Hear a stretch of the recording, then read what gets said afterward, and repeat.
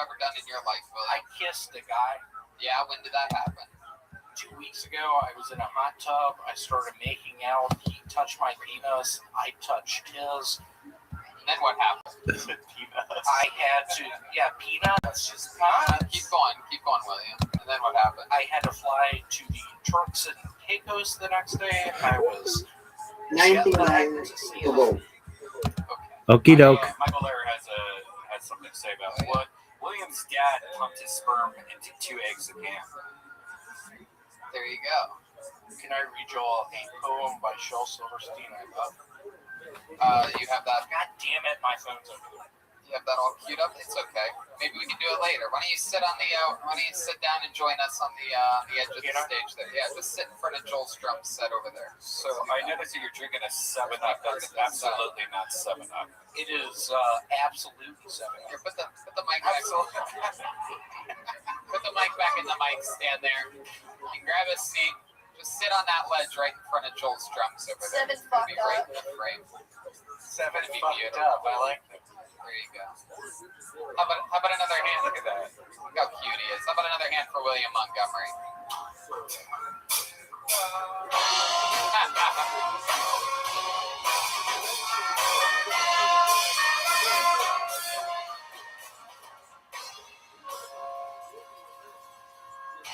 Good question from the fans. Cosby, Louis, Schumer. Fuck, marry, kill. Let's go. Absolutely. I would, well, yeah, I don't know how easy this is, actually. I might, hell, I mean, it's pretty hard. You would think the fuck one would be easy here, since there's one that is a rich woman. I fuck Cosby, dude. Give him a taste of his own medicine. Dude. I think so, right? Well, actually, his own medicine is, I believe, horse tranquilizer. Fuck, marry, kill. Red Dan, what do you got on this? I would definitely fuck Schumer and marry Louis and kill Cosby. Yeah. Because Cosby's about to die anyway. That's why you would want to marry Cosby. You marry him, get all that extra money that he's got. I want to marry Louis. I bet he would be a good partner. How about you guys? Do you have a hot take on this? Fuck, marry, kill? Jeremiah, see after Jet. Jesse, you're a woman. I want a woman's perspective on this. Were you saying you would marry Cosby because he's in jail, right? No, I would marry Louis No, you would, yeah. and kill Cosby. Oh, yeah. Fuck. And I would say, there you go, Ryan. Very good. And I said you would marry Cosby because he's about to die. So maybe there's a bunch of money to be made there. Marry Louis, I think, is the no-brainer here. Best personality. I'd marry Amy just because the whole masturbation thing. What's the masturbation thing? With Louis. Oh, you don't like that? That doesn't turn you on it even a little. What if you fell in love? You don't think that would be hot if he just masturbated for you? I don't think you'd like it if I liked it. Whoa. Jesse. That's a really good point. I got a text from one of our cousins of the show, the great Trey. You all know and love Trey.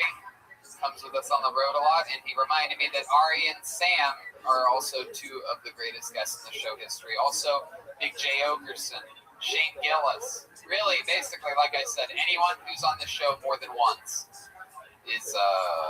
lands immediately into best guest territory. The Gramercy show with Shane and Big J was one of my favorite times ever. Lord, that was crazy. Nobody saw that coming either. We kept them top secret. Gilbert Gottfried, we had on one of those episodes. Martin Normand on one of those episodes. Always incredible over at the Gramercy. William, you okay? What's wrong, William? I heard we have to answer a riddle from him before we leave the stage tonight. Y'all did the It's It's pretty funny. They were anonymous. Yeah, the camera is I would, so incredibly far away that had nobody sex with a lady who wore all red. Her last name was a city in California, Urban San Diego. Oh, you did? There he goes, William Montgomery, everybody. What an exciting time. Oh, also Holtzman, someone that always sits in the front row. Great Troy Eileen just texted me. Brian Holtzman, absolutely, it's a legend. Brian just told me a story that after the Holtzman show where I battled Isaias from Black Flag, I did the backflip off the table. After the show was over, Holtzman came up to Brian and he said, "Did you see that guy do a backflip?" Obviously he saw it, he was there, and Holtzman's face. There you go. I love you, Brian, and also Brian. Speaking of best guests ever, there's only been 3 in the show's history that have ever done 1 minute on the show. One of those being the great Dom Irrera. I figured we could all sit here like professionals and watch that minute. The first ever minute by a guest in the history of Kill Tony was from Dom Irrera. You can roll number 2 for me there, Chris. And this is it. This is what it looked like. It had been super organically following a set. Oh yeah. Oh yes. Wait, hold on. Oh no, I'm sorry. It's number 3. Yep, number 3. Very good. Thank you, Chris. Happened organically following a set after the great Sarah Wineshank out of nowhere in the belly room, I do believe. Yep, in the belly room. Did you want to do a minute? Yeah, here's my intro. Okay. Here's Dom Irrera. Brandon. Brandon. Brandon, can you hear me? We missed you. Let me come in on my phone. I know. Okay.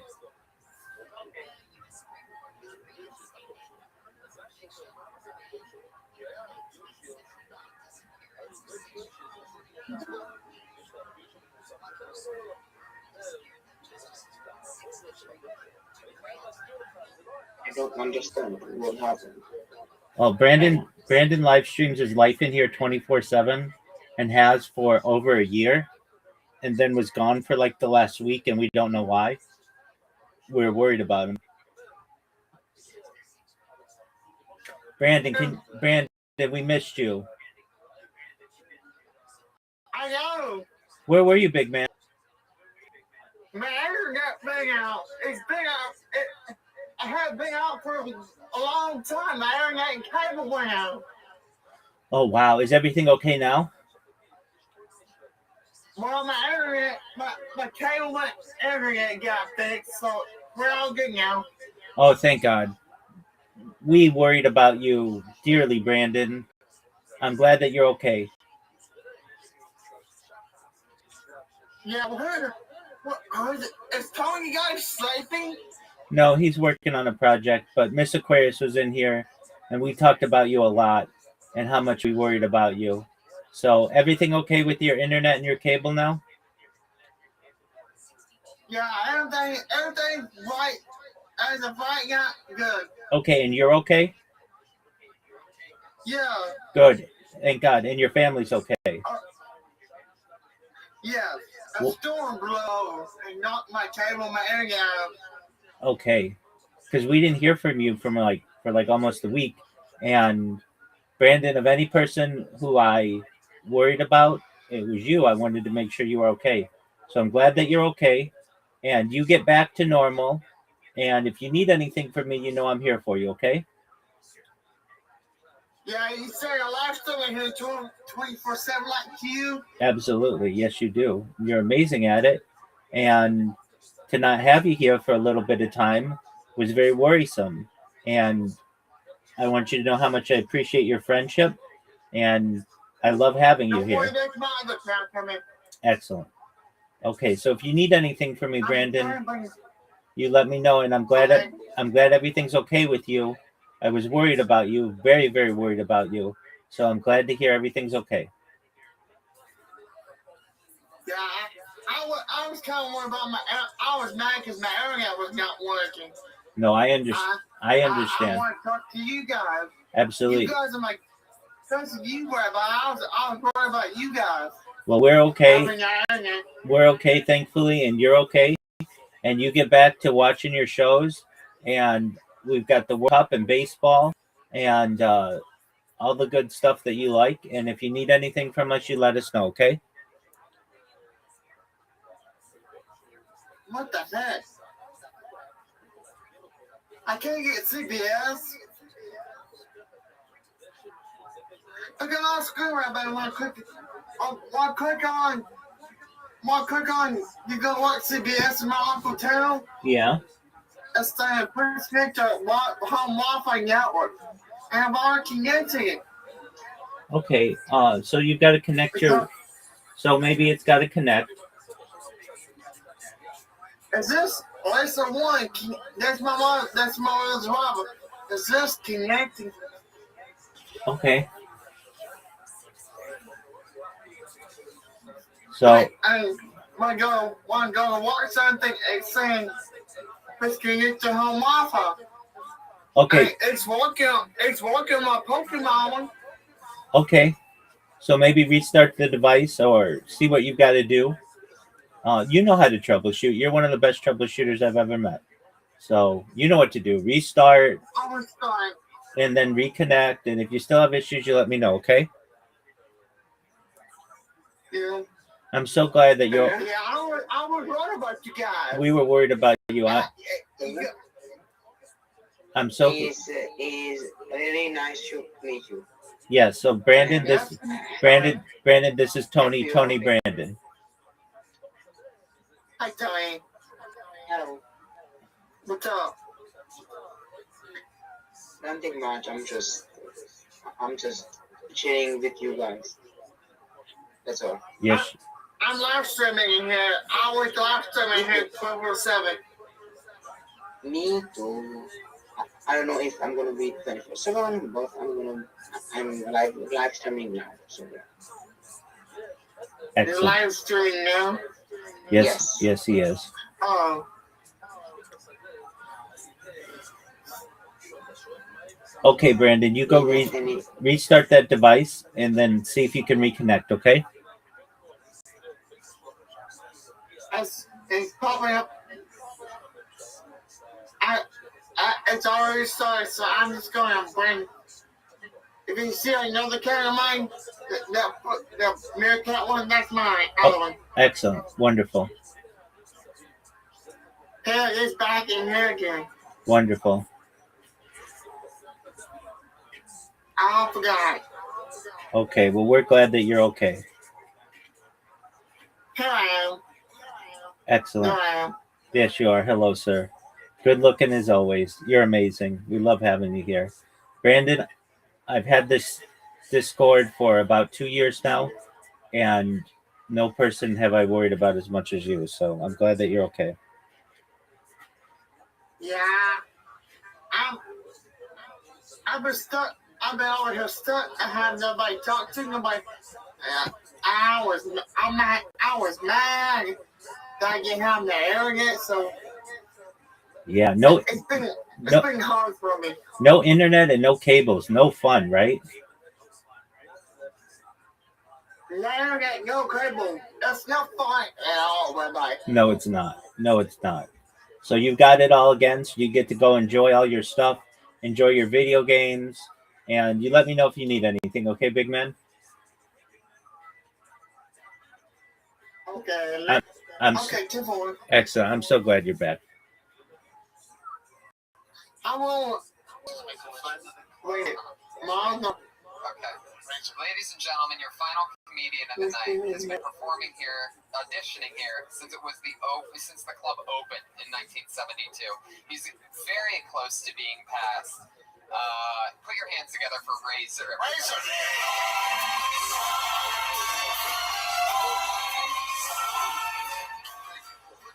What's up with turtles? I mean, Wow. This is so amazing people here. Yes, sir. You ever notice? You ever on a bus and you mean to pull your stop and you forget it, and you call it 2 blocks later and you have to walk back? You really create something very special. I think so too, Tony. My cousin's christening, and I was really killing it. And my aunt said that I should be comedian. That's why I'm here, and I thank you for staying. I appreciate you all looking at me. Isn't it amazing how people climb up Mount Everest when it's already been done? Think, what the fuck? Razor, everybody. And I think That was it. That's what it and looked I like. think this is more than have money and fame. This is more. Having people's a good thing, Tony. That's the That's Marlon. I know it It's is. one of the good time being here, everybody. Yes, sir. I know it is, my friend. mm,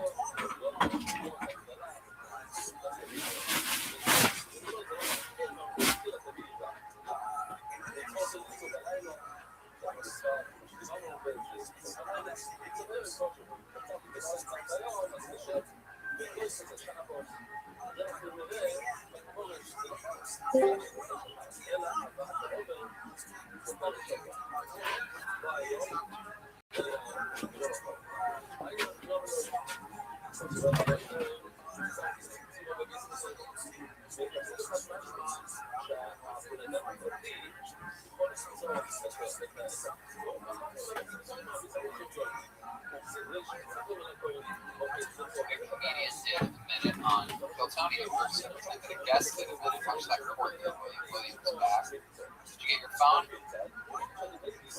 Did you? I have been watching it. Car headlights. It's called Hey, I wanted to ask you something, William. I noticed that you post a lot of videos of you watching TV shows late at night. Do you have cable, or are you one of those guys that have the antennas that watch like weird, TJ Hooker? Let's take another question from the fan. How you guys doing over there? How's the band going? Jeremiah, you good? Alright, let's take another question from the fans. Here we go.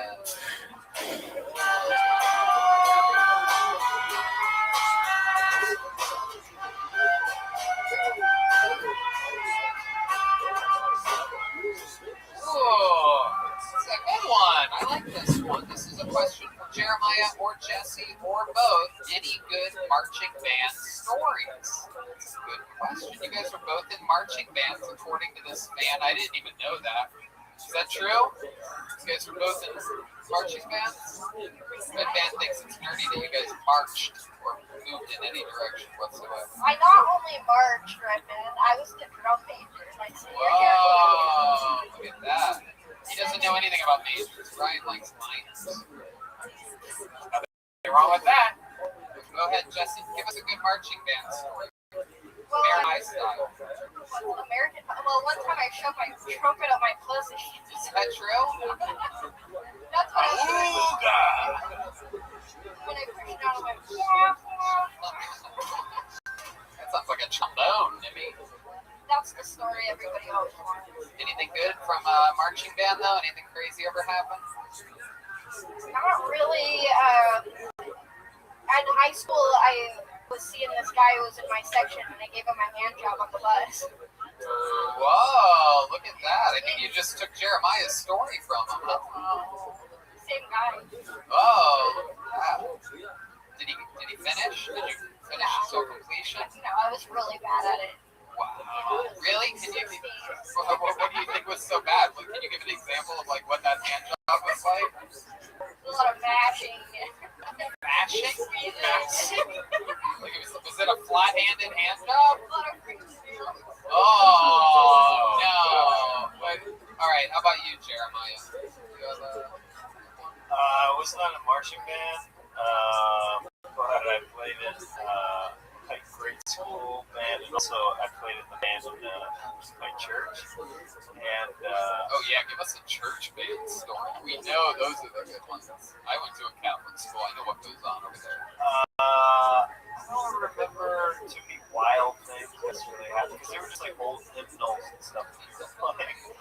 So I remember a lot of those creepy. Do you? Oh my god. well, they kind of get stuck in your head. Oh yeah, that's the whole point. Yeah. You know Oh what? wait, William probably knows a lot. Come on, He's William. religious. Sing us a church hymn Yeah. if you remember. They used to make us sing them, even the non-Catholics in my school. They would Turks force and Caicos. Go ahead, William. Sing the song. Lord, I lift your name on high. Lord, I love to sing your praises. Did you know that? Sing it with them. Lord, I lift your name on high. Sing that. Lord, I'm glad you came to save us. Amen. Jesus is my God. I'm standing here tonight to worship you. I think I am sick with the virus, God. Please help me tonight. All right. That's enough. Wow. Unbelievable. We just got word that you sang so well to Jesus that the rain has stopped and coronavirus has ended. There's an audience. Let the audience in, everybody. It turns out Jesus exists. We are finding out live here on Kill Tony that Jesus is real, and he's responding to those prayer songs. Incredible. There you go. There's one fart for the episode. Brought to you by Death Squad Productions. Can I just ask Brian the logic behind that one? Was that supposed to be Jesus farting? Jesus farting. Jesus absolutely farted. There might be an 8-year-old listening to this episode that is cracking up. What's hilarious is that Jesus farted a Lot lot. of that. He probably had a lot of farts. Heck yeah, after that last supper. Come on, all that bread and wine. How do you think he walked? How do you think he walked on water like a jet ski? Blasted up that cross. That's how he got his name. He farted one time. Someone was like, Jesus Christ. I'm like, hey, that'll stick. I just get an applause break in an empty room. You need to start doing fart tests. Oh my god. Like a Brian Regan joke. That was That's incredible. Okay, let's keep this fun train moving along. Speaking of applause breaks and good jokes, we have another regular here, ladies and gentlemen. Believe it or not, these guys are willing to come up here and fucking dish it out because these are goddamn warriors. The great Michael Lair could not make it here tonight, but he's made it to every road episode. This guy made it to 2 shows in Ventura, 2 shows in La Jolla. Michael Lair's got the night off tonight. He's just texting in.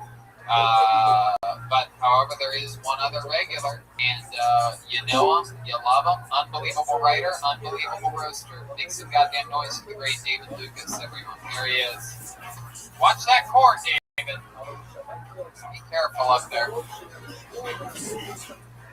Hell yeah. Hey, Brian, something 1 minute off. I'm gonna do something a little different. Oh shit. If Chroma Chris can help me out, yeah, we got something special for y'all during this quarantine.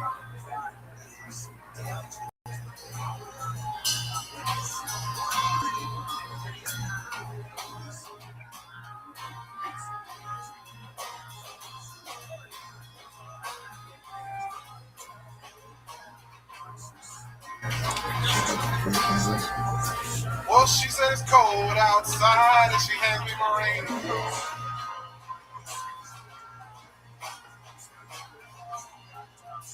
She's always worried about things like that.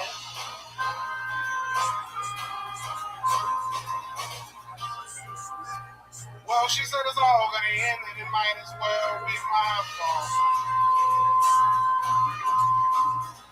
And she only sleeps when it's raining, and she screams, and her voice is strained, and she says, baby,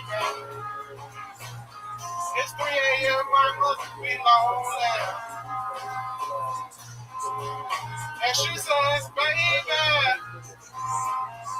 well, I can't help but spit it at all sometimes. When the rain's gonna wash away, I believe it.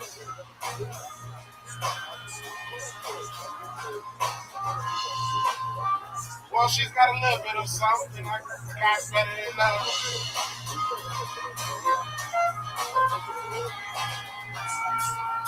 In a color portrait world, she believes that she's all got it all.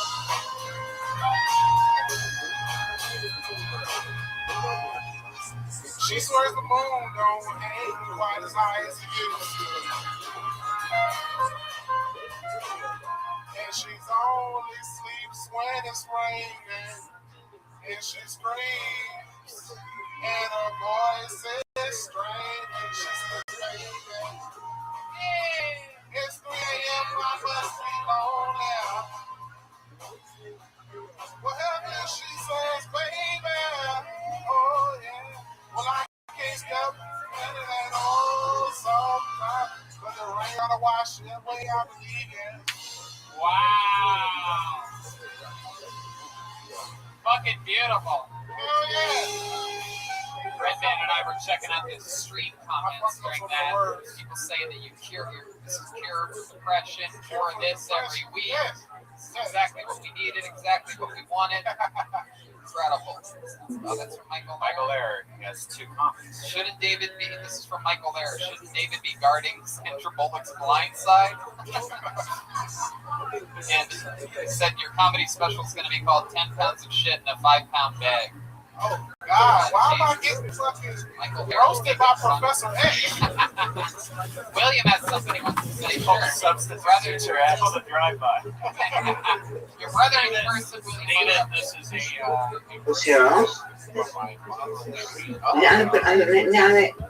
Ty się wspomniała, kto im wykuszał prawie, co? I never roast you, but he does say, I see a lot of Denzel Washington.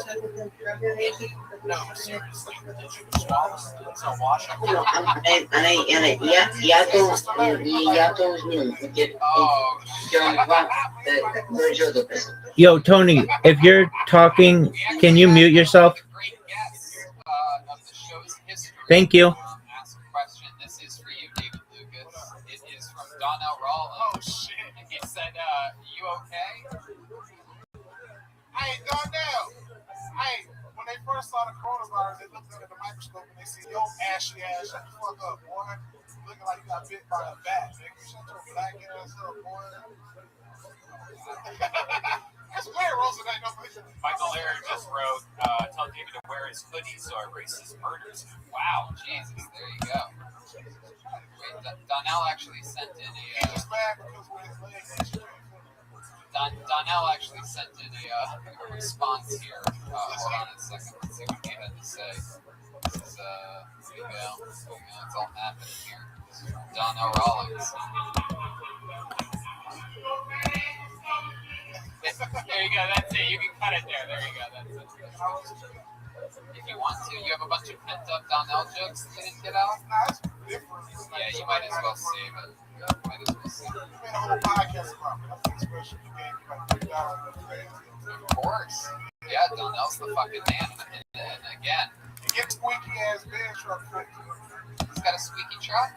He got a bench truck that breaks. So let's talk about this coronavirus and how it's affecting you. I know that the gym closing isn't affecting you at all. How's it going to the grocery store right now? Amazon Fresh. Oh, you're What are you talking about? They don't have any delivery dates. Yes, they do, bro. I just got delivery today. I've been trying. I got one from because you live in Vermont. Studio City. Michael Laird just wrote, God's killing me, honey buns killing you. okay. You don't have to. Let me read the text there, Ryan. Goddamn, Speedy really bad. No, it's okay. Speedy really bad. So how's the coronavirus changed your life? It hasn't. It hasn't at all. What have you been doing? Same shit. What do you mean? What's the same shit? I got on stage Saturday. Me and Redman killed haha. I'm flying out to New York. You really going to the Big Apple? You fucking with Louis J. Gomez. This show's like It's going to be. I know. Went all the way to New York to do it. David, Jesus fucking Christ. That's the cord. And you're the producer. You literally put that cord there and just stripped it. Why are you going to go there just for a podcast? You might get stuck there. I got some other shit on there. I don't really talk about this plans until fold out. Goodness gracious. My mom actually asked a question. Oh, that's my baby. As well, absolutely. Hey, you don't even stop that shit. What's he doing? Is I'm he talking touching about my you? cow. What do you think? You're in a hot tub right now? My mom asked a serious question. She wants to know, what do you eat? We know you're a pescatarian. What else do you like to eat when you're not eating fish? We talked last week about how good your salmon was. It is incredible. Shit, ever since I got on Kill Tony, I've been on a health kick lately. Really? Yeah, I'm probably like 21 pounds lighter than when I first started. Is that true? I was like 388, I'm like 6. Just roasting off the calories. Yeah, bro. You know, so I intermittent fast. The first thing that I eat or drink, the first thing I drink around like juices. I'm about to hit this nigga.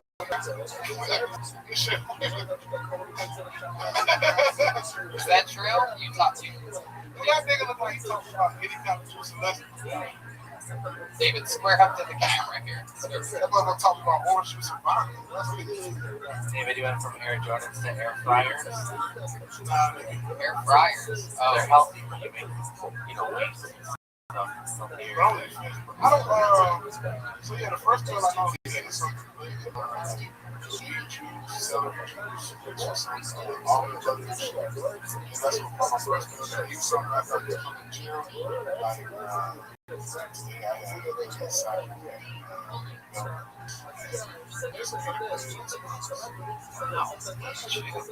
just one piece of pita bread. Why do you have to call me the N-word at the end of that? You know that you had one slice of bread. One sheet. It's the sheets. Not the pita bread. You know the sheets. Lavash. Yeah, one sheet. One sheet, like a bed sheet. Yup. Goodness gracious, David. So, you're going to New York City. Oh God, Michael still going? Yeah, he sent it to me. He He said, got a rope. God's killing him, but honey buns are killing you. What's next? I'd say Entenmann's, but I don't want to go too highbrow for David. That's what you've been eating. And he said your whole life you've been going intermittently fast. I don't know. You might. I heard you're going to New York because you have a date with some little white woman at the top of the Empire State. That's funny, bro. What are you gonna? What else are you gonna do in New York? Is there anything you're gonna do for fun? Well, my meetings have been canceled. I ain't gonna do shit for fun, man. Like, I'm all about business. Right. To further my career. So I'm really just going to do all this podcast. Back over to flights. Hey, I had a question. You eat pretty healthy. What's like your like fucking like bad shit that you like? Yeah, would you like to guilt your face that way? Like today I ate 2 pizzas. Slices. Oh, it comes out. I would say the bad thing that I like to eat would probably be like fried fish. It's like if I'm gonna go bad, I'm all the way bad, so I'm not gonna do like air fry. Tell everyone out, all 30,000 people watching from the Turks and Caicos with their swimming pants on. David, I want to tell everyone tonight when you invited me over to your apartment and me out with your baby mama. I didn't hear. I took my swim trunks off. She saw my penis. It was inverted into my tummy. I had wet feet. I had divas. I had goggles. I had swim caps. I had, you name it. I had a. She was talking to me, David. My only point to you is right now when you go to work and you're hollering at young ladies, just remember me hollering at your young lady. Wow, look at that. Well, one guy I wouldn't mind running on foot. Because I ain't got shit to do. Hell yeah, I know she's still coming back. David, what are the chances of you and I having sex with some girl to eat off the streets and just move raw dog in earth with reckless abandon? I'm drinking my 7-Up and vodka, not giving a fuck, just slapping her around. You say, William, you have to stop, you're gonna kill her, and I keep hitting her in the face. David, I just hope that happens. She will have to get black. That's what I can't do it. William, have you ever had sex with a black girl before? That's all it is.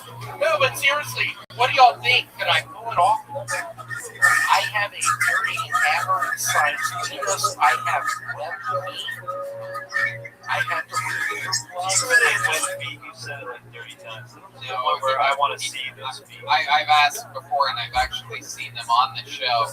He was wearing, he has a knack for wearing Crocs, and I asked to see his web feet. He pulled it out, and I pretended like they were web, but they were very, But very. y'all just, However, they did look like Hobbit's feet, like they were very hairy and unkempt.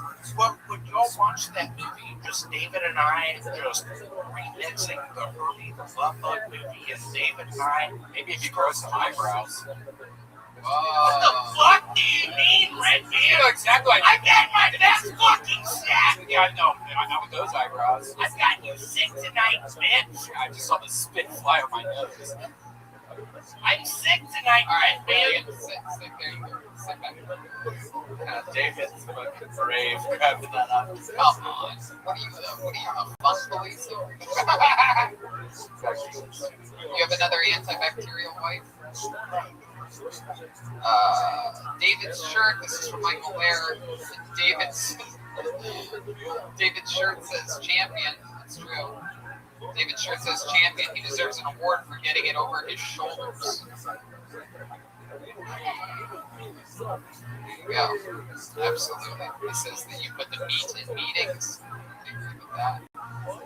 Mike, What's going on? Just watch that cord, guys. Is everything okay? William, what's going on? What's the problem? 2 weeks ago, I had sex with David's cousin in the Philippines. Okay, William. Alright, there goes I William. just sanitized the mic. David, why don't you grab a seat next to William? Just keep that, take that mic stand and the microphone with you, and just sit down there next to William. Watch that cord. Watch that cord. There you go. William, stop horse playing around. Stop horsing. Oh, he's the wing. Whoa. He's all amped up over here.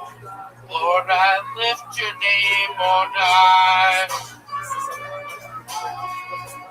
Lord, I love to sing your praises. William, give the microphone to David. He'll use the response. What do you think he did?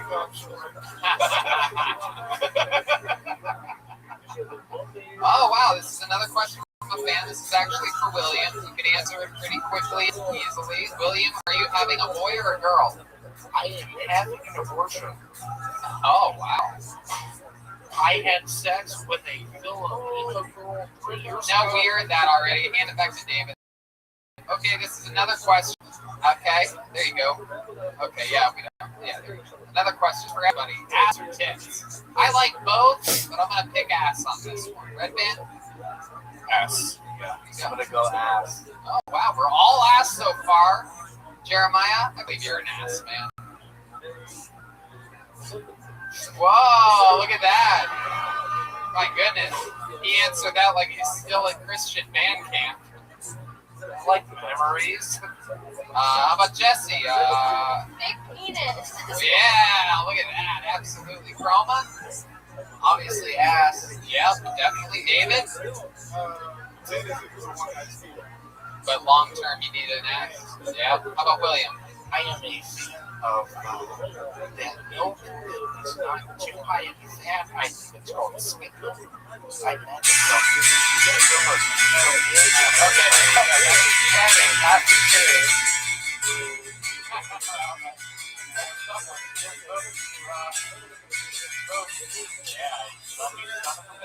Okay, this one's more on the show. Let's go to Joe for 10 minutes. Favorite Mexican drum off of all time. First one that pops in your head. Probably.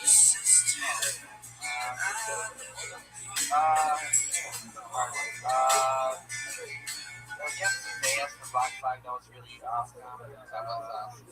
But Australia, when I did back in Australia, Yeah, that was great. That man gets incredible bucket tests that us drum off questions. Well, Joel has ever felt like he lost the Mexican drum off every time. No,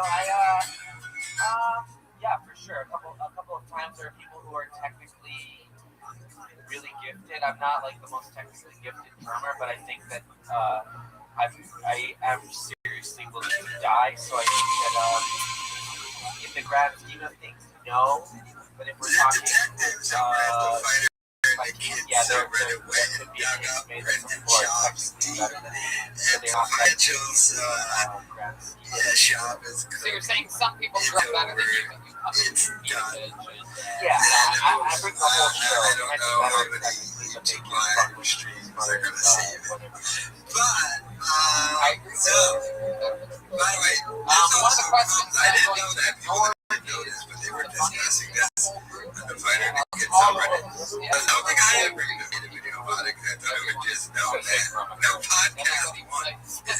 Everybody plays their role absolutely perfectly. That's really interesting. Wonderful question would be asked about the show, and why not for this special coronavirus episode? Just diehard fans watching. Where did singing Jumper, the band music, come from? Now, this is actually a pretty complex because sometimes visual notice, even though I don't do every episode like I did for a long time now, I will sometimes sing Jumper because it's a two-pronged answer here. One is that it used to somewhat bother Jeremiah that I would sing the wrong song to whatever song they were playing. And I sometimes understand because the tempo, it fucks with his tempo because he's trying to play a song. So he gets the tempo of the song that he's playing. There you go. Yes, Red Band. Yes, that would make sense. That would singing a song that's not the song that was playing would bother them. And so if you look for things, it's actually multifaceted. It's bats in roll, so it'll usually happen if Jeremiah does something to purposefully annoy me. It'll usually happen after that, or sometimes I'll do it after somebody has a horrible set. In my opinion, that's usually what sets it off because I'm sort of saying like, you should think about killing yourself. And also in a weird way, I always think it's an interesting, in my own little brain, I think it's an interesting, funny way to pay homage to the late great Stephen Brody Stevens, who committed suicide. I believe that song in some ways about suicide awareness or something, right? So yeah, there you go. Let's check in with William Montgomery. $335,000. So that is the down payment he put on that house for $1 million, which was the minimum. Because he can't put any more because he's completely broke at this point. He went from a nice mansion Okay, William, in hand it back. California Hand it back. to this in Texas. Jeremiah? And he had to My get recollection sued of how it started by very similar. the But it company came did from his multiple podcast times on it because he didn't pay the just lease. not knowing I think that's just been settled before. And some of my comments brought up, they think they might have got one of those producers he has to take over that lease, but the fucking lease. My God. And all of this because he has to keep up appearances. It's like, I think He's got to be balling. He's got to take pictures with cars. And the wife has to just go out and blow money. You know, he has a daughter who has some problems Most push-ups. with her physical health. And, like, God knows how much money that costs. But, you know, got to show off for the grand. This is why, Yes, sir. in his redacted mind, he's going so hard I have a enforcing his question. views so hard into sports because All right, what's your question, big man? My question is why? Okay, Twitter. Twitter is good. I have almost 19 people there on Twitter live stream. Not what you think. But No, stop. No. 19 people have viewed it. There aren't 19 people watching it at once. really, Yeah, I thought the same thing, but it just every time somebody else new goes to it, it'll go up. It never goes down. okay, it's the guys on Twitter cannot see my face. What the fuck? It's like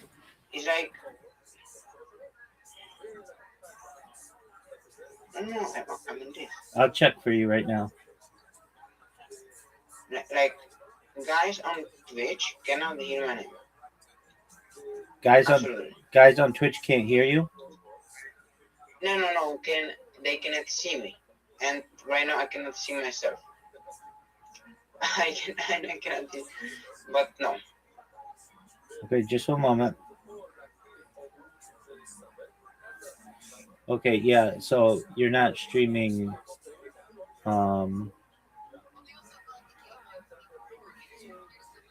okay, so But like Rambo, I can see everything I can see, but Yeah. not in the Twitch. Twitter. yeah,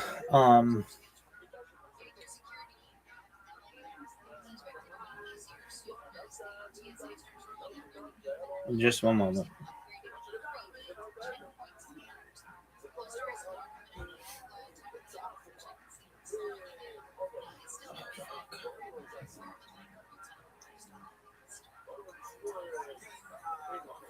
What is your Rumble username?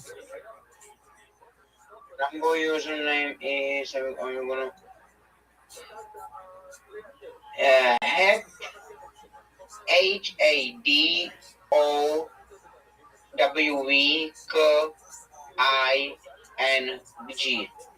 King. Head King. HADOW. Yeah. Then what?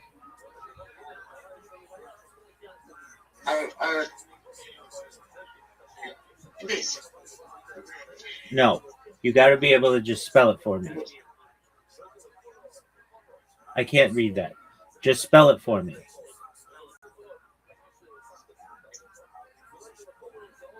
It's that interesting. I don't know how to say in English. Before that word, like the A, but with the it's like a turtle.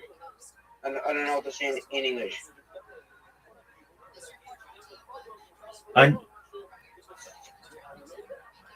What is your username on Rumble? I'm telling you. Spell it for me. Hado King. HADOWVKING,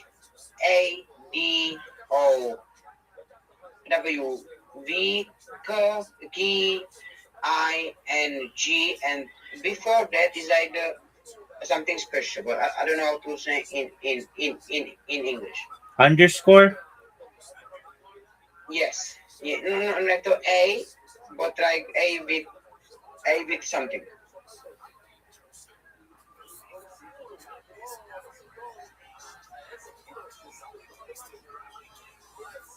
Hado Viking? It's like yes. Head of King.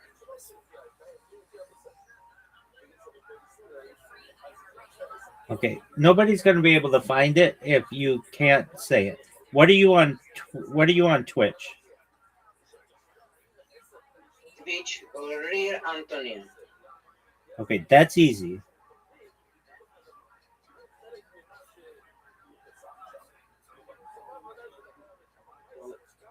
Maybe they cannot see that. But that's bullshit. I cannot see. Okay, so something's off with your Rumble, something's off with your X. YouTube's not working. I know. Okay, so we'll fix it. We'll fix it. Share your screen in here, not with your phone. Just share your screen. What do you mean? Open up Discord on your computer and share your screen.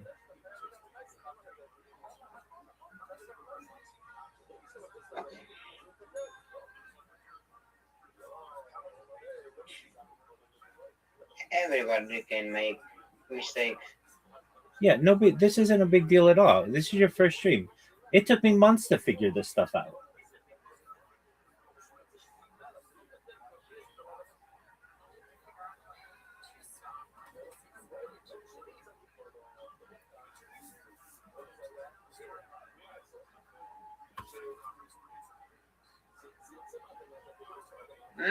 I cannot do that. Why not? Because I have that a problem with that Discord.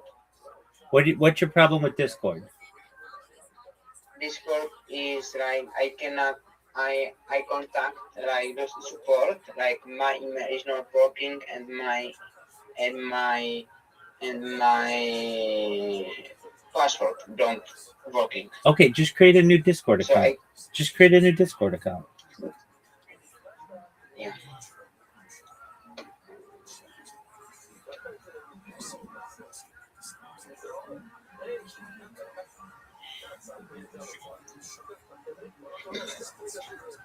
I'm so happy I have you because if I'm alone here, I'm down there.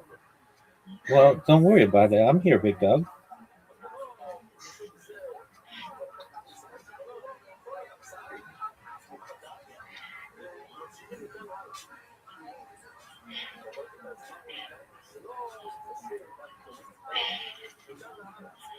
You were going to need to need me to. I will gonna have new account in your server. That's fine.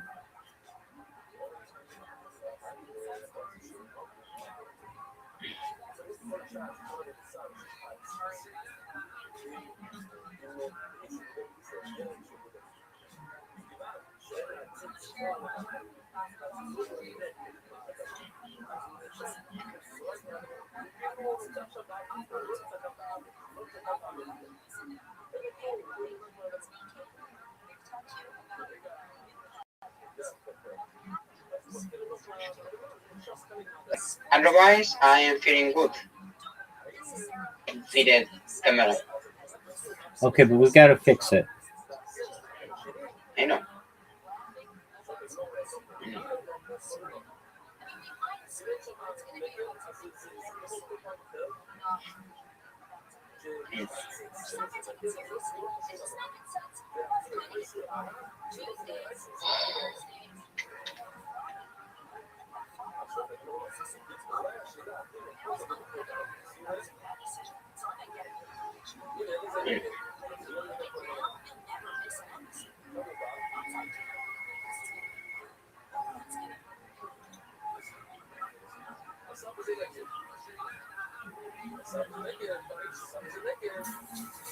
I need to finish that thing.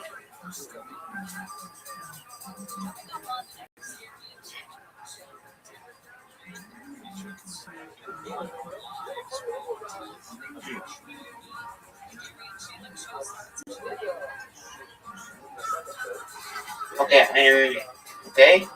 I have my discount.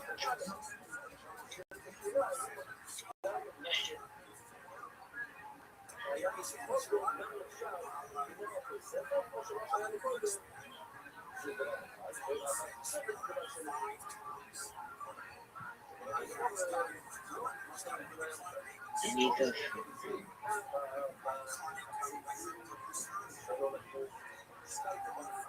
You have too much notifications. Okay, you can shut them off, man. That's not an issue for me. That's an issue for you. No. They are not my notification. You can turn off notifications.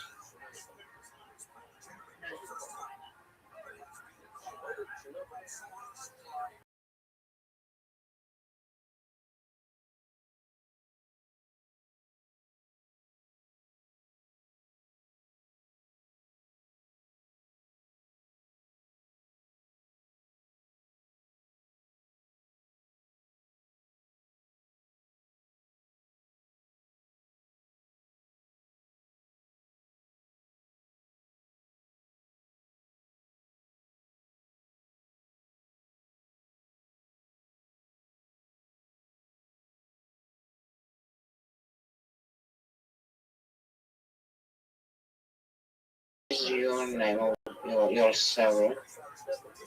Just send yourself an invitation. Yeah.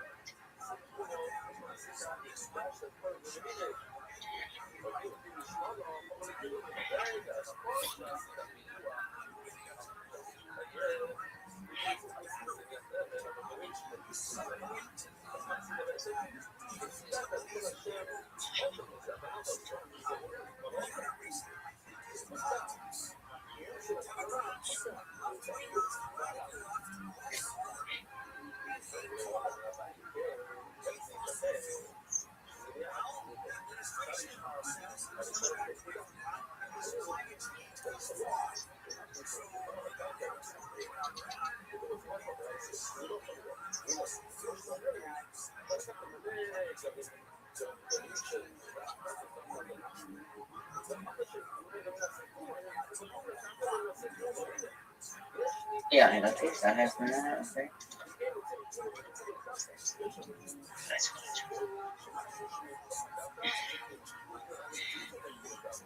Okay, I need how I send the.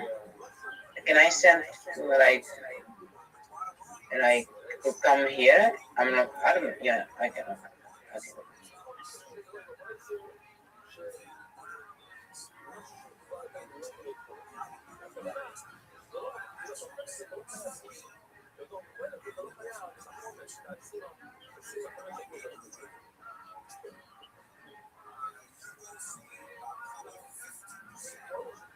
Okay, I will call you with my new account. Okay.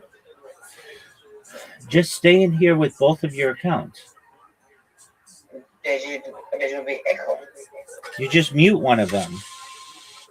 Okay.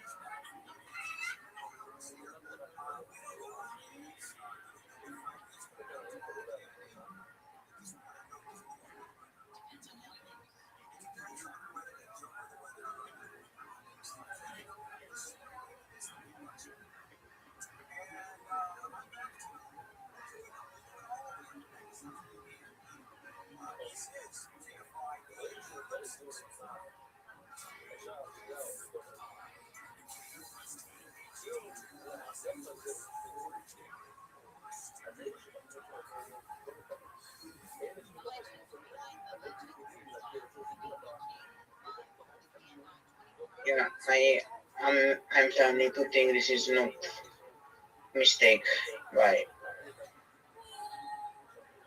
Twitter. What are you talking about? I'm starting to think this is not mistake by Twitter that they cannot see me. Look, we'll figure it out. Join with your other account. I am trying to.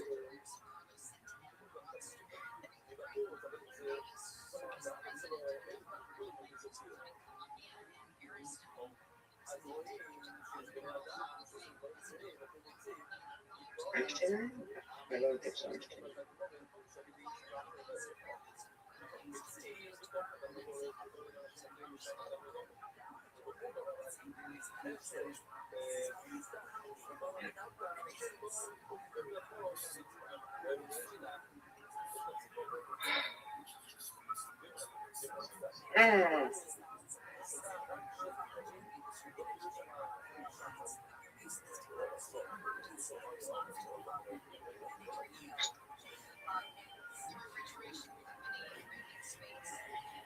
My Steam just shut off. Okay, we'll fix it. I think so. I have no idea, but I think so.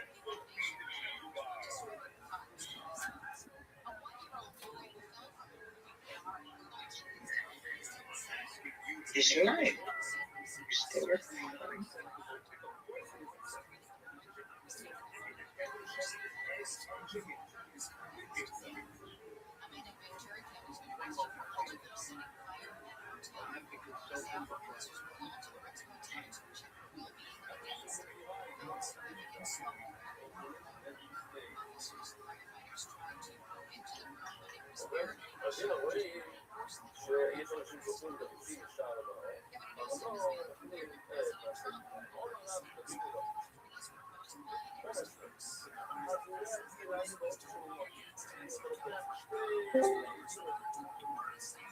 There you go. Can you hear me? Yes, sir.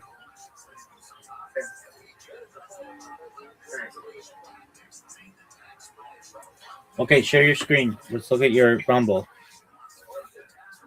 Yep.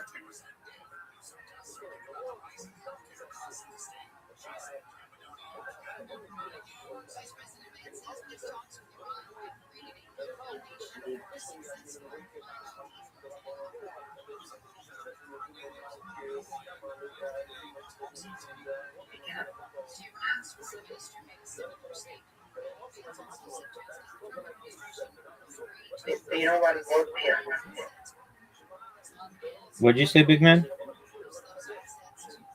What happened? Share your screen. I cannot. Okay.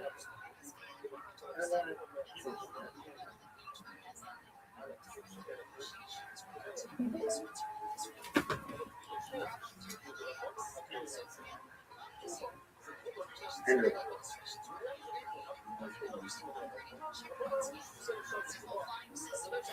Okay. Go to Rumble. Man. No, it's on Discord. Yeah.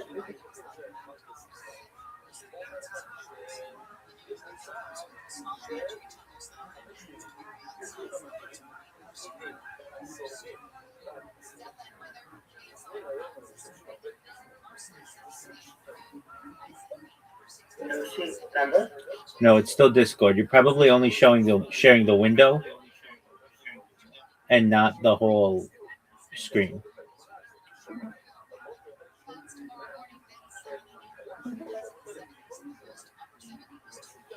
Okay, there you go. Okay. Now hold on. What does that say? Cannot create live stream. Okay. Okay, not what you want to do. Go to the upper right corner and see where it says go live with studio.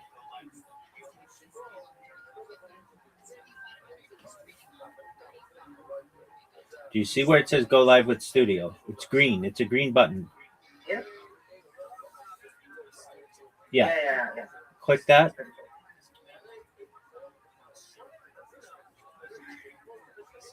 Okay, now scroll down. Scroll down. Scroll down.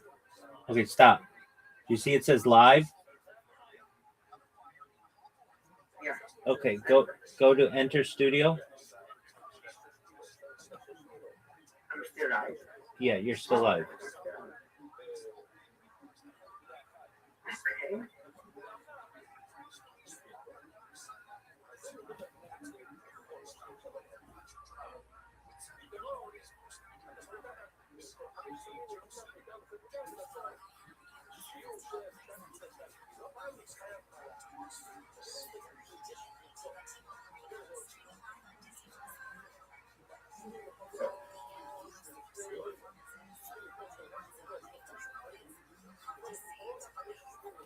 Now what?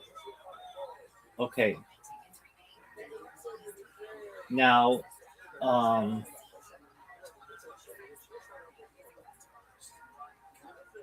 okay, I see. So you got to click that. Yeah, there you go. Now you should be back online with everything. So I'll check your Twitter right now. Yeah.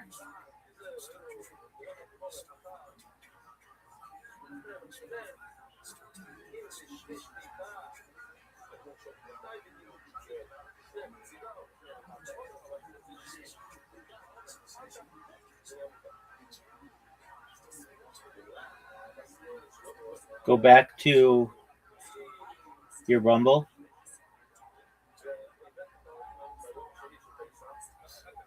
Okay. We may just need to restart your stream. I'm not sure. You were doing a lot of things. So in the upper right, just hit end stream. Yep. And then press the green button to go live again.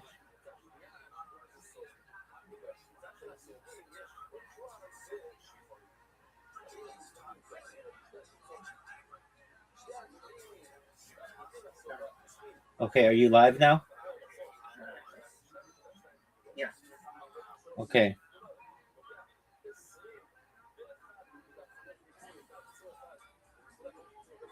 Okay, you're live on X.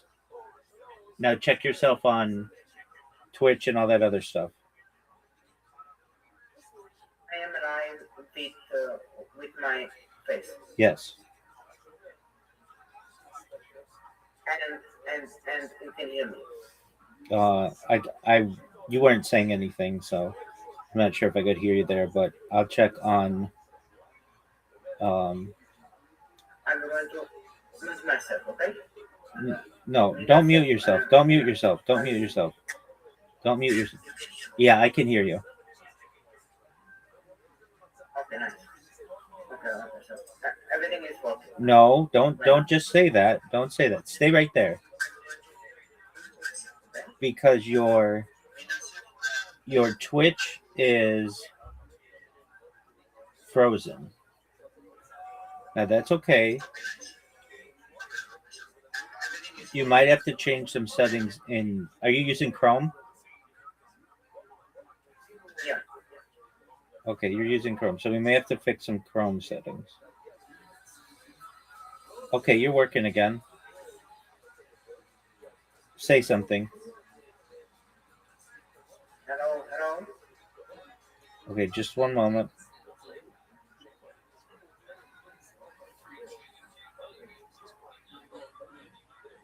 Say it again. Hello. Okay, just one moment. Yeah, so your stream is freezing. Okay, end your streams. Yep. And then go to Chrome. Go to Chrome and its settings.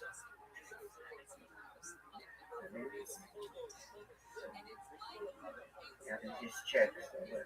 I'm gonna change for you. No, that's fine. Just look up hardware acceleration. System. Yeah, it's hardware acceleration. Turn off hardware acceleration. Use graphic cards if he is available. Yeah, turn that off. Okay, nice. What else does it say?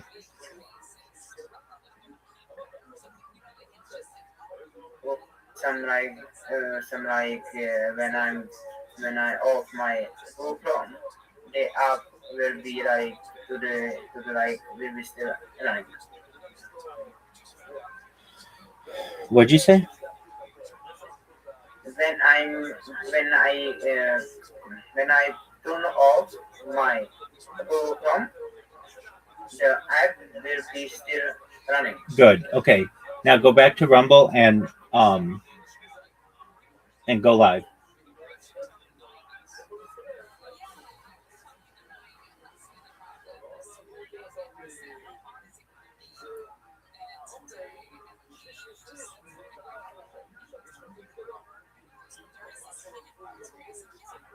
Okay, I see you just went live.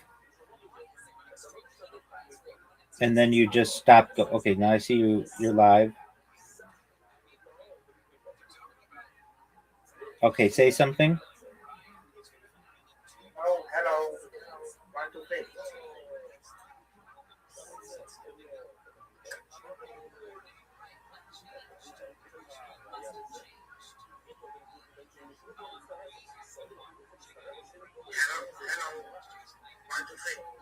Okay, yeah, that works, but hold on. But your video is frozen. Do you have OBS?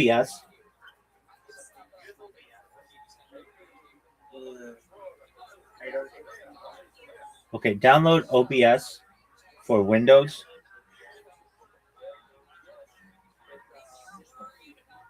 Should I end this stream? No, you can keep it going. It's fine.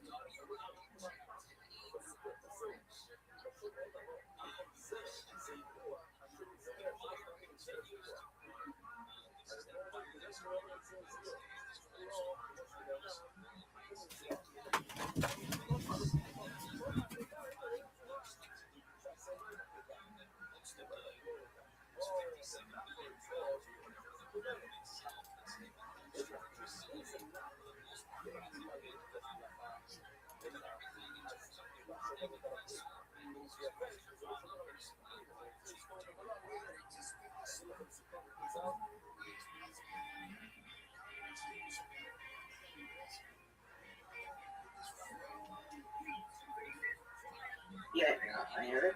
Yes. Okay, did it install? On it.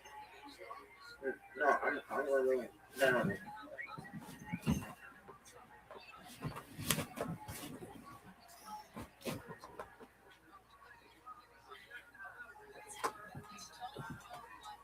What is in Russian? That's Turkish. All right.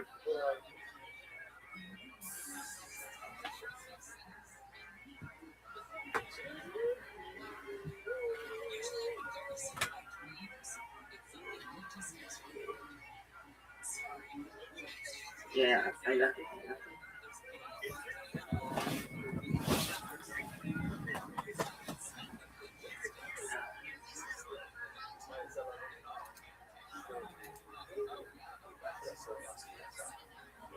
Maybe I figure it out.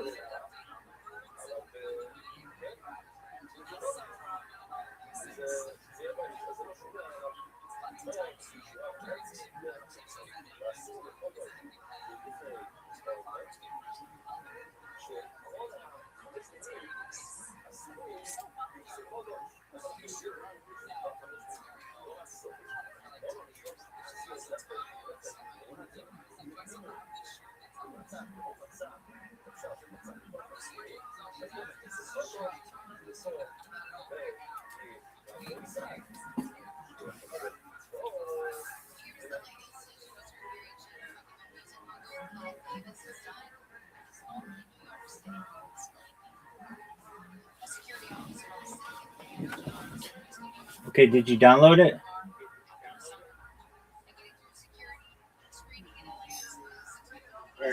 39%.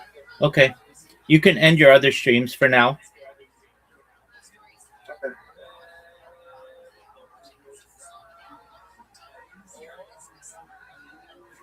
I'm still sharing my shit, but don't it doesn't matter. At least you know how to do something.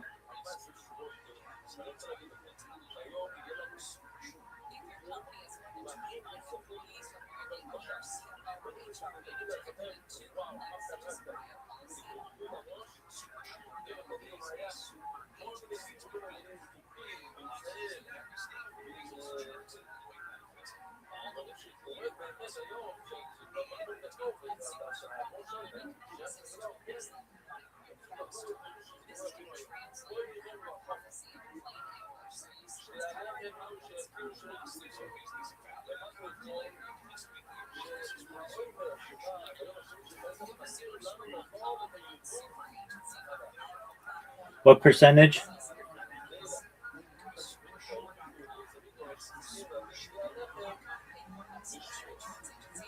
Very percent, but it's downloading, so it's very good. Okay, so Download have 1%, 14, yeah, they just quite a bit. okay, so open it. I can open it. Okay, go to Rumble. Yeah. Yeah, and you're gonna want to get off of this screen. So just there's a screen like in the upper left corner. Just click Rumble Studio.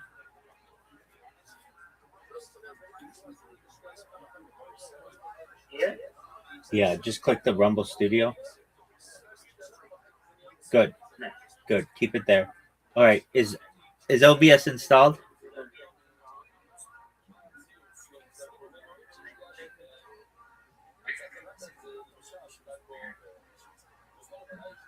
Seven application. 7. What's 7 mean?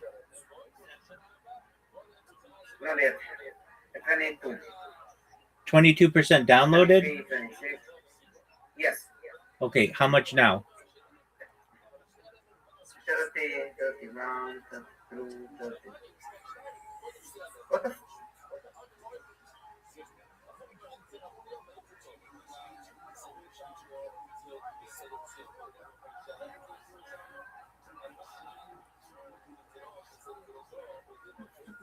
What percentage now? It's like it says fuck you, and I'm not gonna download it. This is very not good app. I It- say fuck you, so I'm not gonna download it. It's an excellent app, so I don't know what you mean. It's like 3 times. Okay, then. Let's see what happened. So I have. How many people right now see my screen, my PC? Really, no one. I'm the only one who sees it really well. Okay. Like calling someone. No. What's going on with your OBS installation? Is again downloaded. Again. It's downloaded. And it is down the road. It's like I don't know, it's like 2 times was like almost done and back to the fucking back to the like nothing. Are you sure that it didn't download? Yeah. Check your downloads folder. You can see my screen. It's really bright. I can't. Okay, what's it say? This is just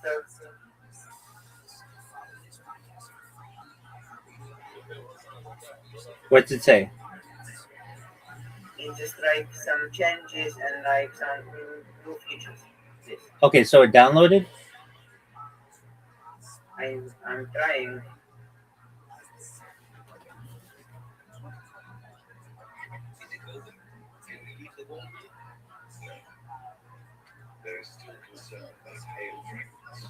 It's like almost there, like only 100 megabytes. What percentage? And it's back again. Like, fuck this, bro. Okay, Again, okay, like, okay, calm down. Just download it from another source. Type OBS Studio into Google. yeah.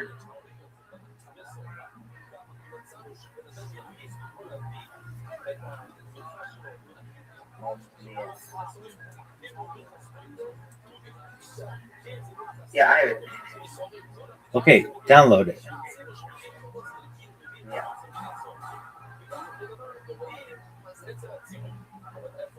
Let's go. Why is it 43 minutes or something?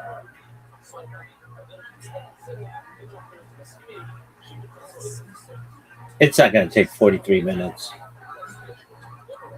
True. How much time does it say now? 1 minute. There you go.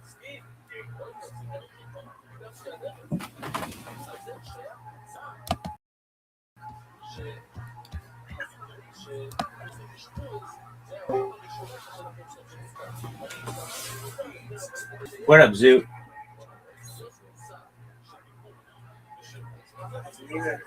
What up, Zoot? All right. Bet you. Just kicking ass, taking names. Did you propose to that woman yet? Oh, she said that she's gonna watch my favorite movie. City of God? Yep. I said that, okay, I'll watch your favorite movie if you watch my favorite movie. What's her favorite movie? Seven Psychopaths. That sounds freaky.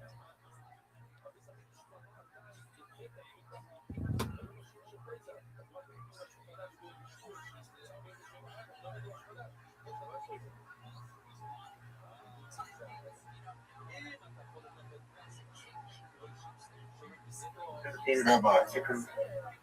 What's up, Zoot? Here's the issue. What's What's the issue, big man?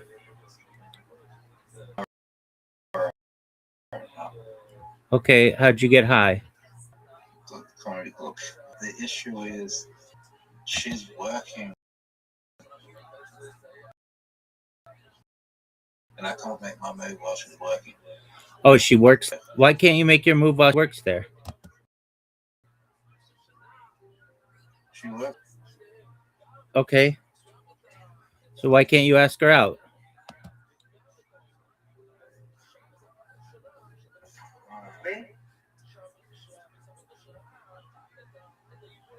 Robin, Yes. can you come to see my screen, please? It's not good news. What does it say? Installer integrity check has failed. Common cause include incomplete component and damaged media. Contact the installer auto to obtain new copy. Did you download the right one? Yes. Was there a choice between 32 and 64? Yes. Yes. Yes. Did you download the right one? OBS Studio 32. Yeah. 1. Are you sure that I think you might need 64? Can I have it?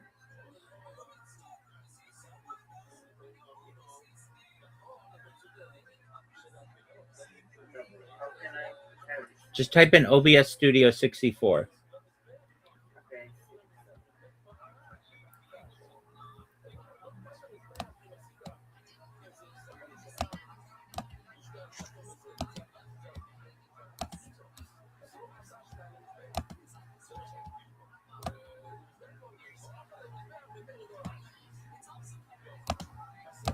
Oh, the blonde girl was there. The blonde girl? Blonde girl. Who is the blonde girl?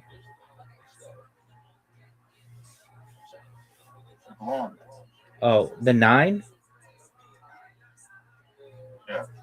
All right. Does she want to fuck? No, she was there with the guy. She was there with her dad? She said, "This is my friend." That was the guy. Oh. So she's off limits.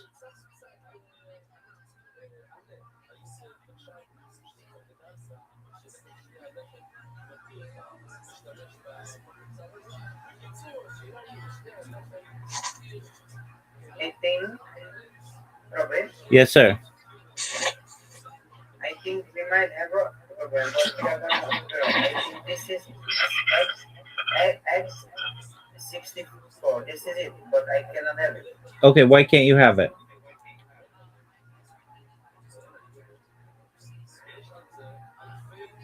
Do you have a 32-bit machine or a 64-bit machine?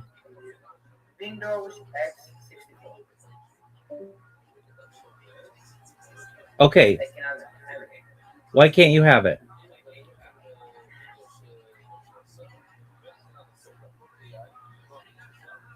Why can't you have it?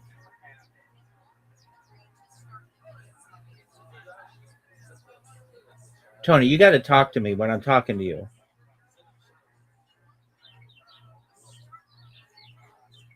Tony, can you hear me?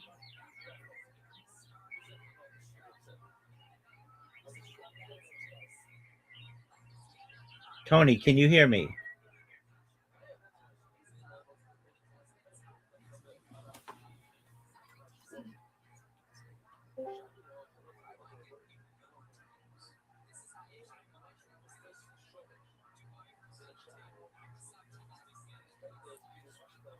Robert, Yes, sir.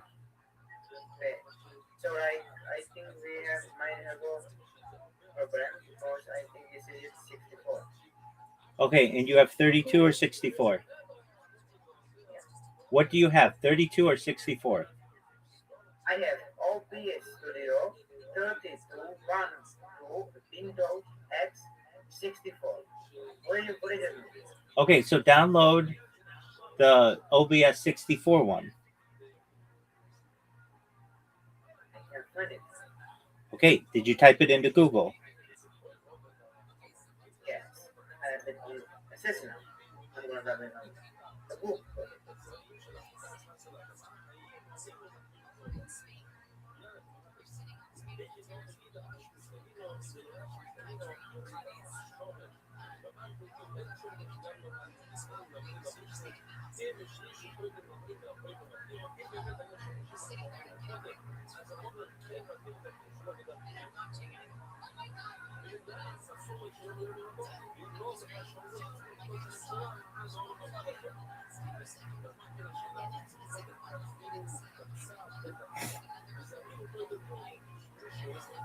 Have you gone into my signature? You need to have What's it saying? the rest.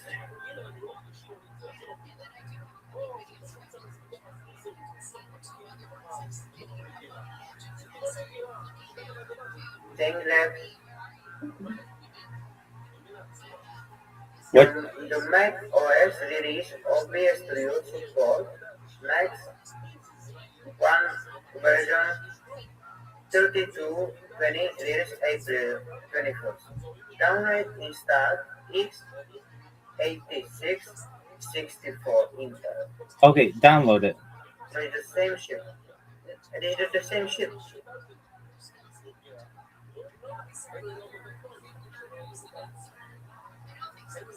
This is the same. I have. Are you downloading the 32-bit one or the 64-bit one? This is the same. I have. Answer my question. You guys cannot fucking. I keep asking you a question and you don't answer it. Are you downloading the 32-bit one or the 64-bit one? Yes. No, not yes, not yes, not yes. Listen to me. I'm asking you a question. The answer is not yes or no. It's either I'm downloading the 32-bit one or I'm downloading the 64-bit one. So I'm asking you again. Are you downloading the 32-bit one or the 64-bit one? I cannot find. None of them.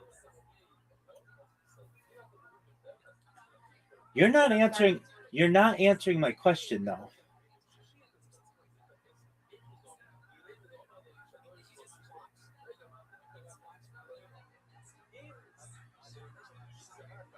I cannot find it. So Type in OBS Studio. Let me ask you this. Do you have a 64-bit computer or a 32-bit computer?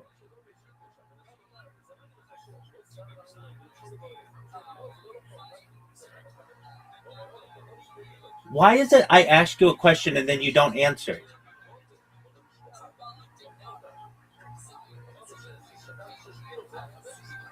finally, I have it. I fucking know. Because you are sometimes frozen. Okay. That's an answer. That's an answer. Okay, that's an answer. Okay, you gave me the answer. Okay, did you download the 64-bit version? You are frozen.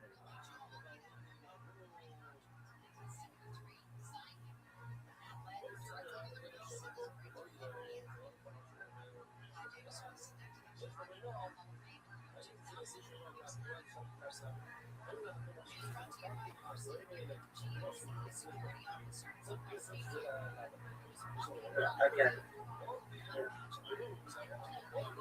I am downloading right now. Okay.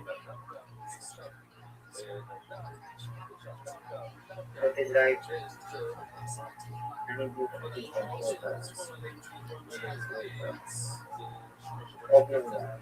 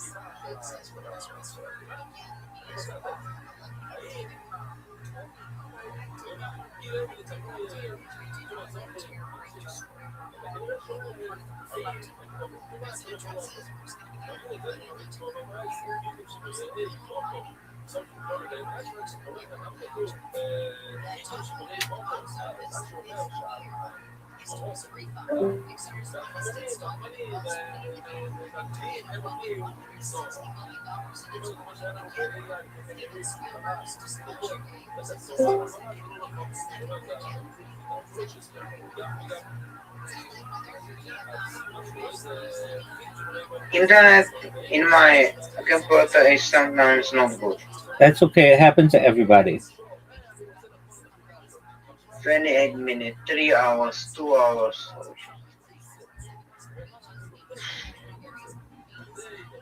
That will be a long night.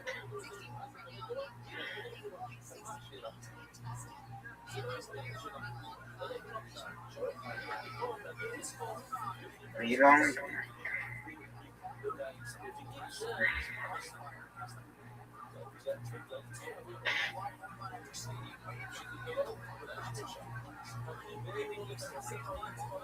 Very long.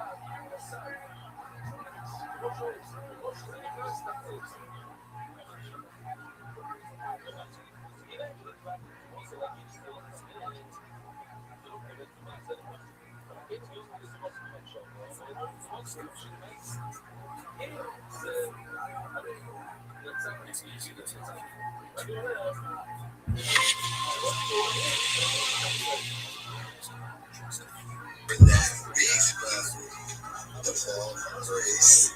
My God, and all of this because he has to keep up appearances. He's got to be balling. He's got to take pictures with cars, and the wife has to just go out and blow money. You know, he has a daughter who has some problems physically with her physical health, and like God knows how much money that costs, but you know, gotta show off for the brand. This is why, by the way, in his redacted mind, he's going so hard and forcing his kids so hard into sports because he truly thinks that they get drafted, they'll save us. We've only got almost a decade left to go, but he just hold out. Let's remember, Rashad. New plans.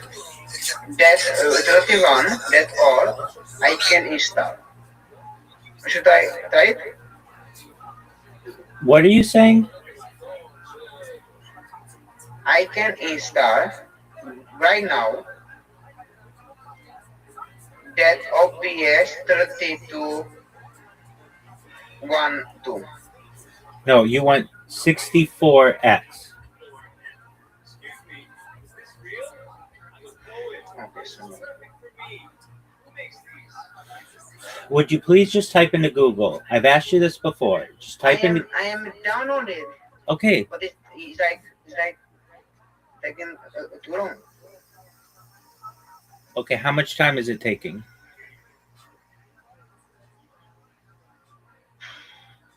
It's like right now is recording right now. So who knows? Cancel all your downloads. Now I'm going to ask you this question again. This only thing Tony, I'm Tony, you got to understand something. I'm the boss, okay? When I talk to you, you listen, okay? I'm going to ask you this question. I've asked it like 4 times now. Do you have a 32-bit machine or a 64-bit machine, or don't you know? Right now I am downloaded at 26.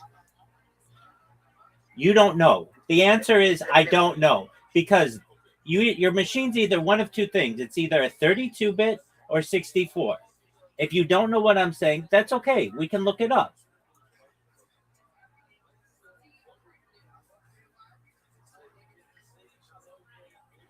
Do you have a 32-bit machine or a 64-bit machine, or don't you know?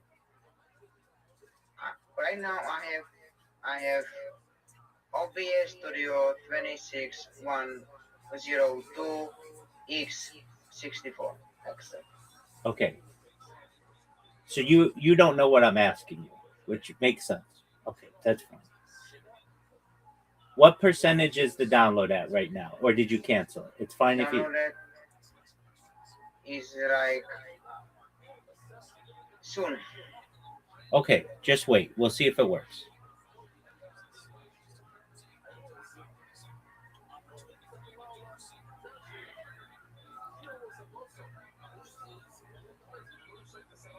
When I ask you a question, you stop talking and you listen.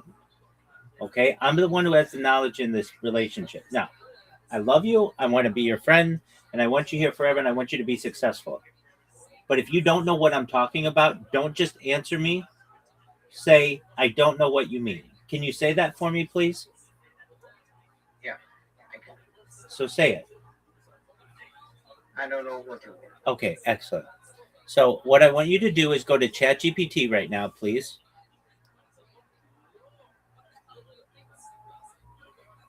Let me know when you're there.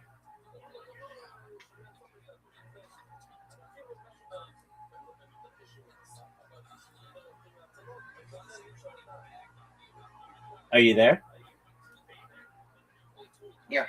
Okay, please type into ChatGPT, how do I find out if my Windows computer is 32-bit or 64-bit? Windows computer. Okay. Yeah, I know that one. I was thinking you are the OBS. Okay, I will find it. Give me 1 second. I don't find it. It's not.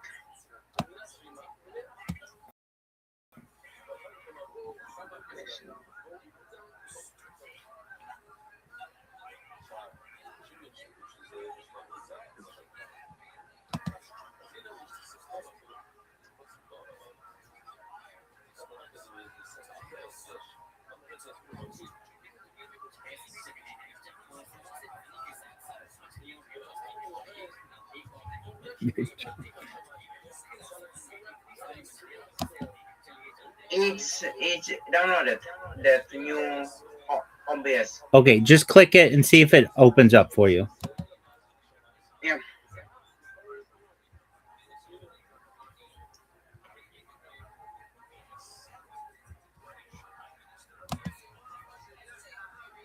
Did it open up for you?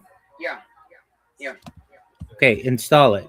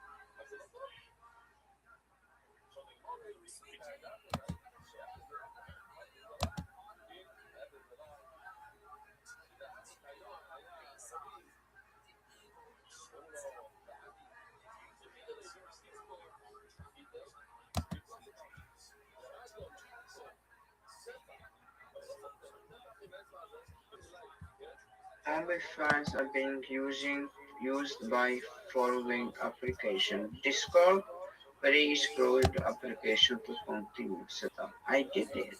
What the fuck? Yeah. Okay.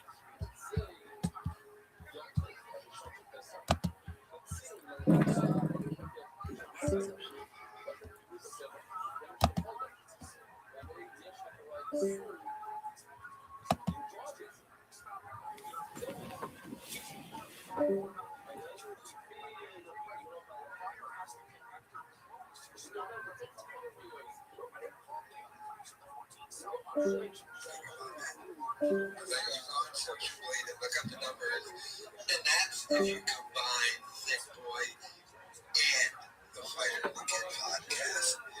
If you add in the golden hour, you get a little bit decade left to go, but we can just hold out.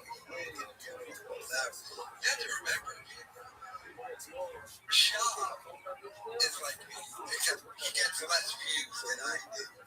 I'm not joking about that. Because you go on social media, look up the numbers, and that's if you combine Thick Boy and the Fighter and the Kid podcast. If you add in the golden hour, you get a little bit more views than me, but essentially, Shaw makes also me too a little bit more money than me ever will. And he has to pay, albeit for storage unit. He still pays like $5,000 a month just for that. That's pretty much the vast majority of the revenue we get every month from YouTube. Right there. I'm here. I'll call you back. Okay. When is no. For cars, and it's probably in a hoity-toity area, so they'll charge more.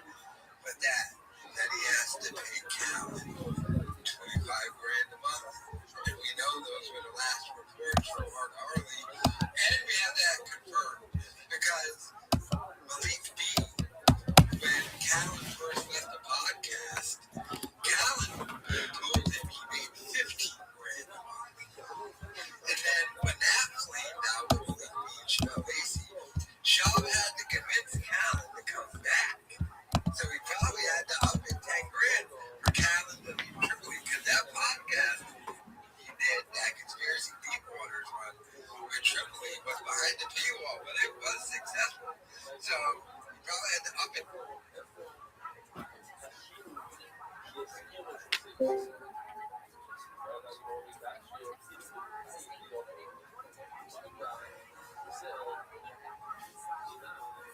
Hold on, I can't get it. Hold on, it's active.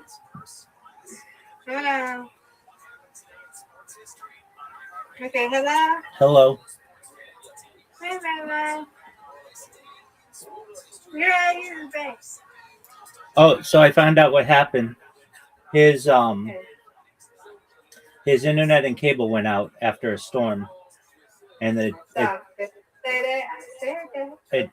took them like a week to fix it. And and he said, being with Brandon without the internet is like a fish without water. and Okay. so he was very much like upset about it. So there's nothing he could do. But now he's Right. like a fish in water because he's got his internet back and everything. So he had a bunch of accounts in here, like maybe 5 minutes ago, but they all left. But you know how he is with that. He's always coming and going or whatever, or his accounts are coming and going. But Okay. I told him how much we missed him. Like I told him like 50 times how much we missed him, and he said he missed Yeah. being here, and he's happy to be back, and get back in the swing of things with the internet. Yeah, I see you happy now, Rabbi. 100%. I was worried about him, Miss Aquarius. I know I was too, but I was here for you, like he was here for me with Papa. So I was here for you, 'cause I know you was working with him, because he always be in here with you. When we're not in here, he's always in here with you. So That's right, Miss Aquarius. So he is back, and he's going to be watching sports and doing other things later. So hopefully okay. he is everything's back to normal. But yeah, when he first came in, I was like, couldn't Mhm. believe my eyes, and I immediately was yelling for him, and he didn't respond. And then which is not, no, it's not, it's he's got so many different accounts, and he's doing so many different things that That's why I left, so you can talk to me. You know, I left. I was like, okay, I'll let Rabbi handle it. He'll let me know with everything. So I just left. Because I know you had your other friend here. So I was like, you know what? Because I was downstairs on my phone. So that's why it dropped out of my iPad. So I was like, you know what? I will go. I'll come back and he'll let me know where everything's going on. right. So I was very careful with that, yes. And so he came in with a couple other accounts, and then one of them he had his camera on, and I was like, Brandon, we missed you. Mm-hmm. And so he said that they had a storm and that it knocked out their cable and internet for a week, but it just got fixed, and now he's back. Okay, just one moment, And Mr. they could yell at him, Brandon, Brandon. Okay, go ahead. Exactly. Okay, Tony, did it install? Yes, but I need to go outside, so I will talk to you later. Okay, Okay. take care. Okay, bye. Bye. Take care. So anyway, he was happy to be back, and then he brought in all his accounts, and he had like 8 accountants in here, and it was just nice to see it all filled up with Brandon's name again. And now, like within the last 5 minutes, they all left except for maybe 2 of them. So I'm not exactly sure what he's doing, but he's always tinkering with something or doing something. So, and Now, don't tell JC, but I'll let you tell him, because I was like, no, that's not my friend. I'll let Rabbi tell him that he's back. you can tell him. That's fine. Let him know as soon as he. Okay, I just started talking Brandon's back here. Rabbi's of town. Okay. That's I just said Brandon's back. that's absolutely fine. Okay. I wanted to get your permission first, I understand. Some people will tell them their own news, Yeah, don't. It's good news. We want it to spread. Right. Hey, Jason. Brandon is back. That's right. Yep. Brandon is back. Because I know he was worried, so there we go. I just told him. Yeah, all right, yay! Now I got to call my bank. I done transfer, I'm not transferring. I done put everything, like my Amazon, my Cash App, everything over to my new thing. Now I got to call them. I think I'm going to do Zelle.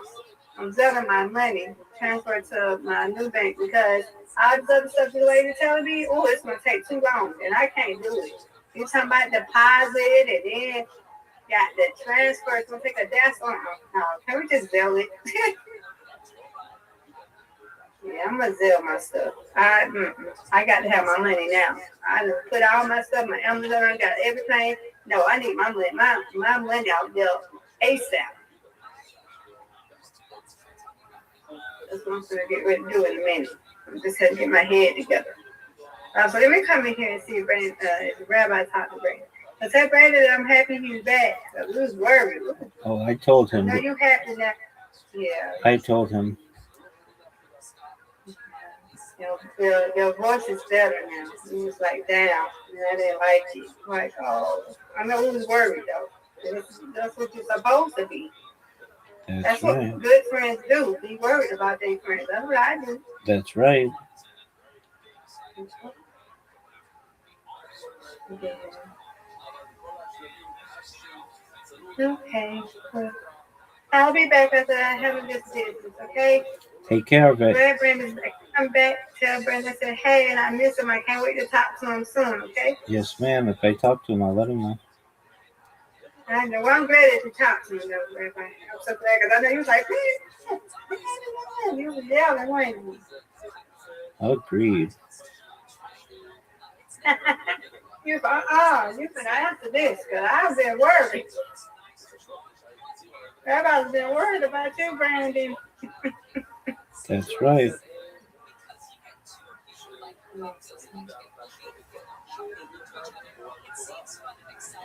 All right, dear Rabbi. Talk to you later, okay? God willing. Hey, God's willing.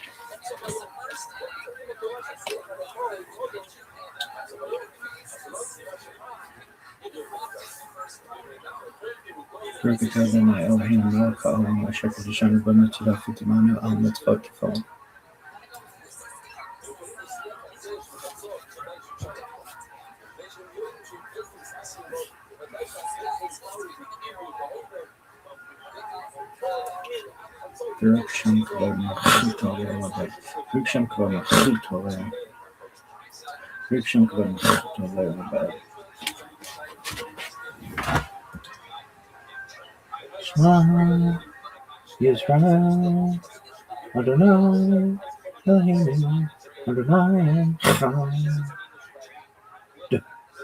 Riksham Kavah Shema Yisrael Adonai Elohim Adonai Echad. Riksham Kavah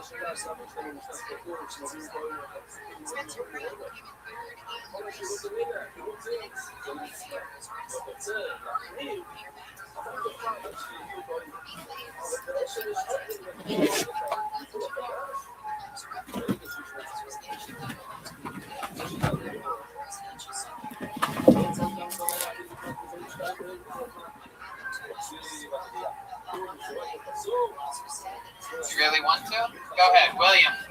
Lay right across this table. Hey, can we, do you have Not the table, this cord right here. Don't trip on any cords. Lay, yep, that Tony, one. I got a question. Yep, What do you think? 10 grand to 25 grand. absolutely. Just to get Cal back. Then he's got to pay Chip 100 grand a year. Then he's got to pay Cheddar Bob, the other guys with beards. And then God knows what he has to pay Delia. I'm assuming he doesn't pay Mr. Potato Head that much. But then not only that, the constant blowing of money into everything. And like I said, the lifestyle stuff. The constant bragging, showing off, money blown on dumb stuff, in which he's lost money on everything.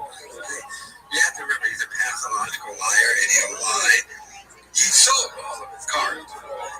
Yeah, he sold lost money on every single one of them, I guarantee you. He'll lie. No, you didn't, stupid. McMahon is just a pathological liar. But look at Joey in the shop. Remember, she dropped that video on Instagram. Like, it's my birthday month. I celebrate every day. Get a gift every day. Then a week later, she dropped the video on Instagram. I hate this month. I just want it to be over. Remember, the number one thing she wants is a G-Wagon. Doesn't matter which year. Papa can't afford it. One would think he would just rely on Daddy, but son tells me he ran that well dry a while ago. And his dad told him, look, dude, it is not going to happen anymore. You get an allowance every month like your dumb Akshay brother, but you will exceed that with your request. He, quote unquote, sold off his Panther Thick Whiskey Company. Not really. He just begged Aubrey Marcus for money, and Aubrey Marcus took his whiskey company from him and did nothing with it. And if you ask Aubrey Marcus, hey, did you buy Brendan Schaub's whiskey company? His response is, yeah, Brendan needed help, so I just decided to help him out. He doesn't even talk about it as if he bought it. He's like, yeah, just helping out everybody. This man is going to it's done. It's over. Kind of sad that I love people who are going to be in the comments. What are you going to do when the shop done? You're done. I'm like, Kobe? Stuttering John? I make way more money talking about other people than this idiot. So, and then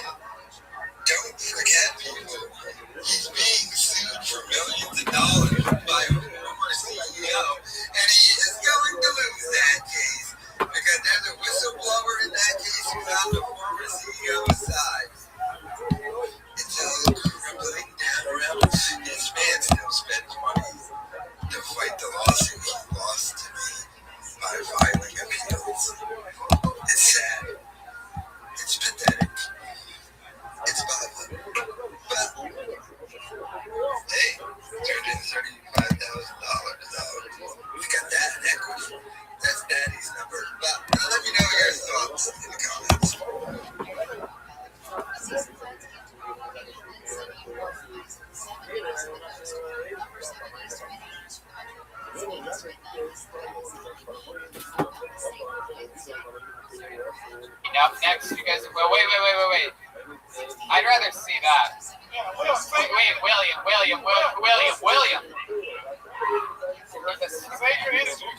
Yeah, you guys set up a table here, and let's have a little arm wrestling match.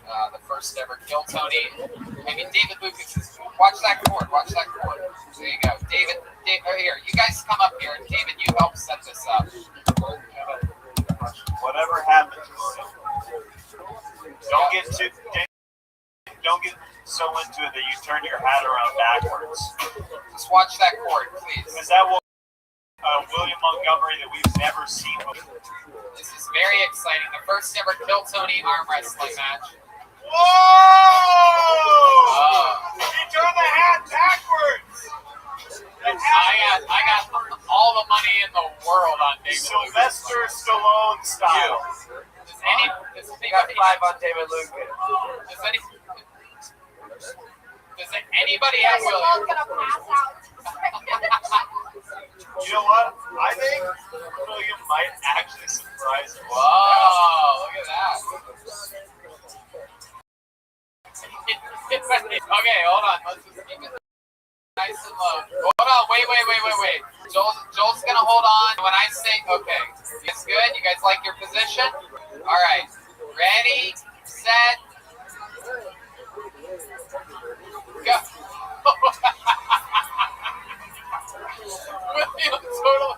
William totally tried to cheat.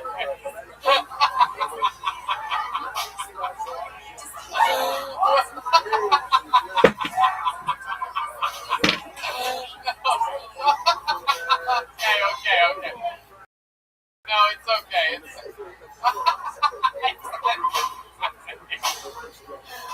Williams is trying to cheat to win. Wow. Kill Tony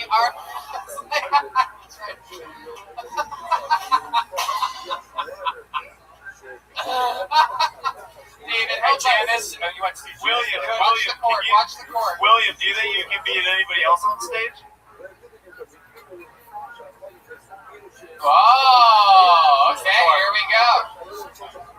No, let's let William. Let's see what happens here with William.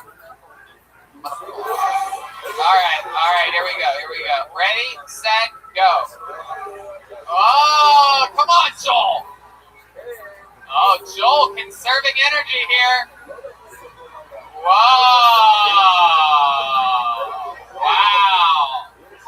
I'll do it. I'll go up against you, William. 1, 2, 3. Come on. 1, 2, 3.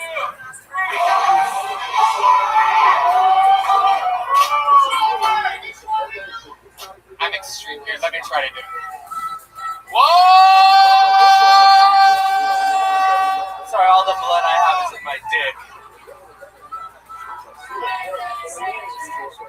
Here we go. Red Bass. Ready, set. What are you afraid of? Oh! Ready, set, go. Oh, that's incredible. Dude, Brian just almost broke Williams for minutes. Okay, Jeremiah, favorite character you've ever done? Great questions to the fans. Broad and beautiful question. Very hard. That's another one where I have you guys don't worry about that. Let David Terry grab all that stuff. You go sit back down. Oh, William, you can't.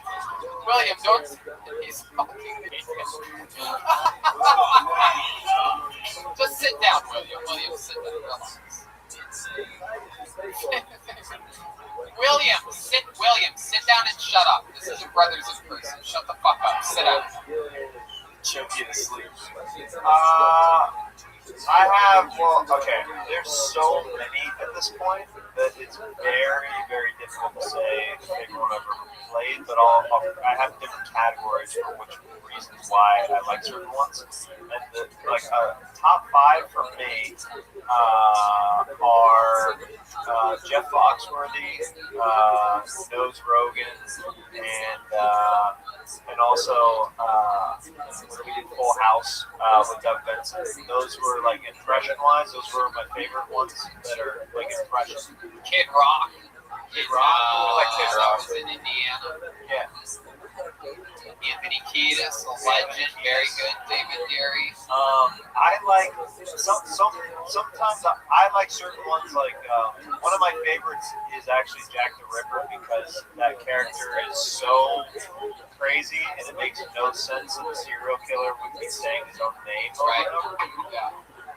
Which I like that a lot. Just as like an original, even though that's based on like a real person, I just like that as an original character. And then I got a weird one here. I'm always impressed when we're in a country and you're doing their accent. Like when we were in Manchester and you did the lawyer with the British accent, and like actually make it happen and they like it. That's just crazy. Or Tibby in Australia was awesome. Yeah, when we did when I did Tibby in Australia and I had people coming up to me afterwards and told me that the accent sounded legit, I was like, that's the best compliment you can give it. It's insane. Any chance of Tony Festival fan from fan question? Yes, there's of course a chance of it because probably less of a chance now than ever before. Question for favorite part of the whole show? That's a very broad, interesting question, but I would say that is always evolving. My favorite part of any episode is a part that's different and sort of stands apart and gives it its own DNA. Perfect example of random arm wrestling competition would be the one. William, go. I'd be going off of Jeremiah in regards to just accents. Just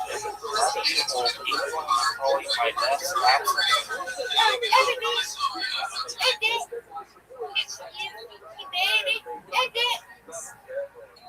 Weirdest, most annoying habits on the road. We've covered this on some roadcast episodes. I don't know if you guys really want to get too much into that. Water boat. Yeah, it's mostly all Jeremiah on that one. He's got some interesting ones. And rock star. Built to be a star, this guy. Built to be a star. A lot of stars are pretty neurotic things.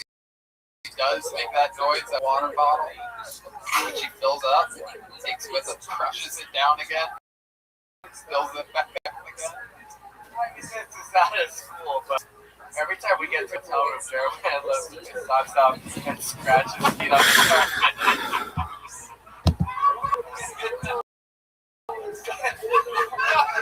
You're the best. That's a real one that nobody knows. I go like this. I do it like a cat. I take my socks off and I literally go on the carpet. I go. On the carpet we both have to walk on. That is absolutely. But Tony, you have a theory about this. About the feet thing, why he does this. Because he has a fungus or something. Yeah, you have itchy feet. Probably have a little Jeremiah, something I learned. William, did I give you permission to talk right? Tony, I'm so sorry. Okay, now go ahead. Jeremiah, what I appreciate, you're a skinny dude, I'm a fat dude, I eat a bunch. Seems like you eat a bunch. Seems like you have sort of different ideals in regards to what goes in your burrito. You're a picky eater. Wow. Yeah. I don't like. You're a picky eater. I don't like onions and I don't like cilantro in it. I don't put those in my. And onions. Onions and cilantro. You don't like French onions? I tried it. It's all right. Like I can do onion rings and I can do like sautéed onions. Like I can do. I can do anal. I don't get anal with Anal. You can do anal. Animal style at In-N-Out. I'll get like the animal style where it's like the fried onions on the fries. Like that. Those don't bother me. Like a steak burrito. Let's say you got steak, cheese, salsa. If it's like their chunky salsa, I'll go. What about that white sauce? What's up? What about the white sauce? What's that called? Sour cream? Do you get that on there? I like sour cream. If Joel actually lost a Mexican drum off, would you honestly give him? Yes. And does Joel have the ability to re-challenge? Of course. That was one of the first things. I think we've always waited for you to actually lose. Yeah. Because I think it's going to be a good thing. Wow, be glorious. We're going to be trending on Twitter worldwide. NPO. When that happens, I look at you guys as these fucking snakes. I thought they were my worst. It's a refillable show. There's always another episode coming. Look, even in a pandemic, here we are. This comedy club in the world. Fun fact, the Ice House is literally the oldest comedy club in the world. While the Comedy Store is the most famous, perhaps the Ice House is the oldest. Joel snores. Whoa! Look at Really this. bad. I thought we moved on. No. Throwing each other under the bus. Joel's His grandfather is his Hand the microphone to David. I do this thing where when Joel and I are in the hotel room, where if he drinks a little bit too much, he'll start snoring, and which is a lot of the time. Hello. And then, oh, you went after me with my feet. I've got secrets on you too. So I'll do this thing where I go, hey, Joel, like, Turn around. I go, turn over, Joel, flip over. And then you go, what? I'll make up like super like panicked, and then like. I snore. Jeremiah rubs his feet all over the carpet. Obviously, mine is worse. My biggest complaint on the road is on the way from the airport, we got to take the limo, but on the way back, we had to take that down. Yeah, I know. That's true. Okay, when we went to Swansea, I brought Jesse earplugs because I know that I snore now. Aww. But we ended up staying awake until we had to catch the plane, and Joel just jumped from the dresser up to the bed like 100 times. Well, Red Band went live. What were you eating? What? Remember before we went to the airport? It was some kind of choice. Hey, Red Band. Oh, can I say one thing? Ramen noodles. Can I say one thing? Yes. Just, I swear to God, where I met David Lucas, just Kill Tony, and San Francisco, I swear to God, Red Band, when you threw the bucket at me, you were far too drunk, just going after me, yelling at me. Just, it scared me. I thought you and I were buddies. Oh, you think you were scared about that? How do you think I felt? That was Tony's worst. Tony, I'm going to say this to the also people watching. Tony, I love you so much. And the mic, but it was very interesting watching you at that moment. David, right down. David, do not give him. Don't give that back. Now you have to ask fucking permission. You retard.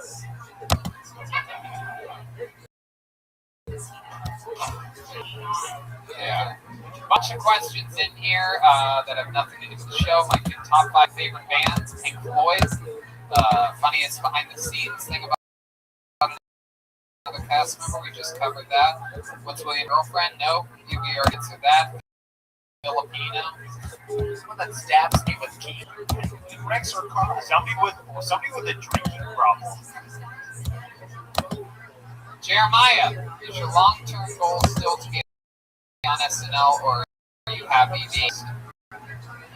Interesting question at this time. They just suspended production. Here at Kill Tony, we're doubling down, giving episodes in front of empty audiences like Vince McMahon, so many, Dana White, so many of my other great. I still would like Saturday Night Live or an equivalent, which by equivalent I would be totally fine with having my own sketch of. But that's still something that is still the dream, is to have a place of like a variety type show where I can take a bunch of characters and put them in different scenes and kind of like expand in different world setting and stuff like that. So that's still awesome. All right, another question from the fans. In fact, I texted Dom Irera if he had any questions for me. He didn't answer me back. Sign in this coronavirus time that the legendary Dom Irera didn't text me back.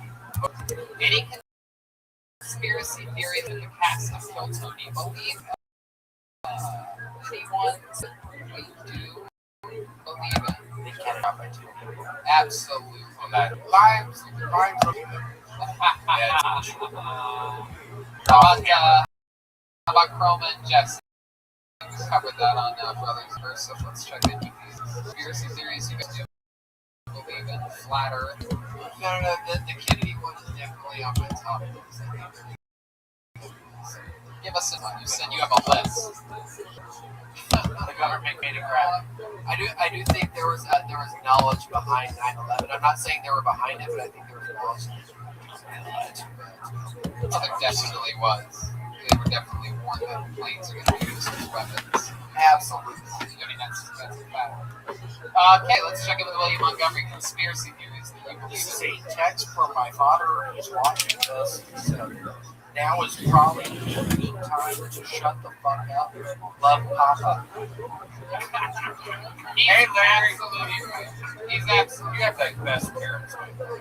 yes, indeed. And let's give us all a chance to shut the fuck up, and why don't we all enjoy together the second ever comedian to perform on Kill Tony's History. You can turn down the house lights a little bit so that people watching at home can see it more clearly. This was the great Ron White insisting that he try to do a minute because comedians were bombing continuously out of the bucket. Mr. Tater Salad himself, one of the greatest comedians in the world, the great Ron White, live on Kill Tony. Go ahead. 60 years old, and I know two things in history. One, anything has the potential to become an e-black checkpoint if you crash the car. You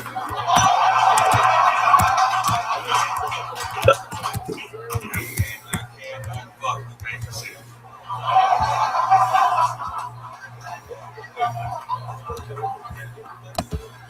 Don't drink it right.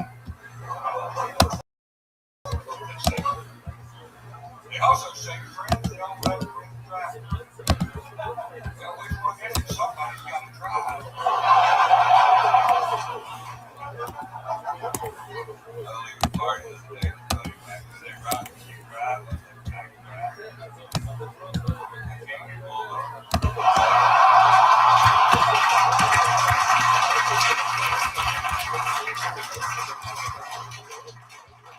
Now, I won't drive drunk, but I will ride with somebody that can't blow a .08 back of it.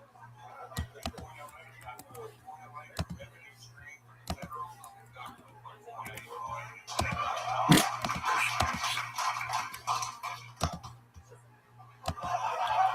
that guy can't drive my fucking car. Now, I'm not saying I've never driven drunk because I've drank so much in my life now on the back of my driver's license.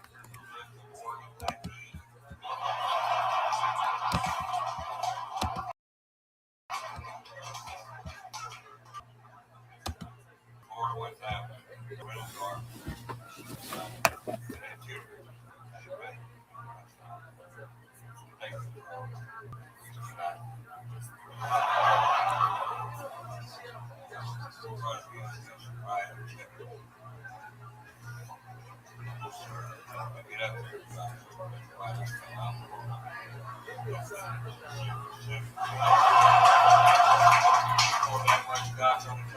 Smell like that.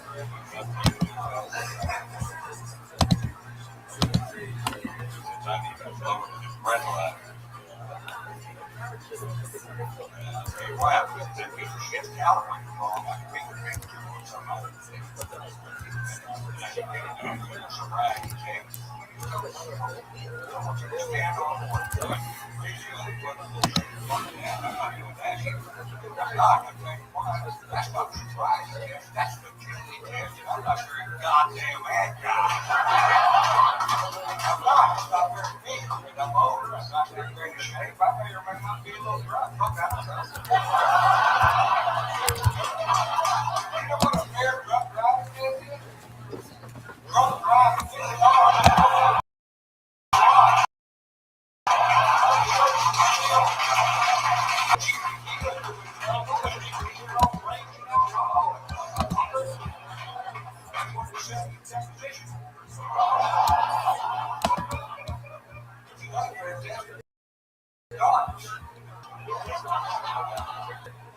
Go back to over here.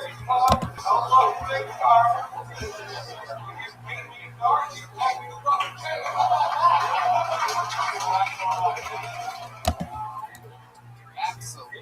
By the way, Jeremiah, one of my favorite characters. You guys make the Back to the Future guys. Back to the Future. Is there a young Chroma Chris, covered in hair, Joel as guest. Pat Reagan. Shout out to Pat Reagan. Patty Reagan. William says he has something that's very urgent. Okay, William, go ahead. This is proof of your. I did comedy in Denver 2.5 years before I moved here. I've been here now 2 years. There's a guy, Zach Reiner. He's probably never watched it, but he told me we were doing a show in Nebraska. Make it longer. Make the thing longer than you said. And he sold a show to that guy, and it was literally being drunk, doing a DUI checkpoint to get to work. It was so interesting. You're very good. Hand the fucking microphone back to David. God, you are a train wreck, dude. God. Oh my God, you are unbelievable. Michael Lair is correct here. He said something. That's a Texas minute for getting sure. That was a little bit longer than a minute. Fucking amazing. David Lucas looks like he's okie dokie. I guess we are. Okay, you guys playing this You guys song? do it. Middle of, okay, go ahead. Hey! Step back from that ledge. Step back from that ledge, my friend. For Jesse, since joining the band, is it tough to learn new songs for the week on top of putting together a costume? It's a dream come true and really fun, actually. In fact, Jeremiah and I have been getting a lot better at writing our notes, and we had a lot of help from Top Shelf Rhymes, which like when they write out our music, we can play instruments in different keys, and we can just read the music really quick and harmonize. It is incredible. The band's process. Yes, I did. I went and saw the Top Shelf Brass Band and the Great Aphrodite on Friday night or something like that. I was a little bit restless around midnight and jumped in a quick shower and went out and caught them live. Surprised the hell out of them. They were very excited and that was fun. But anyway, it is incredible the process, and I feel like a lot of people might not know how fast sometimes you put things together, especially on the road. Up to maybe sometimes I've seen you wait until an hour before the show to even start putting songs together. What's a Texas song or what's a New York song and things like that. You learned in Columbus, you learned the opens 30 minutes before the start of the show because it turns out it was in a different key and we kept not being able to quite find it. And I said that if you play this, the crowd will go crazy. They didn't quite respond like I thought they would. Fun fact, they are considered the best stand band in the land, and I'm paying homage to them every time I call these guys the best stand band in the land. Can I say what I thought about? It's like it's so much fun what we do, but as you step back, you go like you forget how much work that we've done. Like it is a lot of work. Just you forget it sometimes. It is so fun to do it that you don't think of it at the moment, but it is a lot. Just so you know, we are. I remember seeing all y'all preparation in Sacramento. Y'all started at like 12 p.m. and get shit ready for like an 8 p.m. show. I was like, damn, this guy's Yeah, we were in that Airbnb in the back patio area, and there's a dude who played saxophone who was a neighbor, and he goes, do you need any help? I go, no, we got it. And then literally 2 minutes later, I hear him wailing on his sax inside his house to show, like, I can play too. And I was like, it's a massive process, and I just do it real quick. William, does the thing you want to talk about have to do with what we're talking about? It has to do with the movie. Okay, there you go. Go ahead. There you go. Hand it back to David. Can I say one thing? Go ahead. These pieces of shit on Nope, there you I'm go. sure And there's take a the number fucking of them microphone watching off. right now. There you go. Hey, let's keep this momentum going on the band. Is Joel Bonjetski's crowd applause? I believe they're talking about the newly founded jet ski. Then there's that one. Is Joel Bump Jet Ski Johnson's crowd applause is a bit prohibitive? Wow. Honestly, fuck no, I love it, man. A rising tide lifts all ships. We're all killing it. Everybody's That is the Kill Tony way, exactly. A win for anybody is a win for us all. It's a team sport. Fuck, Mary, kill. William, David, Michael, go. Jesse Johnson, you're gonna start this one off. You have to fuck one. You have to marry one. You have to kill one. I think this one's pretty easy. It's pretty easy. I think we know who. I think we definitely know who Jesse's gonna fuck. That's for sure. Go ahead, Jesse. Fuck, marry, kill. William, David, or Michael. Let's see. I'll marry David because he knows how to exist. Hey.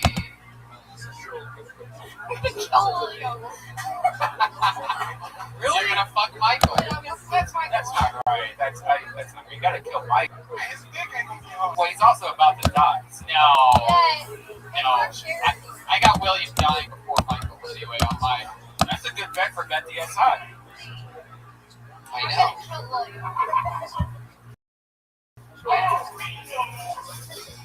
What would you be doing is non-comedy? Now you guys all have to go. William. Alright. Save it for Brothers in Person. You're days away from another Brothers in Person. Tomorrow. There you go. Save that energy, dude. All that energy goes somewhere. Any life hacks? Any life hacks? What would you tell your 24-year-old selves? Interesting one. I like that. Write down every joke, no matter what. This especially goes for people, I think, in their first 5 years of starting stand-up, or really anything. Every time that you have an idea, write it down immediately. Every second. There you go. Sure. Commitment is key. There you go. And I committed myself to the county, so that's what she's doing. Absolutely. Goddamn right. Joel? Be grateful for what you have and stop worrying about what you don't.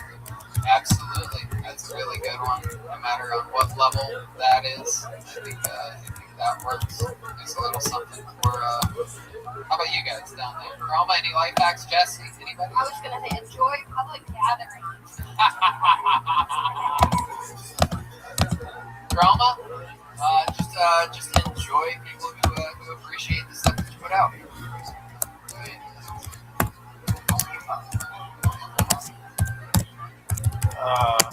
I'll say, and this goes a lot with what Tony said it, and our buddy Jim Ross has said it a bunch. Either enjoy the process or love the process. There's certain things when you're doing mics, when you're early on in your career, that you kind of take for granted when you should really be soaking in as much as possible certain things around you. I got reminded of I was in San Antonio last weekend, and there's just like a group of comics there that they're all doing stand-up sets, but they ended up doing a bit separately, but it was for the good of the show. Like, it didn't matter that they were kind of like losing their time. It was just more like a fun camaraderie thing that I saw that you don't get to do when you're doing like weekends and stuff, and you have, certain kind of like paying customers and stuff like that, or like a 3-person show or a 2-person show. And it's just like soak in being around friends and watching their sets and learning from them and have them learn from you, and you all build and grow together. It's super great. Red Band, why do you like Poop Fart? Me like Poop Fart was actually because Tony got mad at the idea of me talking about poops and farts all the time. So I jokingly said, I'm just gonna make a T-shirt and me like Poop Fart or something like that. And the next day, they start selling me fart shirts.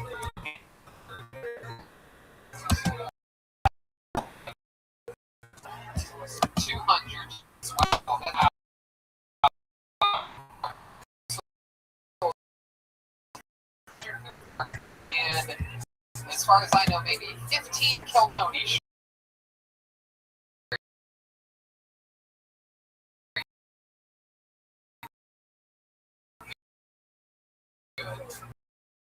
what a great businessman. I was a little shit. Can you read sheet music? By ear, and it actually got me in a lot of trouble when I was a kid because my music teacher, my mom, who we didn't have a ton of money growing up, even though she made a little bit of illegal money, people get it twisted. They think that just because they were in a little touch of organized crime, that means that you're rich, but that was just barely to survive at those times in Youngstown. Anyway, she spent some of the little bit of money that we had on piano lessons.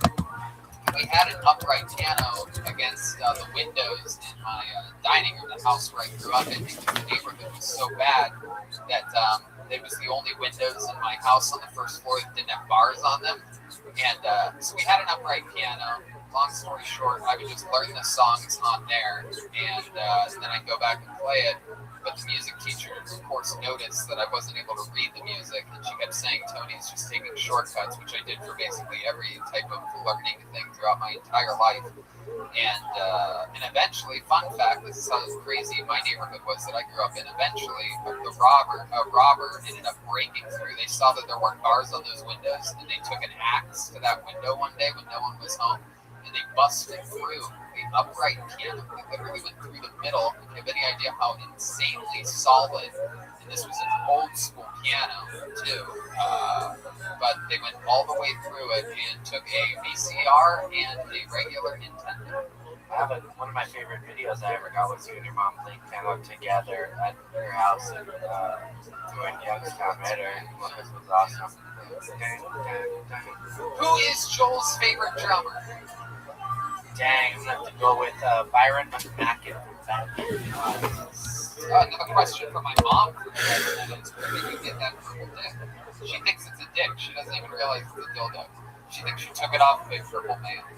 Yeah, I got it at a weird, like the fucking crustiest of sex shops, and I believe Western in Santa Monica. It was like the cheapest strap-on that I could find at any school. Here's a fun fact. Like I was looking at in LA, what places have the most coronavirus? West Hollywood has the most coronavirus. Because they can afford to travel. So that's like 7 people. Absolutely hilarious indeed. When society collapses, which member of the cast would be most prepared? Also, which previous guest would you pick up that would have supplies for your new Mad Max style camp? Which previous guest would you pick up that would have supplies for your new Mad Max style camp? I think that's my part of the answer. Yes.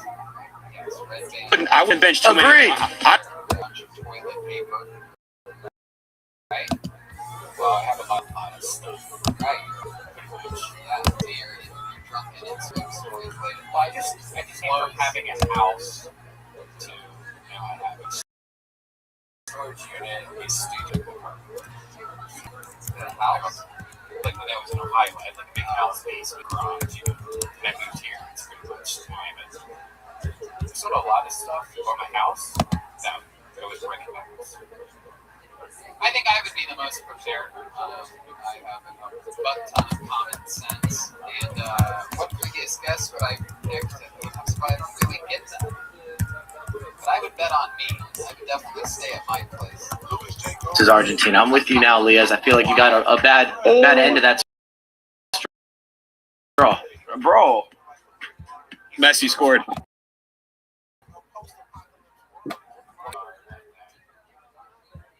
3 favorite all-time Kill Tony. Go for everybody, even though it says me. But, I mean, there's a lot of mine. There's a ton of them. I just love, locking in guests. I would say that having, I don't even remember how the episode went, probably not even that great, but we once had Sebastian Maniscalco, Sinbad, and, someone else, Jimmy Carr, on one episode. Thank you, Ryan J. Bell. Which is just insane. Jimmy Carr is one of the biggest comedians out of England. Brilliant mind. Master level roaster. My God, you two would fucking never end. Oh my God. You would blow your mind, David. He's scary. He's Donnell levels of roast scary. As long as he lets me talk. Oh, he'd let you talk, and then you would wish you back. He'll let you dig your own grave. Yeah, exactly. Absolutely. Another, I'll put this in there. One of my favorite things about the show is watching Brian J. Eveld's evolution of drawings. He was always an unbelievable artist. Red Band and I both separately, 2 different occasions, asked him to join the show. We said that we have a great show that would be awesome for him to draw, not even knowing that the other one had already asked him. And eventually he came, but to get to watch the intricate evolution of his skills. I loved it when we had to start every week having a different Iron Patriot. We have Tiffany Haddish. I think we even had Jeremiah as a Patriot once. And then it grew into a band. We started having Pat Reagan, just watching that transformation to a psycho fucking cunt all the way to the band right now. There you go. It's like who's picking it for Brian, everybody. It's Montgomery down right now. Now, a fun fact about Pat filling in for the Patriot is that he'd be considered a riot, right? P-A-T, riot, spells out Patriot. Fun fact for you. That wasn't a joke. That was just an interesting. No, I thought about it fucking years ago when I made it happen. It's crazy, right? There's a bunch of those little fun facts. Chroma Chris, how many jokes do you sit on every Kill Tony? You sit on extra jokes, Chris? Oh, absolutely. Because, like, I have to keep my batting average up to, like, at least close to 100, so I gotta sit on so many.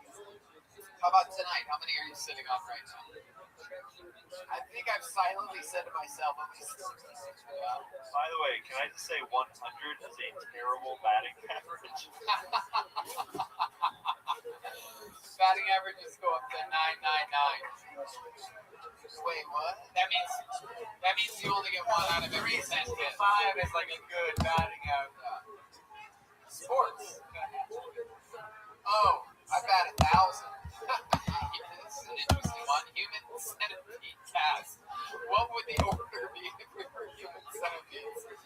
I got bad news for everyone. David Lucas is David, he can't be up front. I don't think it's up front, but you think Red Band will eat anything. You don't think it's a red band and David Lucas tail. No. William and Red Band. Who would you guys put first? Me and then Jesse Johnson. Then I don't give a fuck about the rest. No matter what, you do not want to beat that ass. Have I noticed already? What'd you say? That's the seen him when he was in here. Yeah. As long as he noticed. Oh, okay.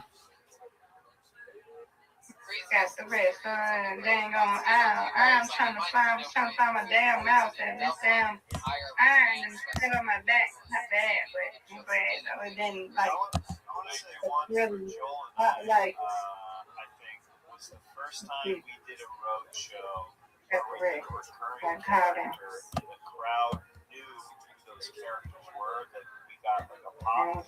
Something take my iPhone for you. Looked at each other. We're like, Hey. All right, be back. like these characters. You know what I mean? Like that was a special moment. We're like, oh, it's working. Like it's. Anytime you're like, we have a band, and they go like, Okay, what's the text for your dad, William? please hush. You're irritating the shit out of everybody. Sit still and listen. Put your fucking hand down. There you go. Absolutely. I agree with that. 100%, but I also want to take a moment to agree with Jeremiah. All those things go a long way with me when I recognize that the audience, especially on the road, is picking up on something. I remember the first time that they chanted Joelberg. I remember in Ventura really being one of the better ones. The first time that we saw the audience do the jet ski from Jesse Johnson, because that Hoya episode, I do believe it was, came out that day. So it was just a few guys in the front row that literally had just probably listened to it on their way there. And they were doing it when people pop big for like William and Kill Tony Mania, or David Lucas when he sits back and is about to start roasting people. All these things, you know, it reminds me of old school pro wrestling. There's bad guys and good guys, and people you like and people that win you over Williams Mandarin in San Francisco is my favorite one.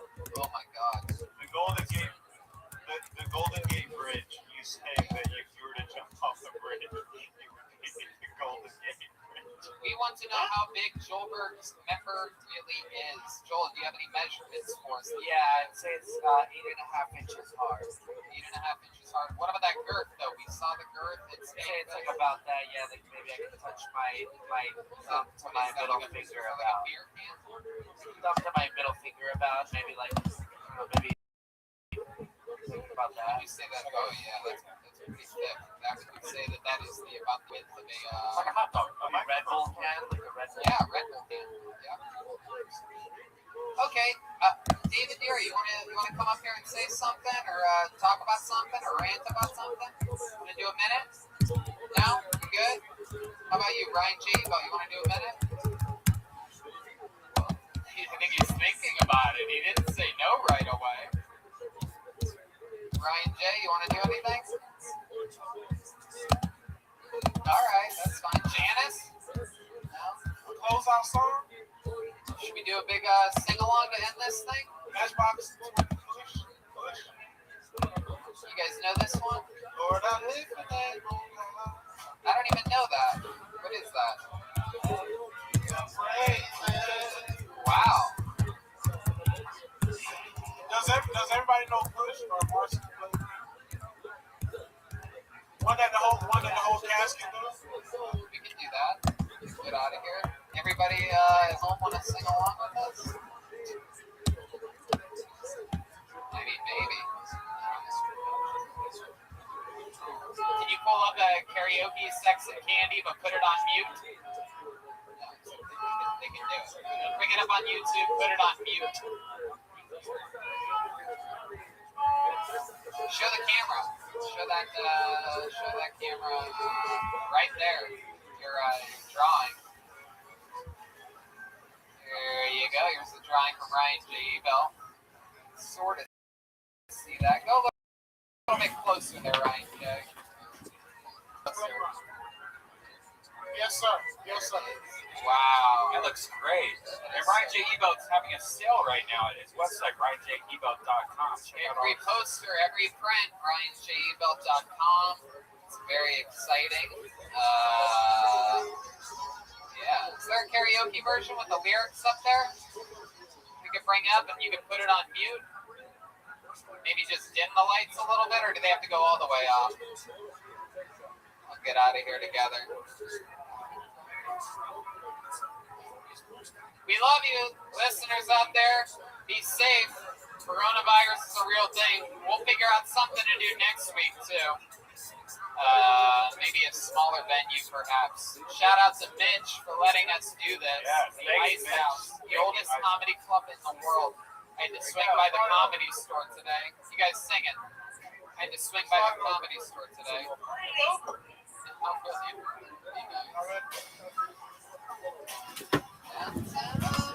There, wait.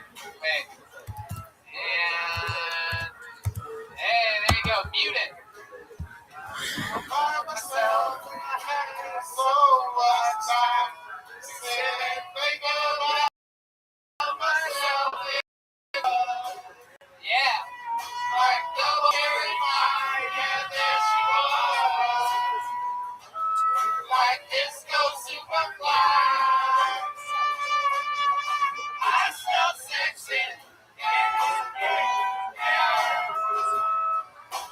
Who's that lounging?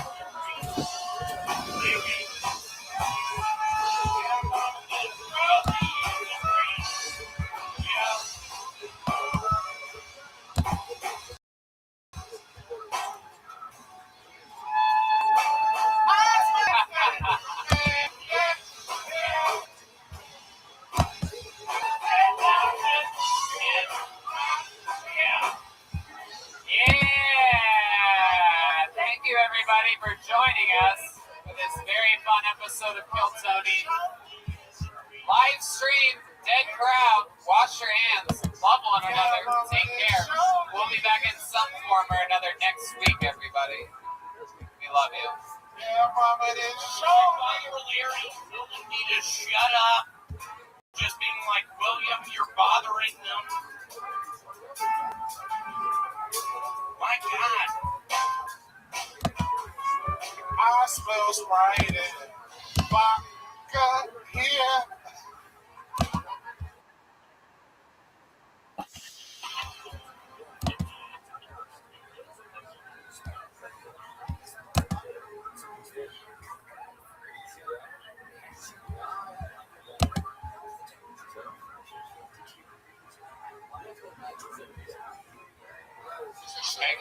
Point at me when I should play the music.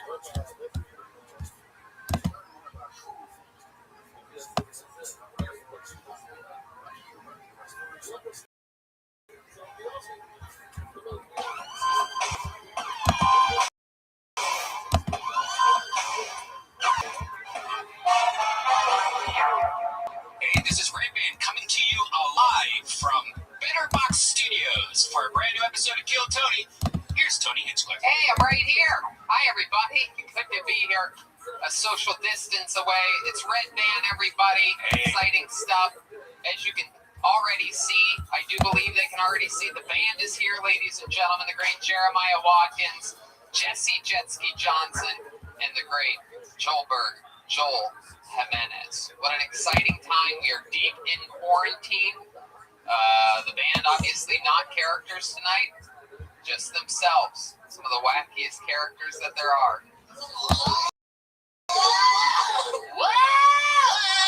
Anyway, life is good, business is booming. We are live out of Betterbox Studios here. The great Gino letting us camp out on a Monday.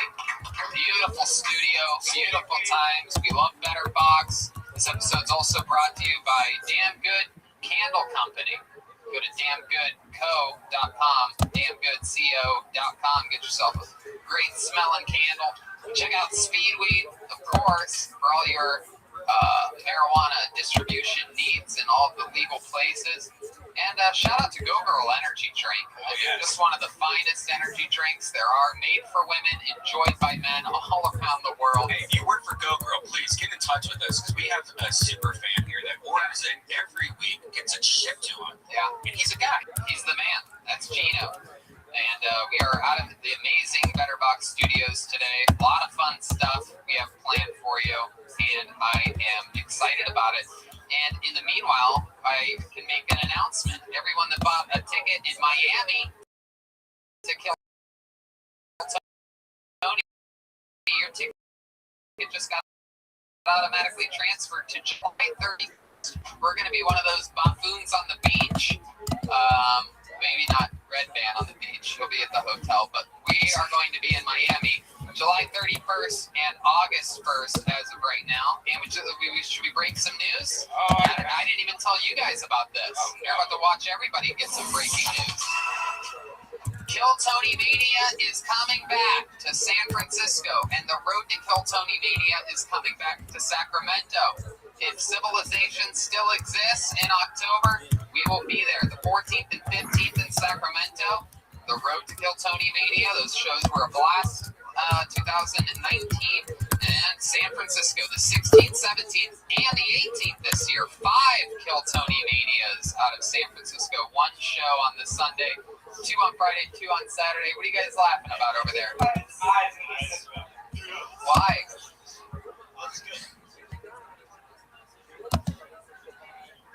Okay. What are you worried about?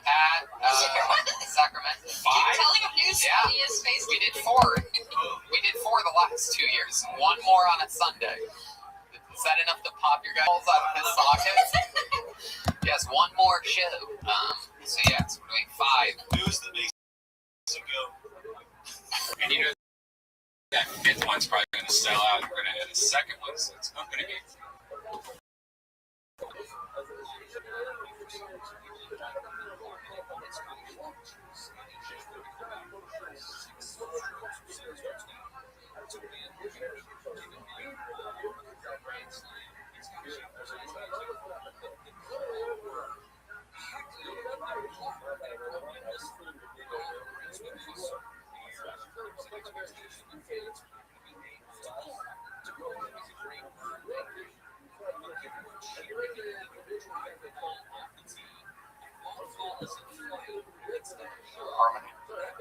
Of course, it was precisely the task of both the Kabbalist and alchemist to transform and heal this imperfection, accommodation.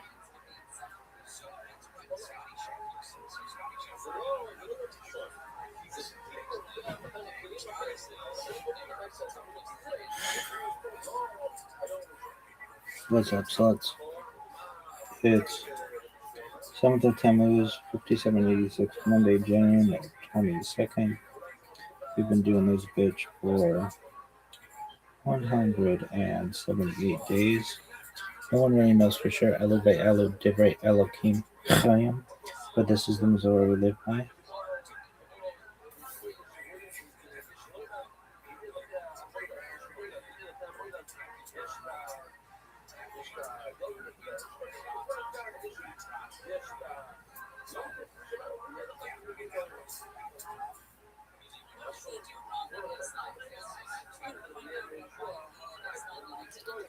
$37.61 creation of the world, birth of Adam and Eve. 36:31 130 Seth, son of Adam, was born.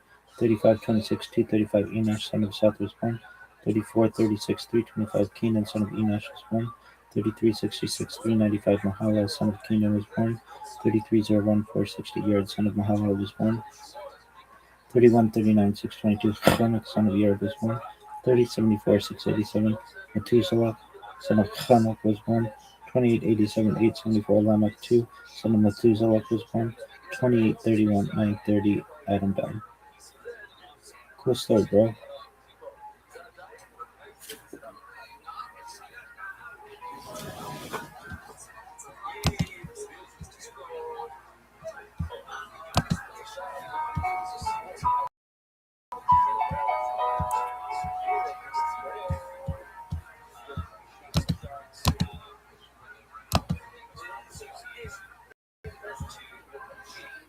I'm Dr. Justin Sledge, in Loterika, where we explore the arcane side of history, philosophy, and religion.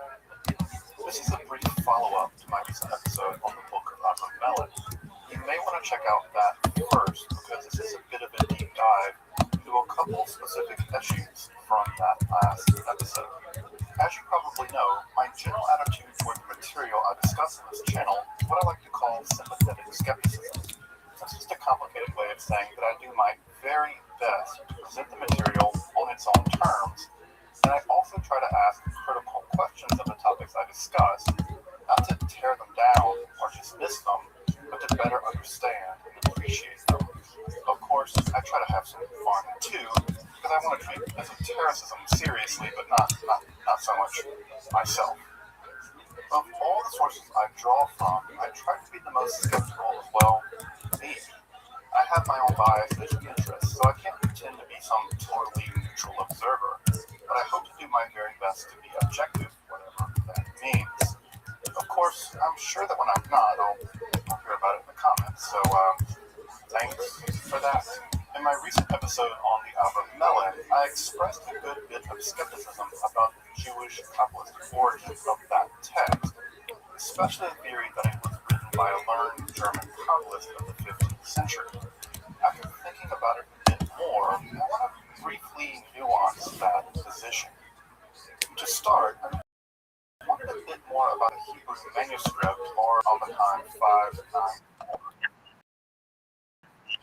The text was basically of the Jewish, thus turning attention away from its potential importance. Though, as time has shown, the text actually contains distinctly Hebraic or rabbinic style quotations from rabbinic literature, both of which are missing from both the German and the French manuscript tradition of the Avram Melech. Why is this part of the edition? Also, it's worth pointing out that typically texts are edited down to remove such references. It would be unusual for a basically Christian text to be taken by a Jewish writer such that they would interpolate rabbinical material to make it appear more Jewish. I can't think of a single instance of something like that in the Kabbalistic literature that I know of. Further, the various magical deeds of Abraham are exaggerated in both the German and the French manuscripts when compared to the Hebrew edition. The amounts of healed, the status of those magically rescued, various amounts of money, the number of horses is both increased and paid magical. Both the French and the German manuscripts consistently report numerically more and more spectacular magical feats on the part of Abraham. In my experience, such exaggerations are almost always later addition to texts and traditions. For instance, the miracles of Jesus in the Gospels grow in number and power from the earlier Gospel of Mark to the latest Gospel of John. Again, I can't think of much in the way of examples where the miracles or magic power in the text get downplayed or reduced over time. Now, does any of this mean that the Bodleian Hebrew manuscript is somehow closer to the original autograph of the book of Abimelech? Who knows? But I think this version hasn't been really paid proper attention. Of course, it's only part of book 1, and it's written in a pretty late cursive Ashkenazi hand, typically dated to around 1740. So it's later than the more reliable German manuscripts, but of course, the later dating of the manuscript doesn't always mean that it's somehow further from the autograph by logical necessity. I've also been thinking a bit more about the word squares, specifically the Hebrew of those squares.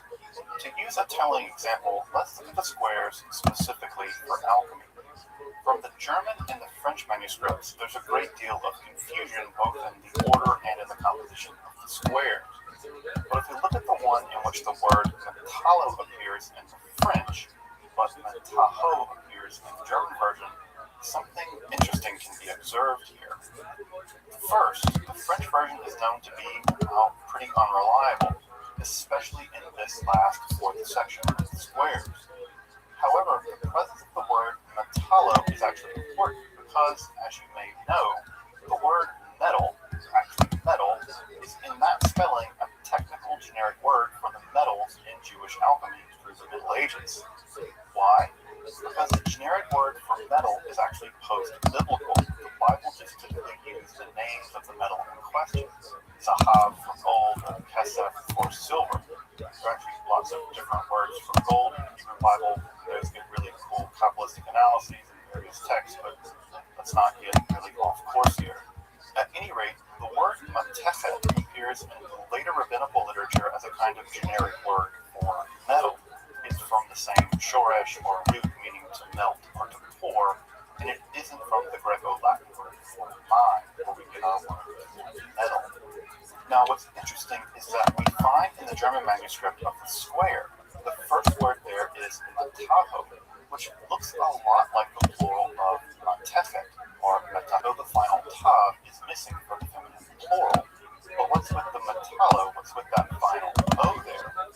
Could mean his metal in Hebrew, but who knows? Also, in the more reliable German manuscript, we have this weird word helahet, which doesn't really mean anything to me. But in the French manuscript, we find melacha. Clearly, the technical alchemical term melacha, a word that connotes craftsmanship, is typically used in Hebrew to denote the various 39 species of work on Shabbat. Now, what we see, I think, is a combination of Hebrew words which are both biblical, but more importantly, post-biblical alchemical or legal technical terms. That matters because they are terms in the living lexicon of medieval Hebrew that would have been basically unknown to Christians, even those with knowledge of biblical Hebrew. More living Hebrew words also appear in the word squares as well, telling me that the person that made them must have been Jewish. They must have had some degree of rabbinical education for whom Hebrew was part of their thought world. They were thinking in Hebrew. Indeed, they also seem to know some technical terms associated with alchemy. Now, that sounds a bit like Abraham of Worms, right? Not quite. All the words in the word squares are written using the Sephardi pronunciation of Hebrew, not the Ashkenazi pronunciation that Abraham or the Maharil would have used. This shouldn't be surprising. At least what we know about Jewish alchemy, it was an overwhelmingly Sephardi, not Ashkenazi practice. What about the famed Helen? He had been responsible. He would have been Miss Rocky, and there's no evidence I see of the kind of Latinized spellings we would expect from that either. Further, often to make the squares work, the words are artificially made plural. For instance, we have gablinas in the square for cheese. This is clearly from the Hebrew word gavina, but what's with that weird S? You guessed it, Thai argues convincingly that it's the Spanish or Ladino plural. The squares, it seems to me, were generated by a Sephardi Jew with the education mentioned above, so that makes the Ashkenazi Abraham story seem less tenable, much less the idea that Abraham was in fact Machir. So what does this all mean? Well, it means that this text needs a lot more attention. It may even mean that there wasn't even a single book of Abramelin in the original unified text. That's in fact the direction I'm leaning at this point. It's also pretty clear to me that the Book of Abramelin has a pretty complicated composition in recension history, and that a solid academic critical edition is now very seriously desired. At any rate, I want to walk back my skepticism a bit and admit as much. It's so crucial that scholars be willing to land on a position and then be open to having that position subject to criticism, especially by themselves. So where do I land now? Frankly, I don't know, but just like I said, this text needs and deserves a serious dose of specialized attention. At any rate, this is just a small episode digging a bit deeper into this text and trying to interrogate my own positions a bit, and to be honest, I think and learn more. Until next time, I'm Dr. Justin Sledge, and this has been a brief episode of Esoterica, where we explore the arcane in history, philosophy, and religion.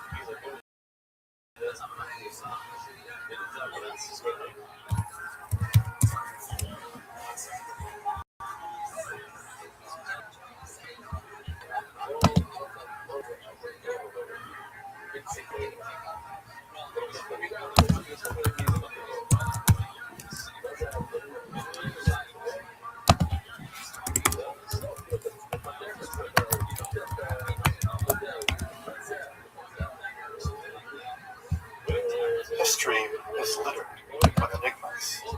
From the undeciphered script of the Indus Valley Civilization, the infamous Voynich manuscript, or the encoded missives from the murderous madman Macaulay, like a bolt from the blue.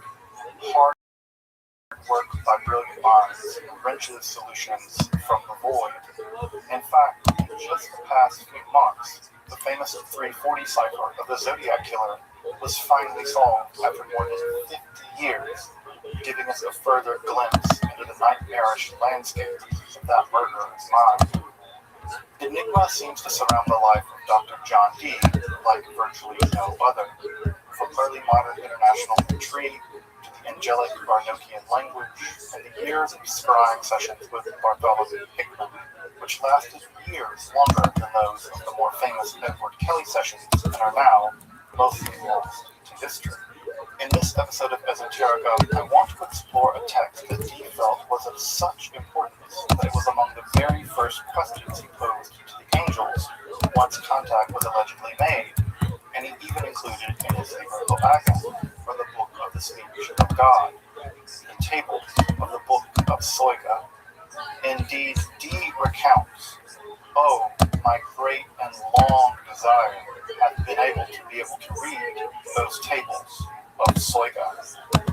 In this episode of Esoterica, I want to explore these tables of Soiga, their relationship to Dee's angelic conversations, and discuss how modern has given us a window onto their construction. I'm Dr. Justin Sledge, and welcome to Esoterica, where we explore the arcane history, philosophy, and religion.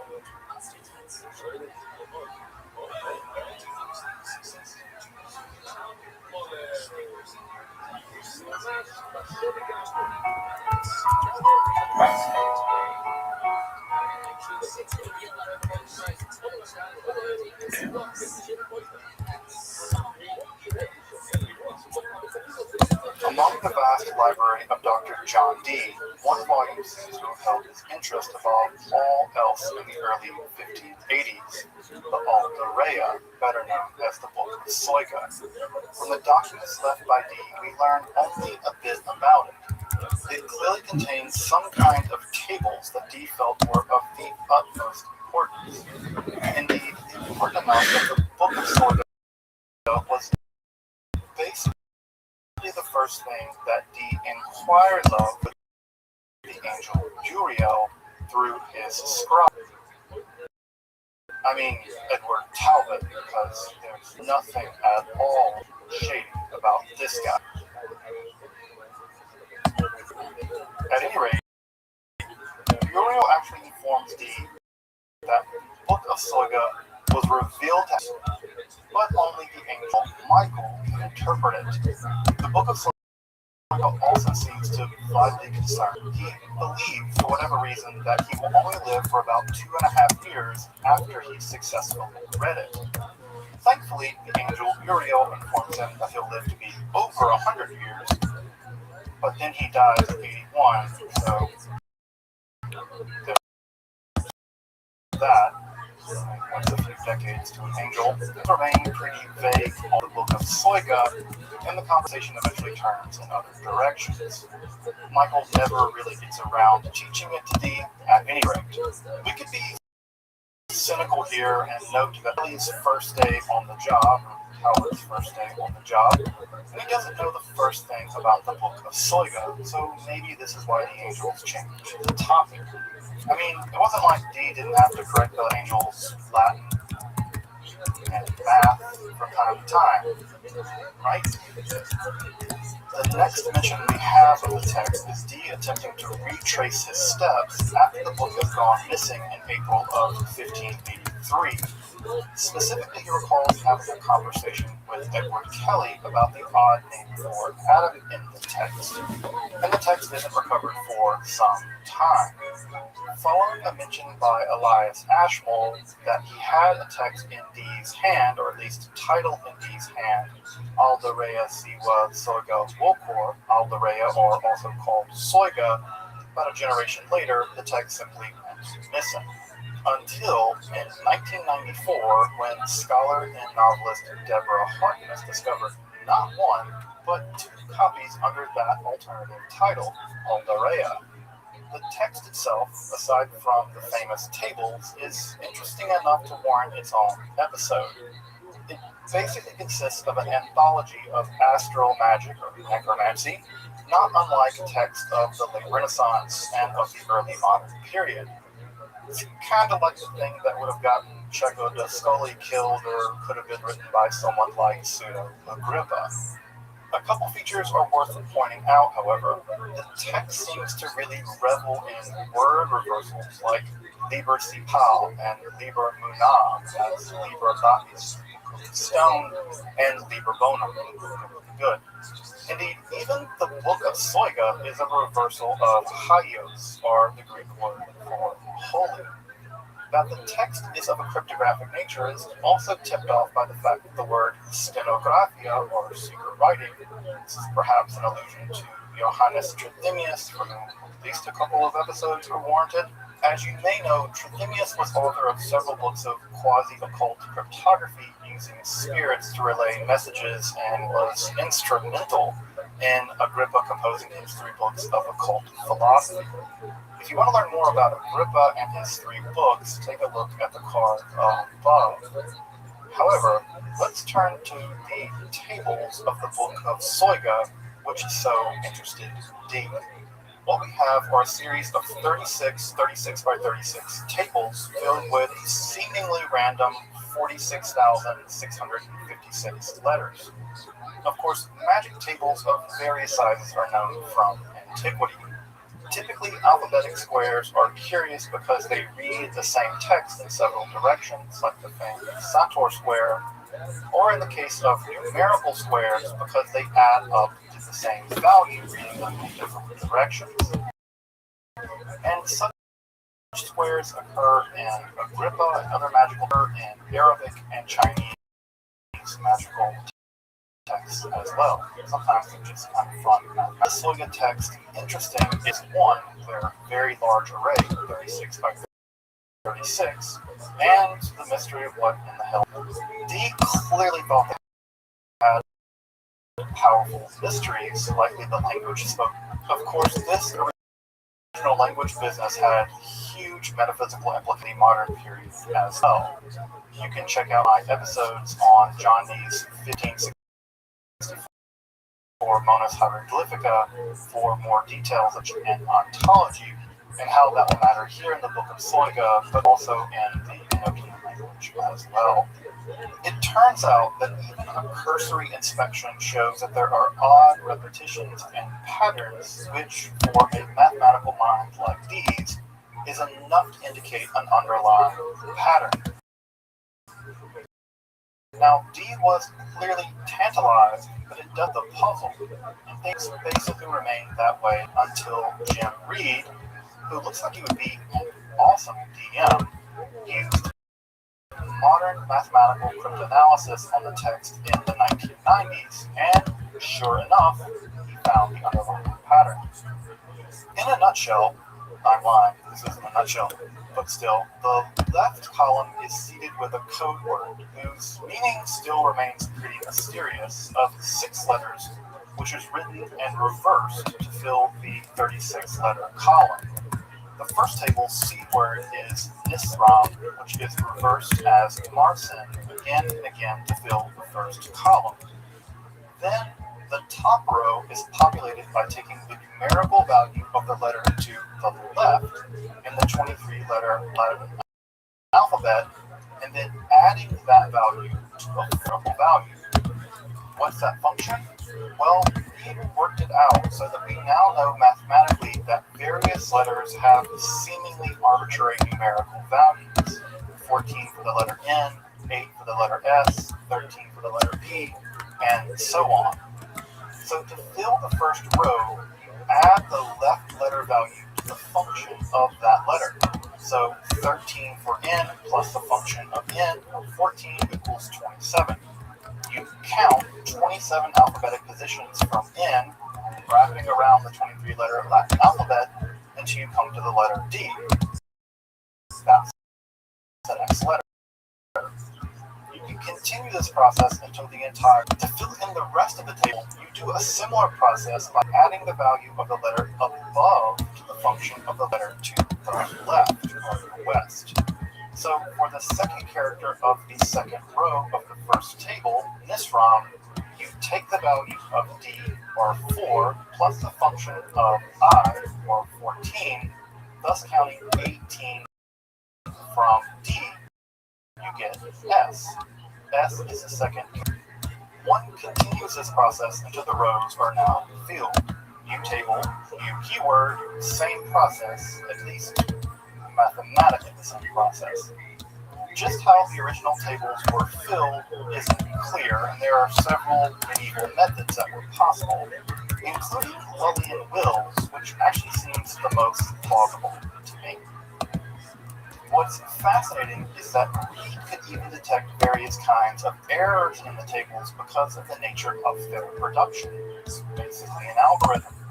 For instance, a mathematical error in the production of a letter value would produce a cascading error through the entire table, as opposed to a mere copying error in an already related table, such that only that one value would be mistaken. From this analysis, Reed concludes that a map produced, and that both copies that survive stem from some version of that master table. Even the specific errors in the two manuscripts that have survived allow Reed to conclude which of the two texts were likely copied by D. In this case, it was Sloane 8 rather than Bodleian 908. Of course, this solves one mystery, but plenty more remain, especially about the nature of the seed words and just how the texts relate to other mysterious subjects in the book of Soyga more generally. Regardless of those mysteries, the topic of future esoterica episodes, I suspect, Dee clearly felt that the tables of Soyga were so important that he included them in the most important document to come out of the Colloquium of the Angels, the Liber Loagath, or the Liber Mysteriorum Sextus and Sanctus, sometimes referred to Dee as the Book of Enoch, and it's recorded principally in Sloane 3189. The Liber Loagath are typically a series of 49 by 49 squares filled with letters allegedly containing text in the angelic language. While the tables of Soyga have astrological correspondences beginning with Aries, with Nisroch, it seems that the Loagath tables have similar structure. Obviously, there is a Soyga table for Makistri, or of the teacher, with the seed word being Moises, or Moses, while the first table of the Liber Loagath seems to be set aside for Christos. Also, table 18 or 19, depending on how we count them, is said to correspond to the quote spirits of the earth. At this point, we don't know what these tables mean, much less how they were generated, though some of the words from the angelic sessions do appear in the tables and may function something like seed words, though it doesn't appear that they act as a mathematical seed word in the same way as the Soyga tables, and it isn't clear how the titles of the Loagath tables relate to the content of the actual tables themselves at all. Regardless, Dee felt that the Soyga tables were important enough to include as a kind of appendix to Sloane 3189, grouping them by astrological sign rather than how they appear in the original text. Why? Again, this may indicate some kind of correspondence structure in the Loagath tables, but again, not clear. Needless to say, mysteries still abound. If you're interested in the John Dee conversations, the Enochian and angelic magical language, or the occult, or books of magic, make sure to subscribe as Esoterica. Also, if you want to support my work producing scholarly, accessible, and free content on topics of esotericism, consider supporting my work on Patreon or with a one-time donation. You can find those links down in the comments, and I really do appreciate your support.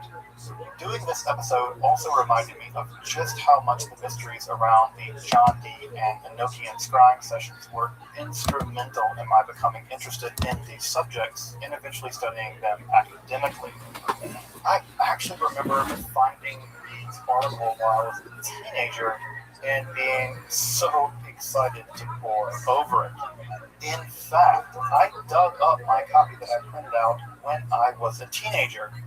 Hilariously enough, I printed it out on the backside of a copy of the official Freakers Manual, which was back when phone freaking was a thing, blue boxes, anyone? At any rate, showing my age aside, there is a lot more John Dee content coming. Don't worry.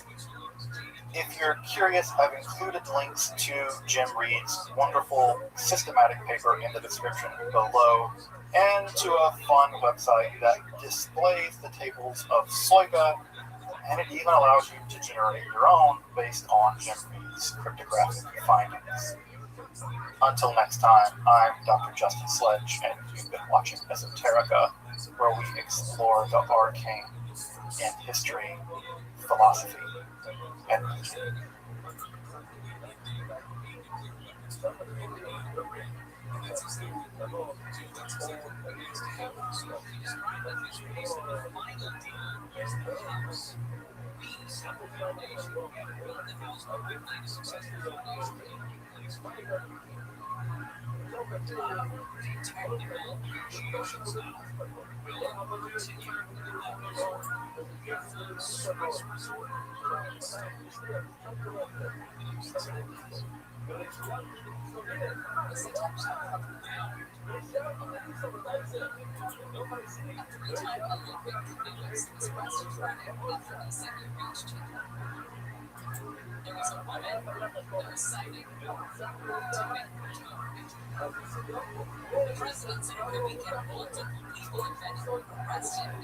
Mysticism and rationalism are often seen as diametrically opposite positions. While mysticism involves direct, non-discursive intuition or insight, rationalism is founded on rigorous logical deduction. Indeed, mystical insights often take the form of contradictory, ecstatic disclosures, while rational deduction has become a purely formal, often mathematical affair. The two seem separated by an insuperable gulf, yet that very gulf may say more about our philosophical presuppositions than it does about either mystical experience or rational deduction. Abraham Abulafia, perhaps more than most mystics and philosophers, managed to bridge this gulf by combining the rational rigor of the philosopher Maimonides with the prophetic ecstasy of Kabbalah. In this episode of Esoterica, I want to explore the philosophical and mystical underpinnings of Abraham Abulafia's combination of the rational and the ecstatic in his prophetic Kabbalah. This episode is also special because it's a part of a collaboration with my friend and colleague Philip Holm over at Let's Talk Religion. I really deeply admire Philip's work, and you absolutely have to check out his channel, especially if you're interested in Islamic mysticism or Sufism. His episode will provide an overview of Abulafia's turbulent life, his overall thoughts, and his works, so make sure to check it out in the card above. Also, make sure to subscribe over at Let's Talk Religion as well, and tell Philip hello from Esoterica. If you're visiting from Let's Talk Religion, I want to welcome you. Make sure to subscribe and check out my other content and topics on esotericism, magic, Kabbalah, alchemy, the occult, Hermetic philosophy, and more, all from a scholarly perspective. But now, let's turn to an analysis of how Abulafia created the prophetic Kabbalah by combining both the mystical and the philosophical. I'm Dr. Justin Sledge, and welcome to Esoterica, where we explore the arcane in history, philosophy, and religion.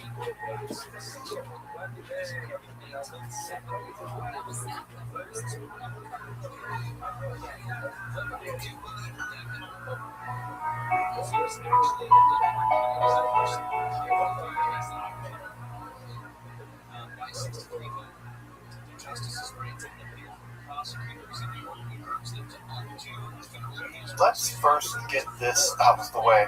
Abulafia's Kabbalistic system is extremely complicated, and it's basically impossible to summarize.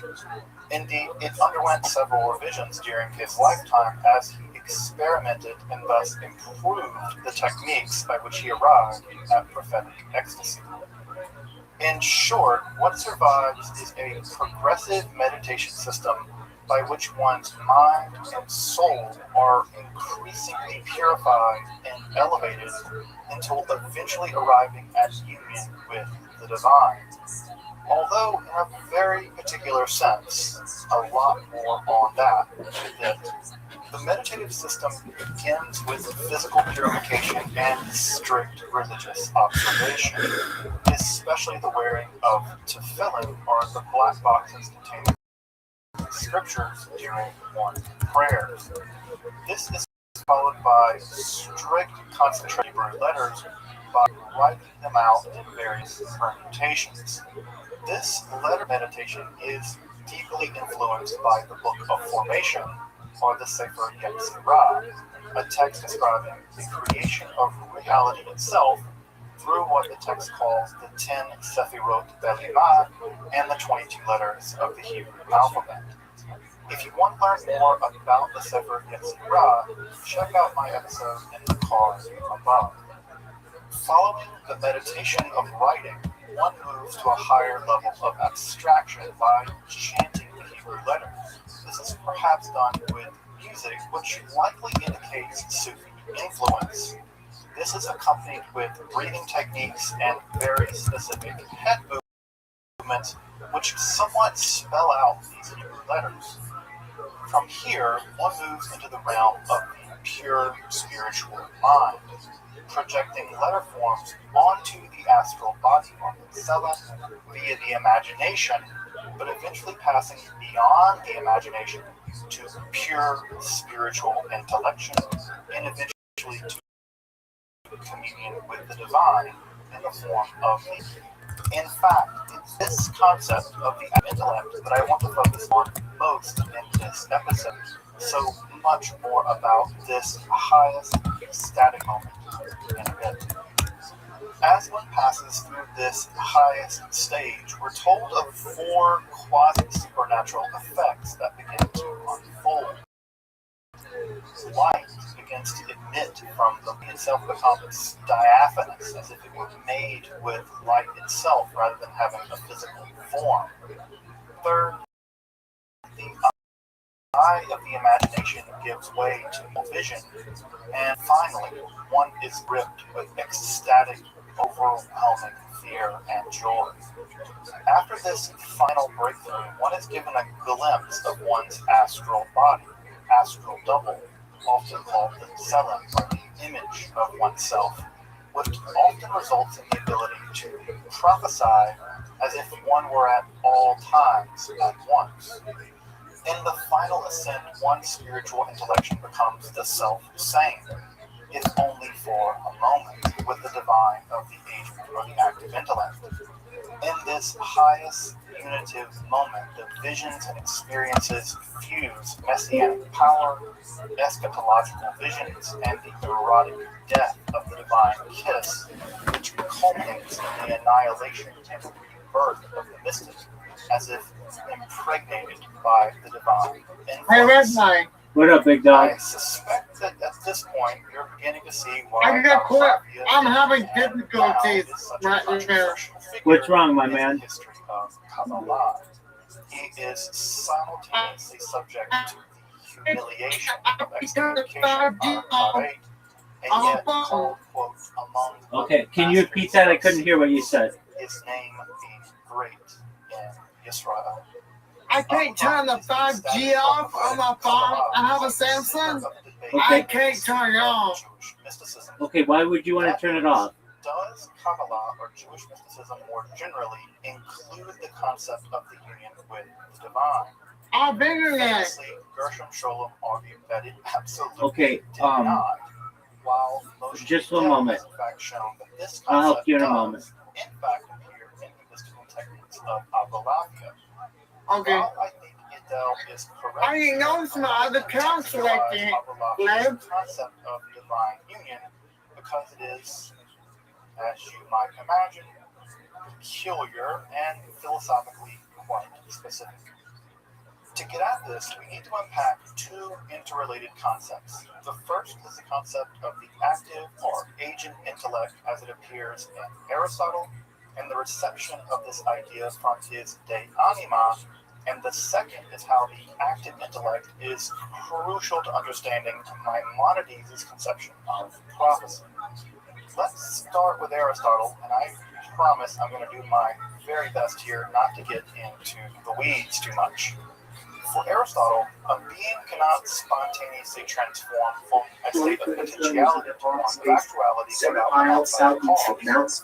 Well, the only exception to this rule is famously Okay, so what's going on with your phone, big man? internal activity in the form of thought, thinking about itself. I can't turn the 5G off. Insofar as Okay, why do you want to turn the 5G off? state requires an outside agent, active Because I have internet. active or agent Oh, so you only want to do it on Wi-Fi, right? Chapter 3, 5 Yes. Okay, this isn't too bad. Do you have your Wi-Fi on? Yes, I have a Wi-Fi, but when I go to connect it, it's not wanting to connect. Okay.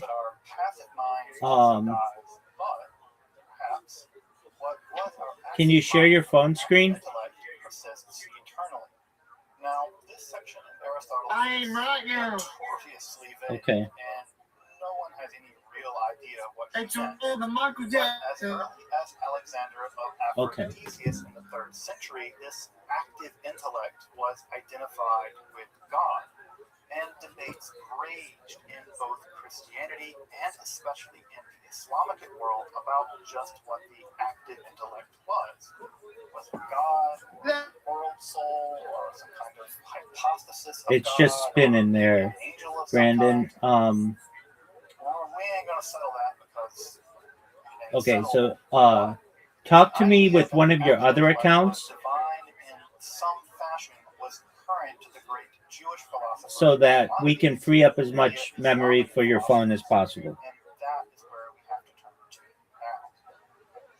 The philosopher Maimonides is so famous that there is a Yeah, saying talk to me with one of your other accounts. Moses, the son of Amram, to Moses, the son of Maimon, there arose in Israel none like Moses.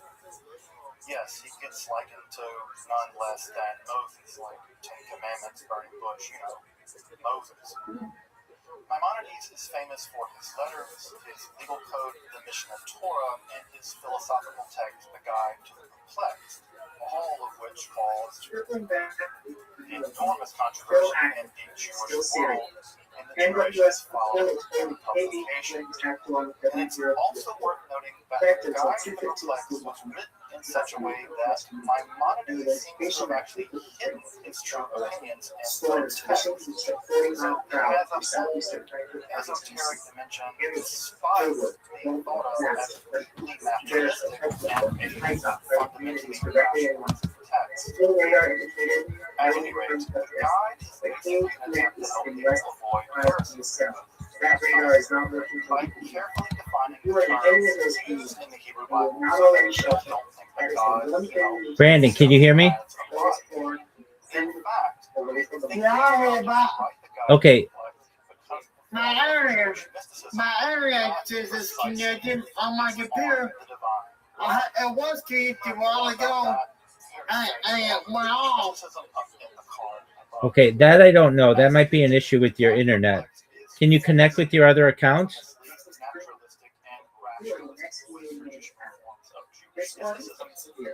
What's the knowing that's working?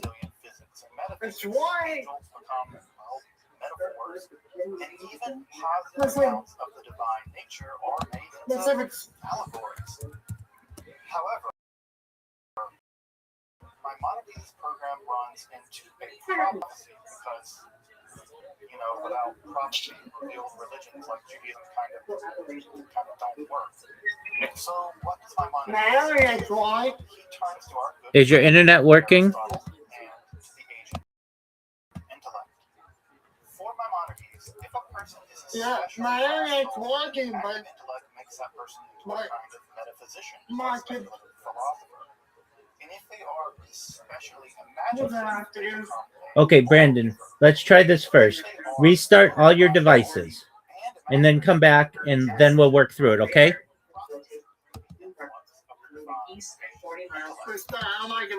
Yes, sir.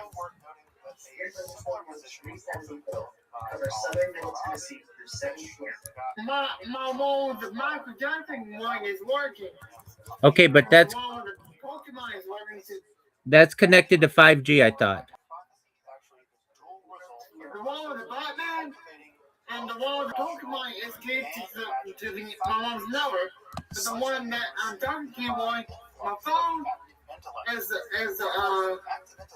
connected to 5G. Okay. So It's not phone 2001. I understand. I want you to talk to me with one of your computers that's connected in here, not Michael Jackson.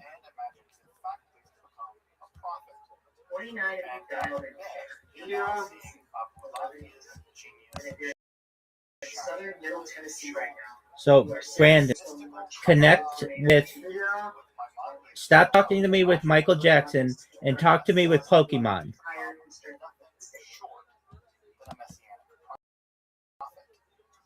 You're not under a one. Scope and the synthesis of what should be completely impossible. The rationalism of Maimonides and the mysticism of Kabbalah.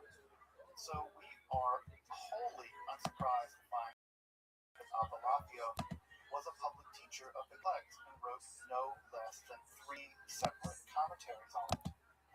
In fact, in the third commentary called the Sitrei Torah, or the Torah, Abulafia provides 36 different Kabbalistic secrets that he finds hidden in the Guide to the Perplexed, thus transforming this arch-rational text into one of the deepest Kabbalistic secrets.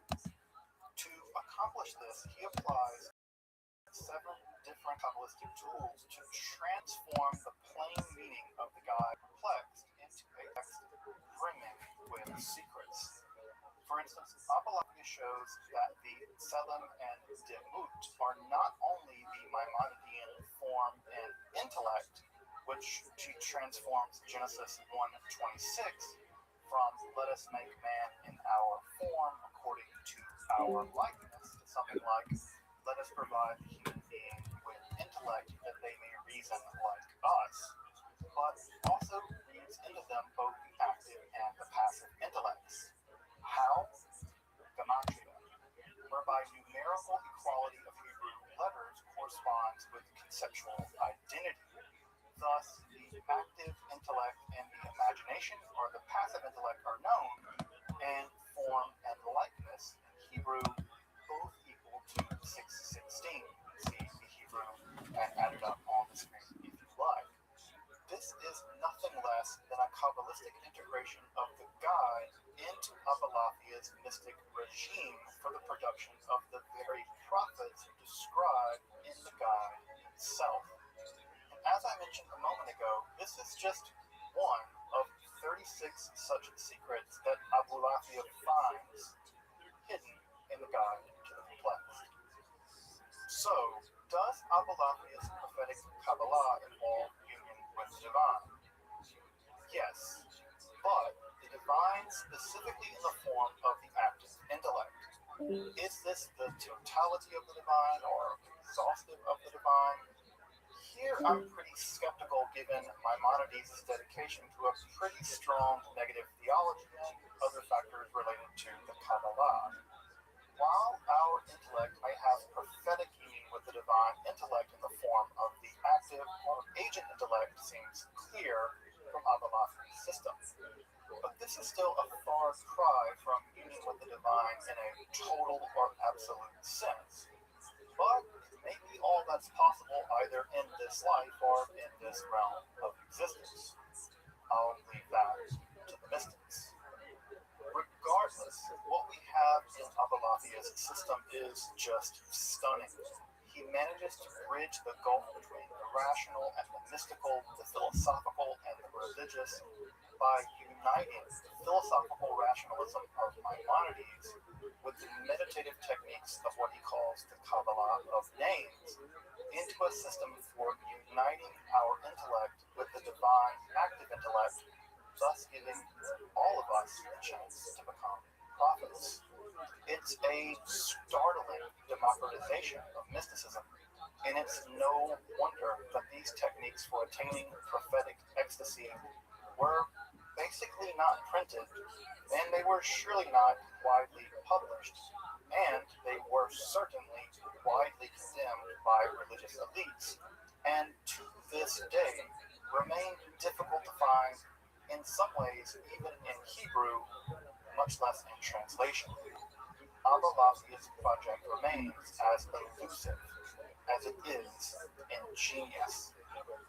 If you're interested in Kabbalah, Hermetic philosophy, or the history of magic, make sure to subscribe here to Esoterica. Also, if you want to support my work of producing scholarly, accessible, and free content on topics in esotericism, consider supporting my work on Patreon or perhaps with a one-time donation. Your support of Esoterica makes this channel possible. Thank you so much.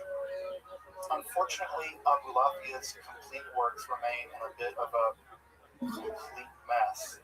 Printed editions have proven pretty unreliable over the centuries. In fact, we just leave out sections about the techniques for some of this stuff.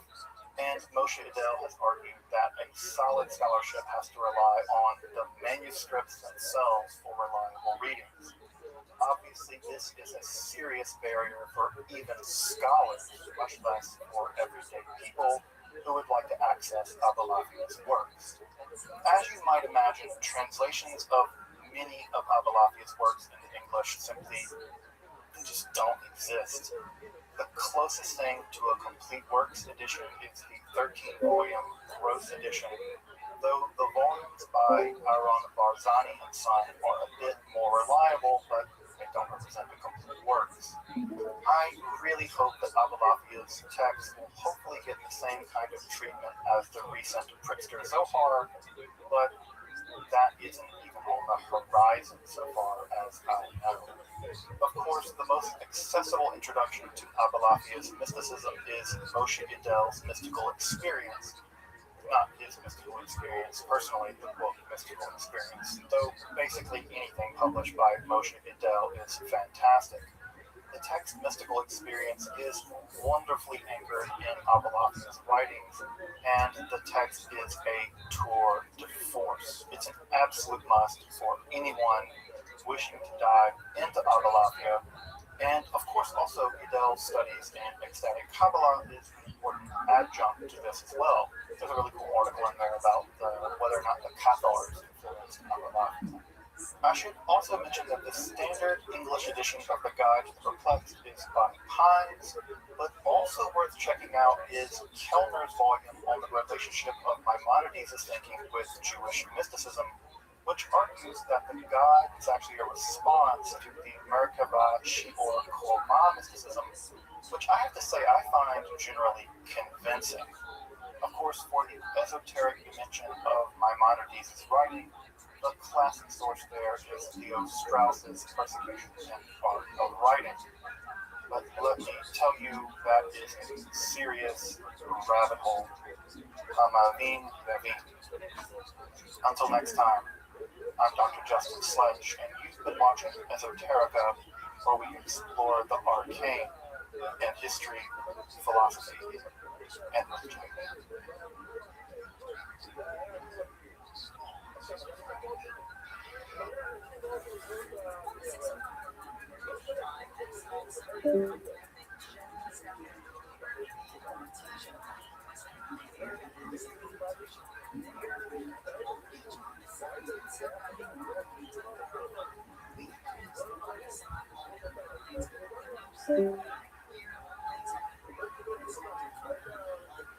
Astrology and monotheism have had a, let's call it, complicated relationship through the ages. At times an open conflict, then in others able to achieve something of a detente. Of the complicated reasons for this, one likely stands out. If fate or destiny are governed by forces other than God, what does this do exactly to the concept of God's sovereignty? Indeed, it can almost seem to make God's sovereignty, well, redundant. Thus, concepts like luck, fate, and destiny, they sit uneasily next to more orthodox theology. For instance, the Anglo-Saxon concept of fate, or weird, the wanderer states, weird is full arad. Fate is inescapable, resolute, steadfast. Even becomes our modern word for something uncanny or strange. Well, weird. Weird becomes weird. In this episode of Esoterica, we, yes, we and not some strange royal academic we, we're going to discuss the role of astrology in early Judaism and Islam. that we, you ask? Well, this episode's special because I'm joined by Esme L.K. Partridge, who will be covering astrology in Islam, especially in the thought of Al-Kindi. You may remember Esme from my episode on the stellar rays, where I heaped praise on her commentary on just that text. Esme is an outstanding junior scholar, and I'm thrilled to have her here on Esoterica. You can learn more about Esme and connect with her in the description below. So I'll be handling astrology in early Judaism, roughly through the Talmudic period, and Esme is going to pick up with astrology in the Islamic world. Of course, this won't be an exhaustive history, but it will hopefully prove to be a solid introduction to the discussions surrounding astrology in early Judaism and roughly from the 8th to the 14th centuries in the Islamic world. If you're interested in magic, hermetic philosophy, or mysticism, make sure to subscribe here to Esoterica. Also, if you want to support my work of making accessible, scholarly, and free videos on topics in esotericism, please consider supporting me on Patreon or with a one-time donation. Your support makes Esoterica possible, and I really deeply appreciate it. Thank you. So, I'm Dr. Justin Sledge, and welcome to Esoterica, where we explore the arcane in history, philosophy, and religion.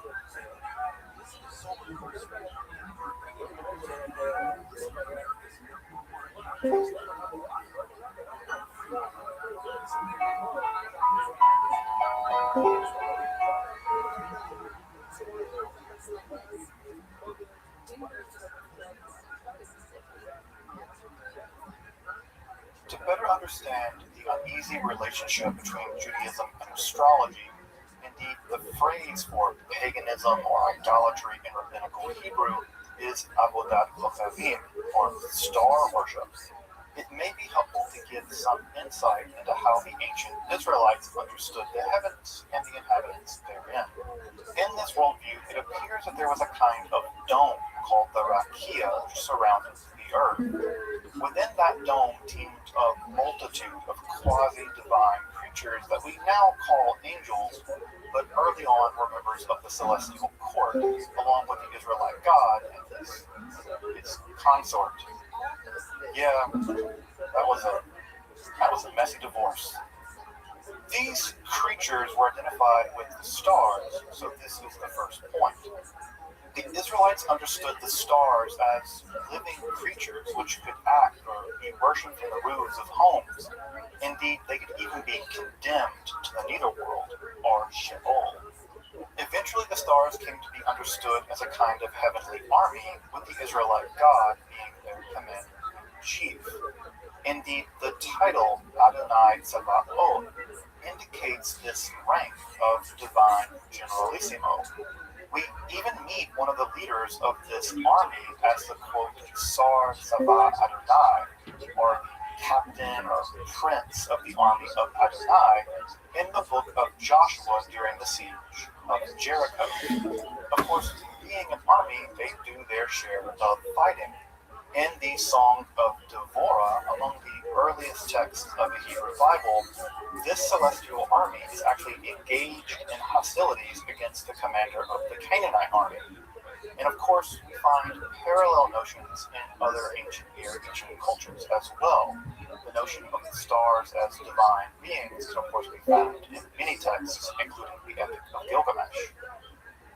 We only learn a bit about specific celestial bodies in the Hebrew Bible.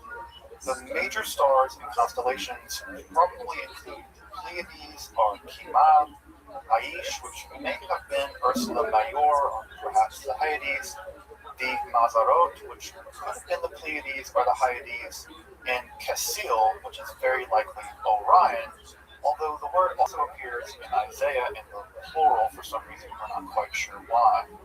Also wondering if the Kessel Run, the one that we've done in less than 12 parsecs, might be related to this Hebrew term for Orion.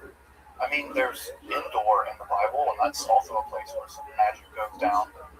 Oh yeah, I should also mention, if you're interested in magic in Israelite society, you want to check out the card above. It's a whole episode about just that topic. Also, remember the word Mazarot. This may be a generic word for constellations in the Hebrew Bible, but it's primarily mentioned in the book of Job. That word's going to matter a lot more in just a bit. Just to be clear, these identifications are not quite, well, they're not certain, but there's something worth noticing about all of these stars or these star clusters. They're all typically associated with winter, and they occur in a relatively small area of the night sky. Typically, they're also mentioned in the context of rain as well, which makes sense given that the winter is the rainy season in Canaan, or Israel. Indeed, that these stars are so important in the Hebrew Bible, they're the primary ones that get mentioned, and given the fact that they all seem to do with rain, may have something to do with fertility magic or weather magic more generally. Like in many ancient languages, there's no separate Hebrew word for planet. In ancient Hebrew, there are simply stars, or kochavim. In the ancient Greek world, there are also the stars that wander, hence our word for planet, from the Greek for to wander, planestai. And of course, there are the fixed stars, so to speak, the ones that don't wander around. Of the planets, we learn of Saturn, or Kiyun, a planet long associated with Judaism, here in a Hebrew version of its Assyrian name, Kevan. Venus is also known as the Meleket HaShemayim, Queen of the Heavens, and this is typically associated with the Canaanite god Astarte, or Ishtar in the wider ancient world. Perhaps the most famous star in the Hebrew Bible is mentioned at Isaiah 14:12, in a prophecy against the Babylonian crown, probably against Nebuchadnezzar, where that monarch is cast down from their position of power. There, the monarch is termed, quote, Halel ben Shachar, or Halel, the son of the dawn. This is a very complicated literary play between being both the one that shines and the one that's cast down into the pit of the either world. Of course, the reference here might be to the planet Venus, but when that word was translated to Latin as Lucifer, or light bearer, this entire section becomes taken by Christians to describe the fall of Satan following his disastrous heavenly rebellion.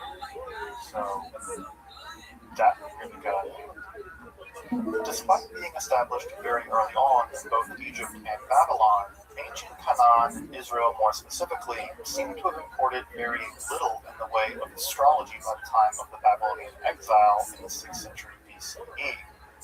Indeed, Israelite prophets typically mention stargazers, or Chovarei Shemayim, only in connection to Babylon or Chaldea, and mention is mostly made to mock them. Indeed, the prophet Jeremiah warns to, quote, not be terrified of the signs of the heaven, Motot Shemayim, as the other nations are. Of course, this is as much political as it is theological. Not that that distinction was really made in the ancient world or now. Despite this, astronomical knowledge would have had to have been important in order to settle complicated issues in the Jewish calendar. In fact, these issues proved amazingly difficult, leading to various kinds of factions to adopt rival calendars, like the solar calendar described in the Book of Enoch, and perhaps the one that was adopted by the sect at Qumran and represented in many of the Dead Sea Scrolls. Indeed, an early horoscope, or specifically a kind of astrological physiognomy, has been found in the Dead Sea Scrolls themselves, like Q186. If you're interested in these interesting calendar issues, astronomy, astrology, secret codes, and even buried treasure in the Dead Sea Scrolls, make sure to check out my episode on that topic in the card above. With the rise of the apocalyptic mode of Judaism in its vast literature, there would prove to be little room for predictive astrology. Indeed, apocalyptic Judaism was deeply deterministic, but only determined by the divine will. So we are pretty much unsurprised to see a systematic association of all forms of divination, including astrology, with the various fallen angels or the Watchers in the Book of Enoch. Now, this is all a bit ironic considering that the astronomical and calendrical sections of that very same book would have been impossible without sophisticated astrological knowledge of the ancient world. This might, however, represent an early attempt on the part of Jews to separate between predictive astrology and merely descriptive astronomy, although that idea is contentious. The Book of Jubilees also has Avram being called forth from his astrological observation to the worship of one singular God, thus putting these two things in a kind of juxtaposition. As Jewish mythology develops, however, Abraham actually becomes thought to have basically invented astrology, with all the wise men of the world coming to consult with him. Similar ideas also occur in the Talmud, and as Esme actually pointed out to me in a correspondence, they also occur in Quran Surah 6. More on this idea as we get later into the rabbinical period. This, of course, only reinforces the similar prohibitions on various, though not all, forms of divination in the Hebrew Bible. Again, it's worth driving home that the Hebrew Bible condemns certain forms of divination, apparently divination by cloud, by snake, among others. Astrology is never really mentioned, much less condemned as one of the forms of divination. Of course, other forms of divination, like divination by the Urim and Thummim, are, well, encouraged and allowed. During the same period as the rise of apocalyptic Judaism, the Sibylline oracles also seem to commend a Jewish rejection of astrology, and Philo of Alexandria also seems to see basically nothing other than folly in this practice, as we see in this text on the contemplative life. Though he does note that the 12 stones in the breastplate of the high priest represent the entire universe, so yeah, that's not the zodiac or anything. Though it is clear that Josephus sees in the heavens portents of the destruction of the temple. So again, we have Philo, the Sibylline oracles, and Josephus all taking rather different positions on how to interpret the sky, if we should at all. The New Testament's also surprisingly silent on the practice of astrology, though Jesus does mention in the Gospel of Luke that the apocalypse basically would be accompanied by, quote, signs in the sun, moon, and stars. And of course, no ancient reader of the Gospel of Matthew would have been surprised that Zoroastrian priests, or magi, followed a star to the infant Messiah. Here, the writer is likely polemicizing against the Jewish rejection of the messianic character of Jesus. While the Jewish establishment has rejected him, even non-Jewish wise men could recognize the truth literally written in the heavens.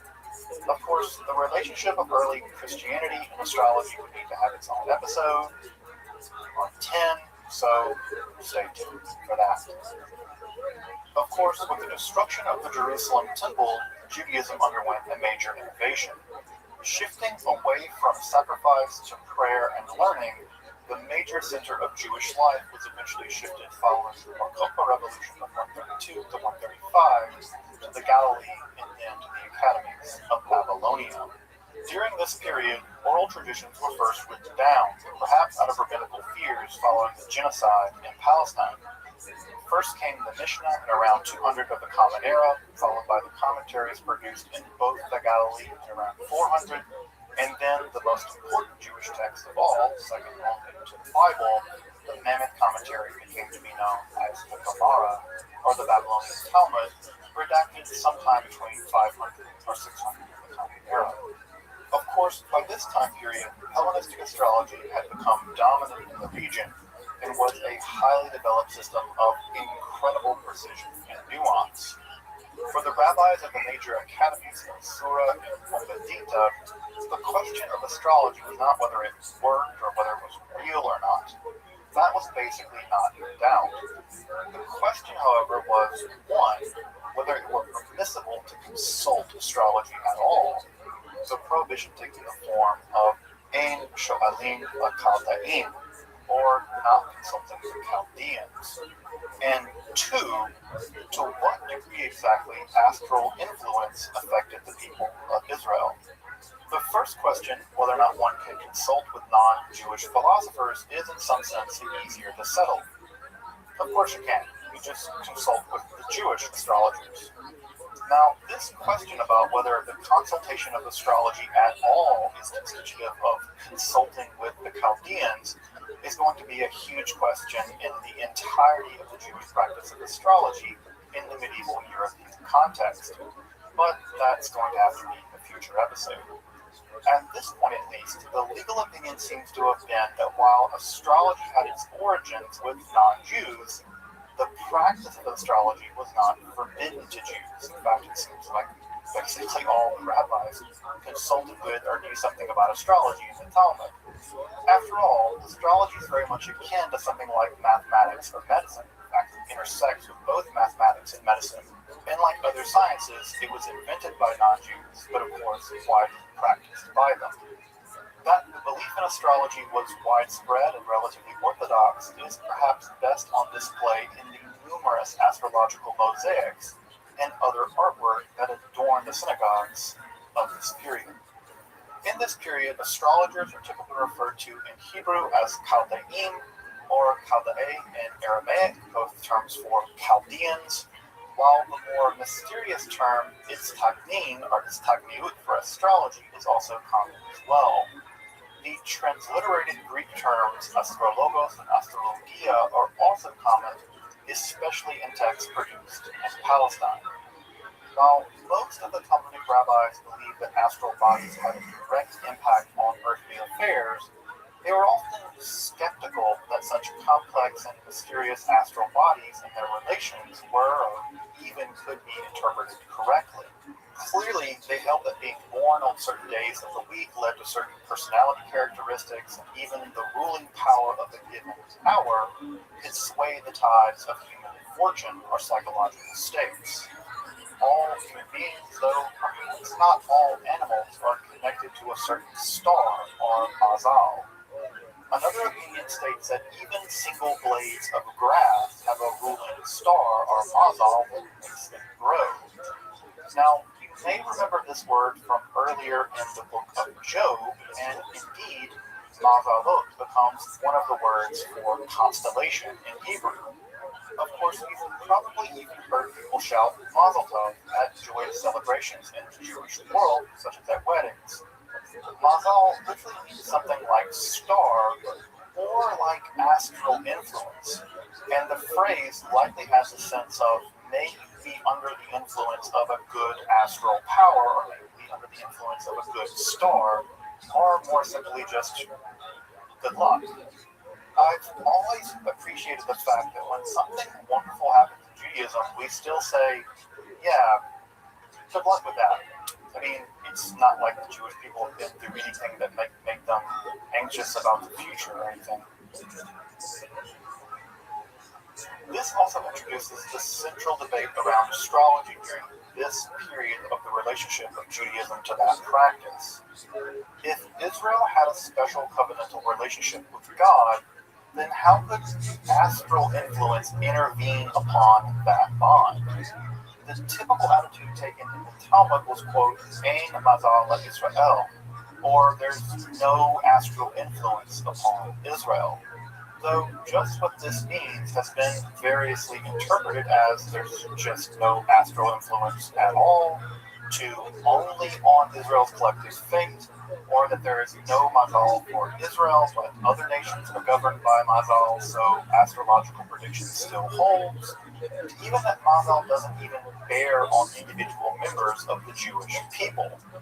Of course, other prominent rabbis held that the stars, well, basically determine things like wealth, profession, the amount of children one would have, various kinds of psychological traits, and various kinds of other conditions were basically fated by the mazalot. However, there does seem to be a pretty significant agreement on the idea that righteous deeds can undo even the power of the stars. Again, Ein mazal Yisrael here means something like, if you keep faith and you perform the Torah, the power of the mazalot can somehow be annulled. Clearly, by the period of the Talmud, astrology was a well-established form of knowledge and practice, though not without some degree of legal, practical, and theological controversy. The redaction of the Talmud in Babylon in the 6th or 7th centuries is almost directly in the time period of the conquest of that region by the armies of Islam in the 630s and the 640s of the Common Era. Just as Jewish astrology was basically an importation into Judaism, so too would Jewish attitudes about astrology be deeply affected by developments in Islamic philosophies in the centuries that followed. Of course, Jewish developments in astrology would continue from the Sefer Yetzirah, or the Book of Formation, composed in roughly this time period, to the philosophical and legal debates of the European Middle Ages, to the astrological magic of texts like the Sefer Raziel, though those are all topics for future episodes. While it is clear that Hellenistic astrology permeated Rabbinic Judaism, there can be no doubt that other traditions, Egyptian, Indian, and Mesopotamian astrology, all played a role as well. Of course, all of that would be taken up and largely synthesized in the Islamic world, and it's to that world that I want to turn to now. Again, I'm very happy to welcome Esme Partridge onto Esoterica to cover astrology in the Islamic world between the 8th and the 14th centuries. Astrology entered the medieval Islamic world through two main channels, either directly through Greek sources encountered during the Arabic translation movement, or through Persian culture, which was encountered during the conquests. Pre-Islamic Persia had an elaborate astrological system, which was itself a confluence of Hellenic and Vedic ideas, which were imported from India into Persia under the reign of Shapur I in the 3rd century. Here they were translated into Pahlavi, Middle Persian, and from there on played a significant part in Persian society, at least at an administrative level. It was this Persian synthesis of Greek and Vedic astrology that the early Muslims first encountered when they established settlements across the Middle East. Fascinatingly, the city of Baghdad in Iraq was actually founded on a date and time determined by a Persian Jewish astrologer. Of course, Baghdad was the center of much of early Muslim scholasticism, so even before we get into how they dialectically engaged with the art of astrology, we know that it quite literally laid the foundations for a lot of their intellectual work. A major concern of these early Muslim thinkers was how and to what extent could astrology be incorporated within the Islamic worldview. This involved not only a reconciliation of Ptolemaic technical astrology with Quranic cosmology, but also an assessment of the theological permissibility of practicing the science of the stars, known as Ilm al-Nujum. This is a term which initially applied to both astronomy and astrology. It was not until slightly later that debates dealing with the nuances between the two really took place. So, in the 9th century, the focus was more on how could the science of the stars, broadly conceived, be metaphysically compatible with Islamic monotheism. Al-Kindi was one of the first Islamic philosophers to work in the House of Wisdom in Baghdad. He wrote around 270 treatises, with quite a few of these addressing cosmological and astronomical topics. His systematization of astrology is rooted in an Aristotelian, although Neoplatonized Aristotelian cosmology, and this is a really interesting worldview which you find in Al-Farabi, Suhrawardi, among a myriad of other Islamic thinkers, and essentially comes from misreadings of Plato and Aristotle during the translation movement. So, in essence, what Al-Kindi obtained from these translations was a Neoplatonized Aristotelian cosmology, which might sound quite contradictory, but it actually makes perfect sense when astrology and other arts are applied to it. So, Al-Kindi based his theory of astrology particularly in Aristotelian concepts of causality, however he was also heavily inspired by notions found in the Quran itself. Of particular significance here is Surah Al-Rahman, which is a verse praising the creation of God and how perfectly balanced and ordered the universe is. There is a line in this verse which Al-Kindi draws on in his treatises on astrology. This verse is وَالنَّجَامُ وَالشَّجَارِ يَسْجُدَانِ, which means, and the stars and trees prostrate. The concept of the stars prostrating is often understood simply to mean that they bow down to God, submitting to the order of his creation. This interpretation would be justified by the fact that the Arabic verb yasjudan can denote both physically bowing down, but also obeying in a more conceptual sense. Al-Kindi raises this slight ambiguity here and points out that the cosmological implications of this can actually go much deeper. In his treatise on the proximate agent of generation and corruption, he invokes Aristotle's four causes to explain the meaning of the celestial bodies bowing down to God. He discusses Aristotle's concept of the agent cause, which is essentially the agent in any given operation which is subservient to the final cause and allows it to come about and to be actualized. Essentially, the agent cause is what bows down and submits to the objective of the final cause. Al-Kindi explains how an agent cause can be either remote or proximate. A remote agent cause is an agent which doesn't come into direct contact with its object, while a proximate agent is one which does, which essentially operates as a medium between the two. Now, this all sounds quite abstract, and if you're not familiar with Aristotle, it might not really make very much sense. But thankfully, Al-Kindi uses a really interesting analogy to explain how this works and what the dynamic of the proximate agent cause is. So he says that in the case of a shooter who is trying to strike a target with a bow and arrow, the shooter is a remote agent, because the shooter never comes into direct contact with the object that it's trying to shoot. This is why he employs a bow and arrow. But this bow and arrow is essentially the proximate agent cause, because it allows the shooter to come into contact with the object through this medium. So it essentially allows the shooter to meet its objective of shooting the object, but through a medium which comes into contact with that object, while the remote cause cannot, or the remote proximate agent rather. Al-Kindi goes on to apply this to the celestial bodies. Now, for Al-Kindi, God is absolutely one, which is what we find in the Islamic doctrine of Tawheed. Now, for Al-Kindi, as he explains in his treatise on first philosophy, if God is absolutely one, then God must have no generation and corruption, and this means that God cannot come into direct contact with that which is generating and corrupting, namely the physical world. This basically creates a sort of quasi-deist theology in which God can't actually come into contact with his creations. So, he needs to employ a proximate agent in order to do that, making him the remote cause. The celestial bodies take the form of this proximate agent cause, because the celestial bodies can in fact have contact with the material world. So the celestial bodies take on this role of the proximate agent, whereby they act as a kind of metaphysical middleman. This allows God's final causes to be acted out in the world, but through this proximate medium. The reason that the celestial bodies make for an ideal proximate medium is that they influence the way that the four elements affect Earth. So essentially what Al-Kindi argues is that the motions of the planets are responsible for the changes in vibrations and heat and light and all of these other forces which affect how material elements change and what forms they take on. In other words, the stars and the planets mediate the unity of God, Tawheed, with the multiplicity of creation, acting as a proximate agent that allows the divinity and transcendent unity of God, which is inherently atemporal and eternal, to come into contact through approximation with that which is contingent and material.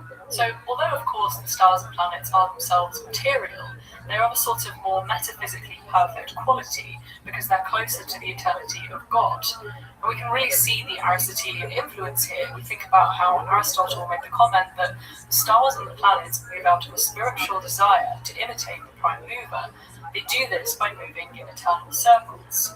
So you've got this idea that the celestial bodies moving in eternal circles are about as close as you can get to the perfection of God, whilst also being material. So again, we've got this idea that they conceptually mediate God and the world, being the proximate agent that allows one to exert force on the other. Al-Kindi suggests that we can prove that the celestial bodies are a proximate agent by looking at the sun. Al-Kindi says that the sun and its light are essentially the proximate agents for the sustenance of life on Earth. Now, of course, this life on Earth is willed by God, but it is through the light of the sun and what that provides us with, namely health, that we can actually go and survive, and that will can be actualized. So the sun, in a very practical sense, is that proximate agent for giving life, and of course the sun is a celestial body. Now, for Al-Kindi, the effects that the planets can give off onto humans is not just limited to heat and light. He comments that during the sun's rotation around the circle, an amount of heat, cold, moisture, and dryness appear in our bodies below them at every time. Now, this also applies to more subtle psychological qualities. He says that the Earth's inhabitants receive certain types of psychological traits, manners, and desires according to their general mixture of elements caused by the passing of the circle, the celestial sphere, and the individual mixture of each thing subject to generation and corruption. So what this means is that all the different planets essentially give off different metaphysical vibrations, or rays as he later goes on to call them, which affect the condition of the human body and affect the ways in which it generates and corrupts and the way that the four elements within it interact. This can all be traced to the planets, which essentially are what manipulate these elements in the first place. Now, this is compatible with the Islamic worldview theory because it doesn't undermine the creative power of God. It maintains that God is the source of all that occurs in this world. The celestial bodies are merely introduced as agents which fulfill or bow down to his orders, and this explains Surah Ar-Rahman according to Al-Kindi. The stars and planets are no more than proximate agent causes or instruments in the cosmic harmony set out by God. As Al-Kindi makes it very explicit on several occasions, they provide the order according to the Creator's will. We also find this belief held in early tafsir, that is, interpretation and commentary on the Quran. Commenting on the verses which mention the stars and planets, the 9th century Persian scholar Al-Tabari suggested that the heavens can be understood as instruments for God's control over creation. Al-Tabari explains this through using a really vivid metaphor of chords, which express the Arabic concept of asbab, meaning causality. Al-Tabari says that there are chords all around us which connect the heavens and the material world, and these chords, he writes, are finer than hair and stronger than iron, and they are everywhere, although they are invisible. So it would seem that here Al-Tabari is alluding to quite a similar concept to Al-Kindi's, namely that the celestial bodies are responsible for causing things on Earth through manipulating subtle vibrations of heat and light and other forms of energy which go on to affect the material constituency of all created things and therefore determine their nature. I think this idea of ropes is really interesting, this idea of ropes and cords, because you get this really vivid understanding of God's actions being directly tied to that of the world, but nonetheless through a medium which sort of links the two states of existence together, namely eternity of God and contingency and temporality of the world below. Now, in one of his more esoteric works, Al-Kindi takes this complex metaphysical system a step further. In his treatise, which is often known as On the Stellar Rays, which only ever survived in Latin, not in its original Arabic, Al-Kindi goes on to say that as human beings, we're fitra, that is, a divine spark within us. We can actually tap into these stellar rays, these vibrations coming from the stars and planets, and we can actually manipulate them as proximate agents to suit our own objectives. In explaining how human beings can effectively harness the stellar rays through drawing sigils, making incantations, and even performing animal sacrifices, Al-Kindi is basically elaborating on essentially a system of astral magic, in which human beings are, as I say, tapping into these celestial vibrations and using them to meet their own desires and needs. Now, this does not necessarily compromise with Islamic monotheism, because it still asserts that the origination of these celestial rays still comes from God's will. It's simply a matter of human beings activating their own divine consciousness and divine power, essentially, to use these rays to meet their own ends. That said, the text references to things like sigils, incantations, and sacrifices clearly has undertones of magical practice and what would often be known as idolatry or shirk in Islam. And for this reason, some critics have even argued that the text is actually forged and that it couldn't have possibly been written by Al-Kindi, because it seems to push the boundaries of orthodoxy in ways which Al-Kindi never really does before. So this is a really interesting criticism to consider. I mean, most scholars have decided that he did write it just because the style in which it is written is so distinctively Kindian. But that doesn't really explain how does this otherwise very orthodox Islamic philosopher and theologian come to this elaborate system of what's essentially astral magic. In any case, we know that Al-Kindi had some involvement with the practical art of astrology, because in his catalogue of works, we find a lost epistle addressed to his student Zana, titled On the Secrets of Astrology and How to Teach Principles of the Stars' Actions. It was around the time of Abu Ma'ashar that the distinction between astronomy and astrology began to crystallize. He sought to defend the latter art, claiming that predicting the future through the activities and measurements of the celestial bodies doesn't go against the Islamic credo, but actually complements it. He is inspired by the Quran and its several references to seeking knowledge. For example, Lord, increase my knowledge. There is also a well-known hadith of Anas ibn Malik, according to whom the Prophet said that seeking knowledge is incumbent upon every Muslim. According to Abu Ma'ashar, applying the technical science of astronomy to predicting future events through astrology is simply an extension of this knowledge. He says that the second science, astrology, is the fruit of the first science, astronomy. Because the wise man, if he knows the quality of the movements of the spheres and the planets and their quantity, the result is that he knows what the power of those movements show, and their states of the things in the world.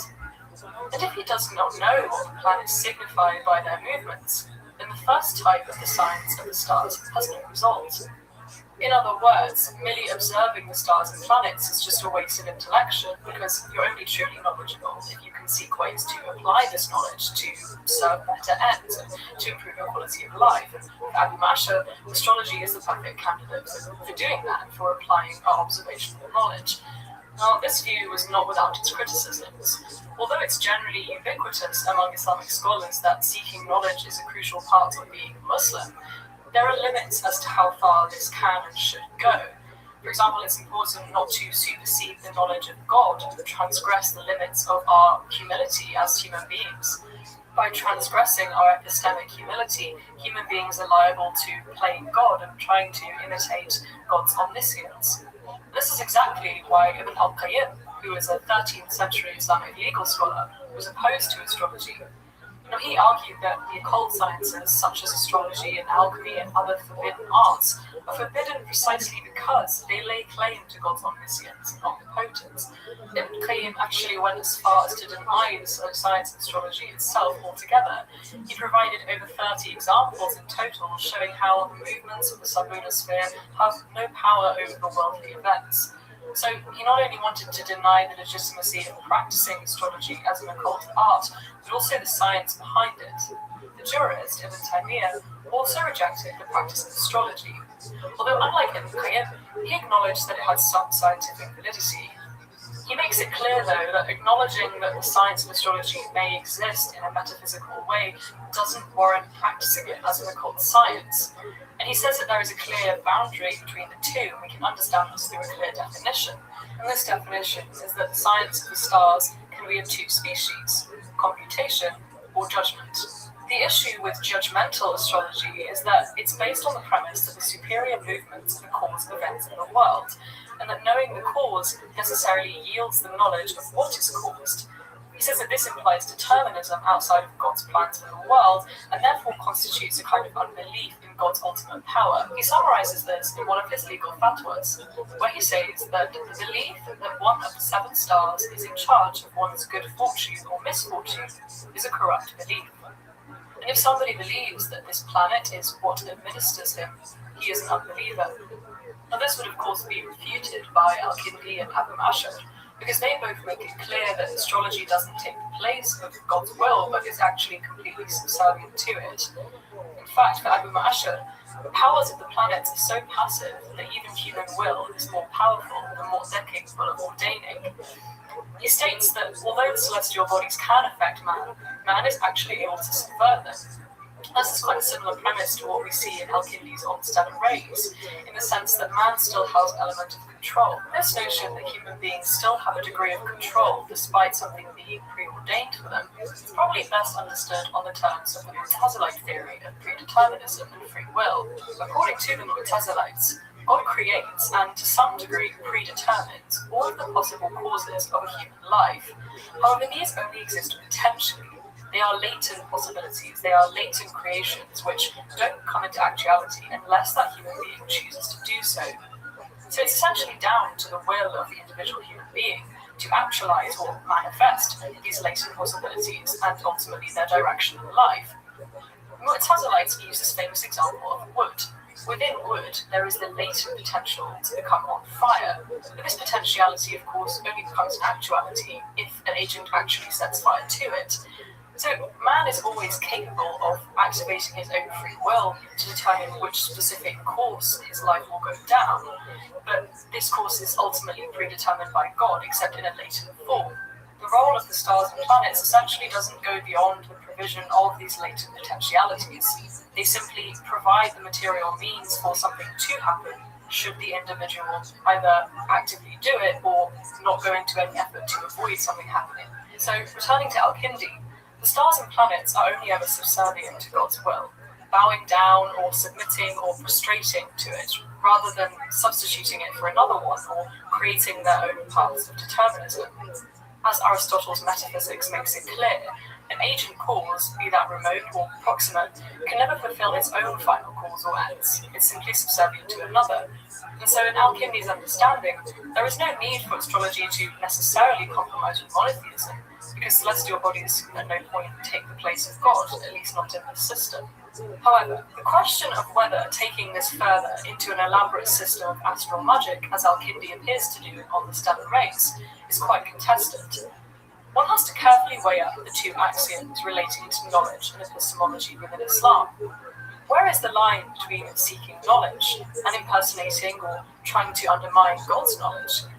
Does predictive astrology cross that line, or is it simply the fruit, as Abu Mashal says, of scientific astrology, which helps humans live better lives and ultimately be better Muslims?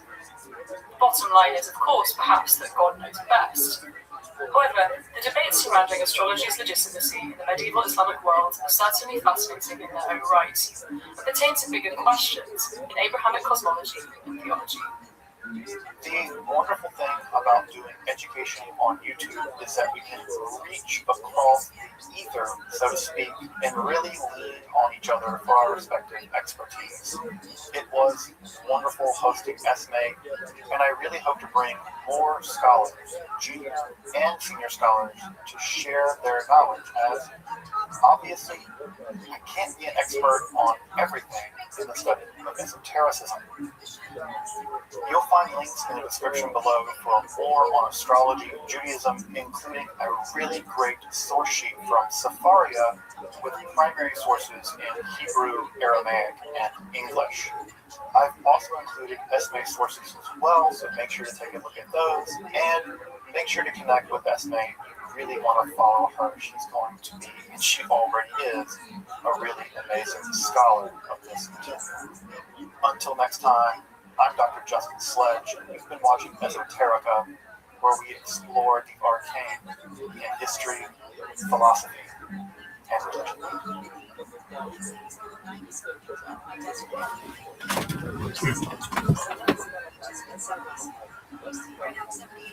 All right, folks. One. So 17 tomorrow. You're ready to go focus.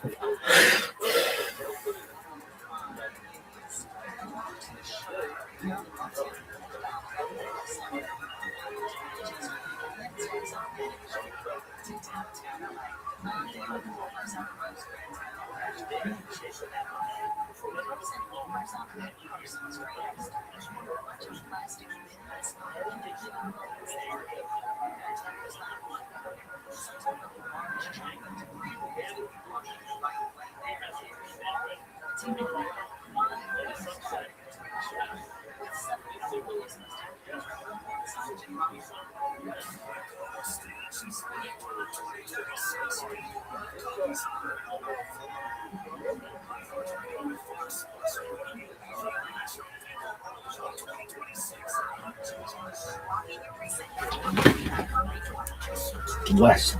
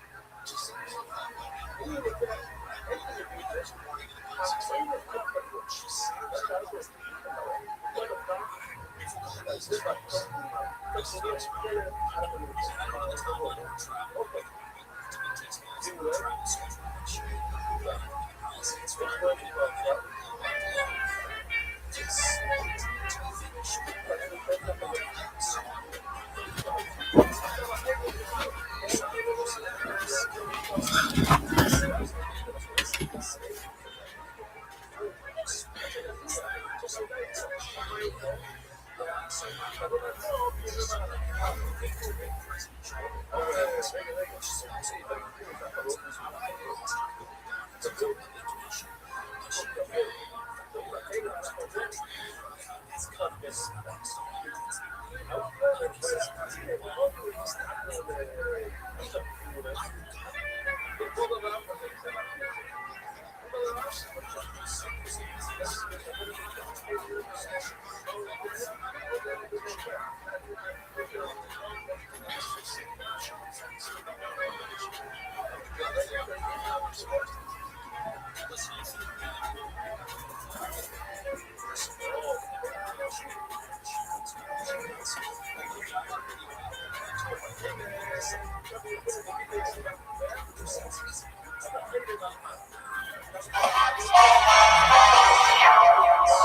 this is Redman coming to you alive from Betterbox Studios for a brand new episode of Kill Tony. Here's Tony Hinchcliffe. Hey, I'm right here. Hi, everybody. Good to be here. A social distance away. It's Redman, everybody. Exciting stuff. As you can already see, I do believe they can already see the band is here, ladies and gentlemen. The great Jeremiah Watkins, Jesse Jetski Johnson, and the great Joel Jimenez. What an exciting time. We are deep in quarantine. The band, obviously not characters tonight, just themselves. Some of the wackiest characters that there are. Anyway, life is good, business is booming. We are live out of Betterbox Studios here. The great Gino letting us camp out on a Monday. Beautiful studio, beautiful times. We love Betterbox. This episode's also brought to you by Damn Good Candle Company. Go to damngoodco.com, damngoodco.com. Get yourself a great smelling candle. Check out Speedweed, of course, for all your marijuana distribution needs in all the legal places. And shout out to Go Girl Energy Drink. Just one of the finest energy drinks there are, made for women, enjoyed by men all around the world. Hey, if you work for Go Girl, please get in touch with us because we have a super fan here that orders it every week, gets it shipped to him. Yeah. And he's a guy. And he's the man. That's Gino. And we are out of the amazing Betterbox Studios today. A lot of fun stuff we have planned for you, and I am excited about it. And in the meanwhile, I can make an announcement. Everyone that bought a ticket in Miami to Kill Tony, your ticket just got automatically transferred to July 31st and August 1st. These dates are getting rescheduled, people. So beautiful Miami, Florida. We're going to be one of those buffoons on the beach. Maybe not Red Band on the beach. He'll be at the hotel, but we are going to be in Miami July 31st and August 1st as of right now. And should we break some news? I didn't even tell you guys about this. You're about to watch everybody get some breaking news. Kill Tony Mania is coming back to San Francisco, and the road to Kill Tony Mania is coming back to Sacramento. If Civilization still exists in October, we will be there the 14th and 15th in Sacramento. The road to Kill Tony Mania, those shows were a blast. 2019, and San Francisco the 16th, 17th, and the 18th this year. 5 Kill Tony Manias out of San Francisco. 1 show on the Sunday, 2 on Friday, 2 on Saturday. What are you guys laughing about over there? Why?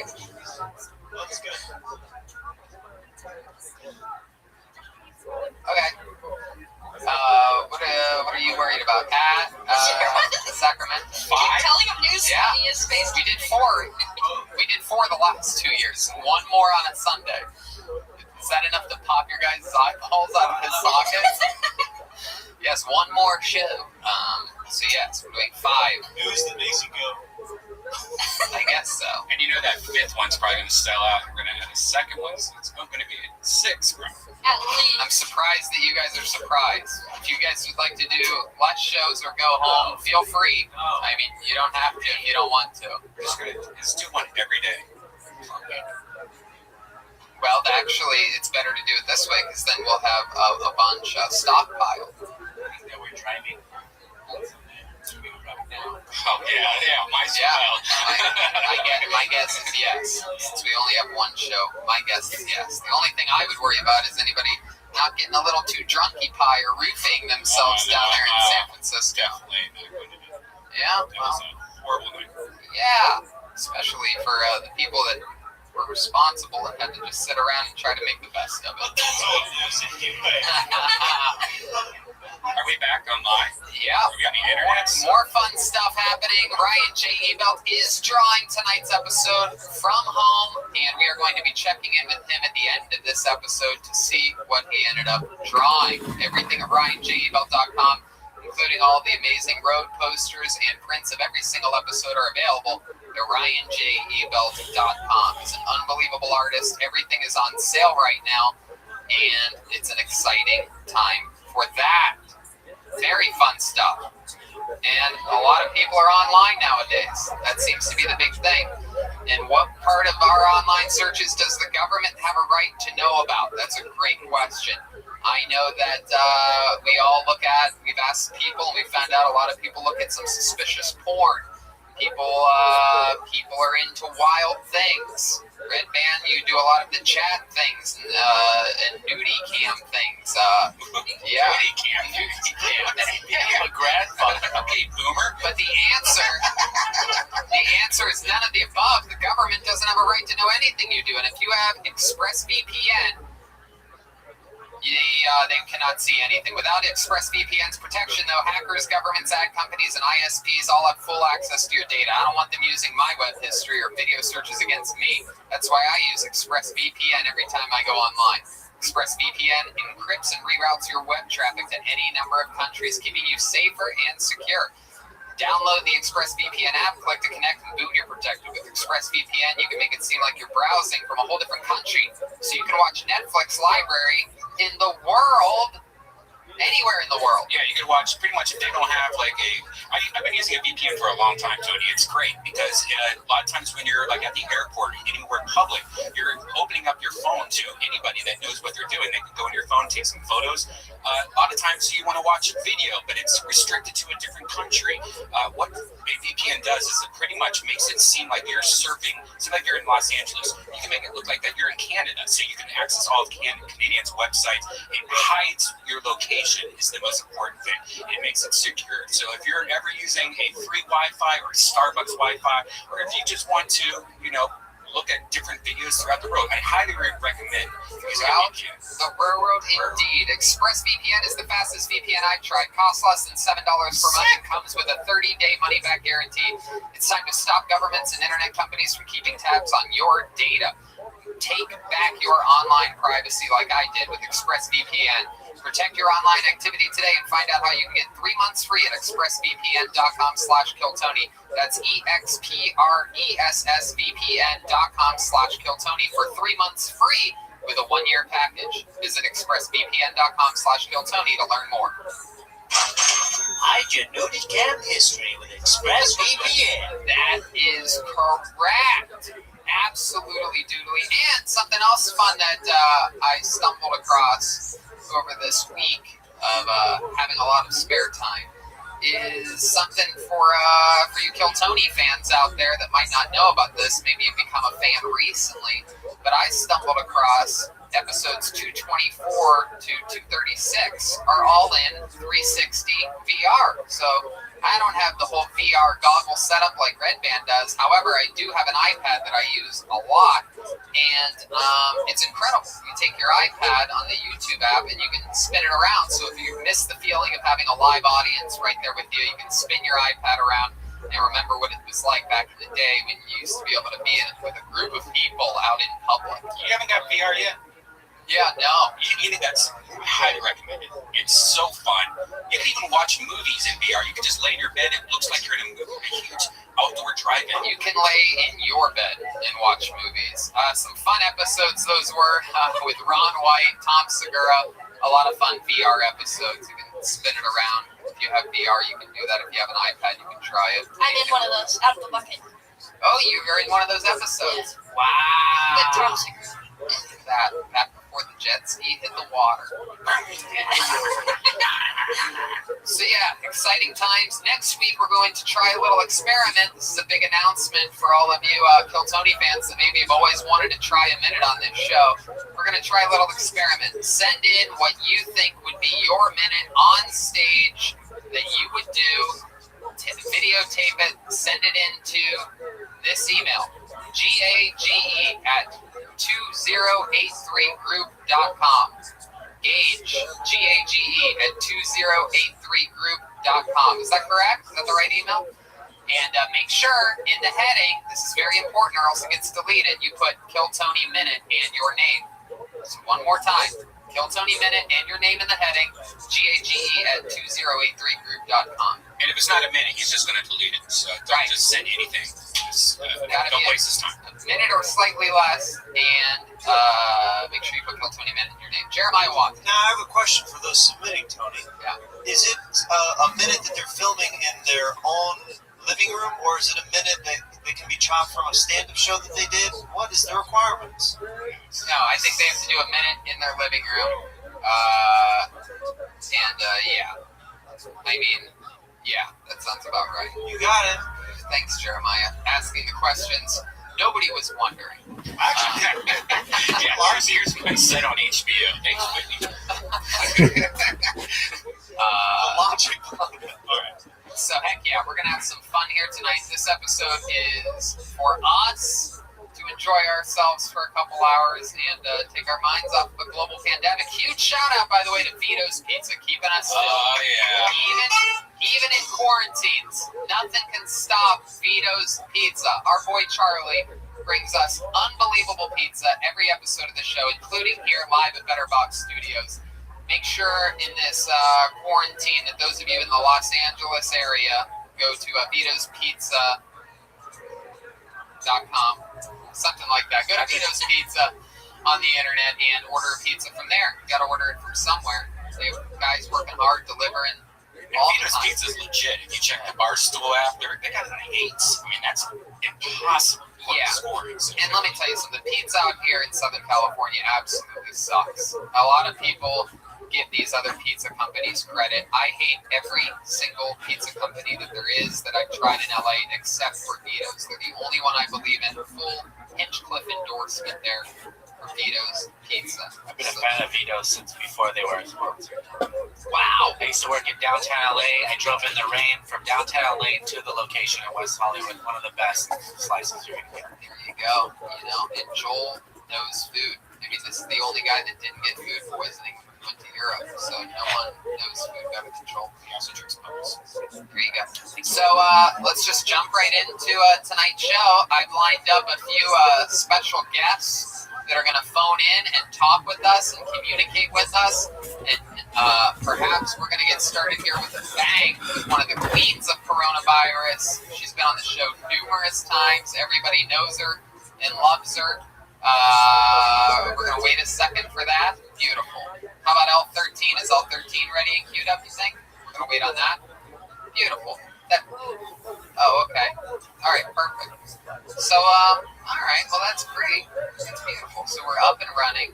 Oh, great. I just remembered that I had one more announcement that I missed. So that's actually perfect. We do have 2 episodes of the normal show from Ventura that we have stockpiled. One's coming out tomorrow, and we're going to sort of lag on the release of that other one. Just so we can sort of space it out. We don't want you guys doing all your fucking We're going to have fresh stuff.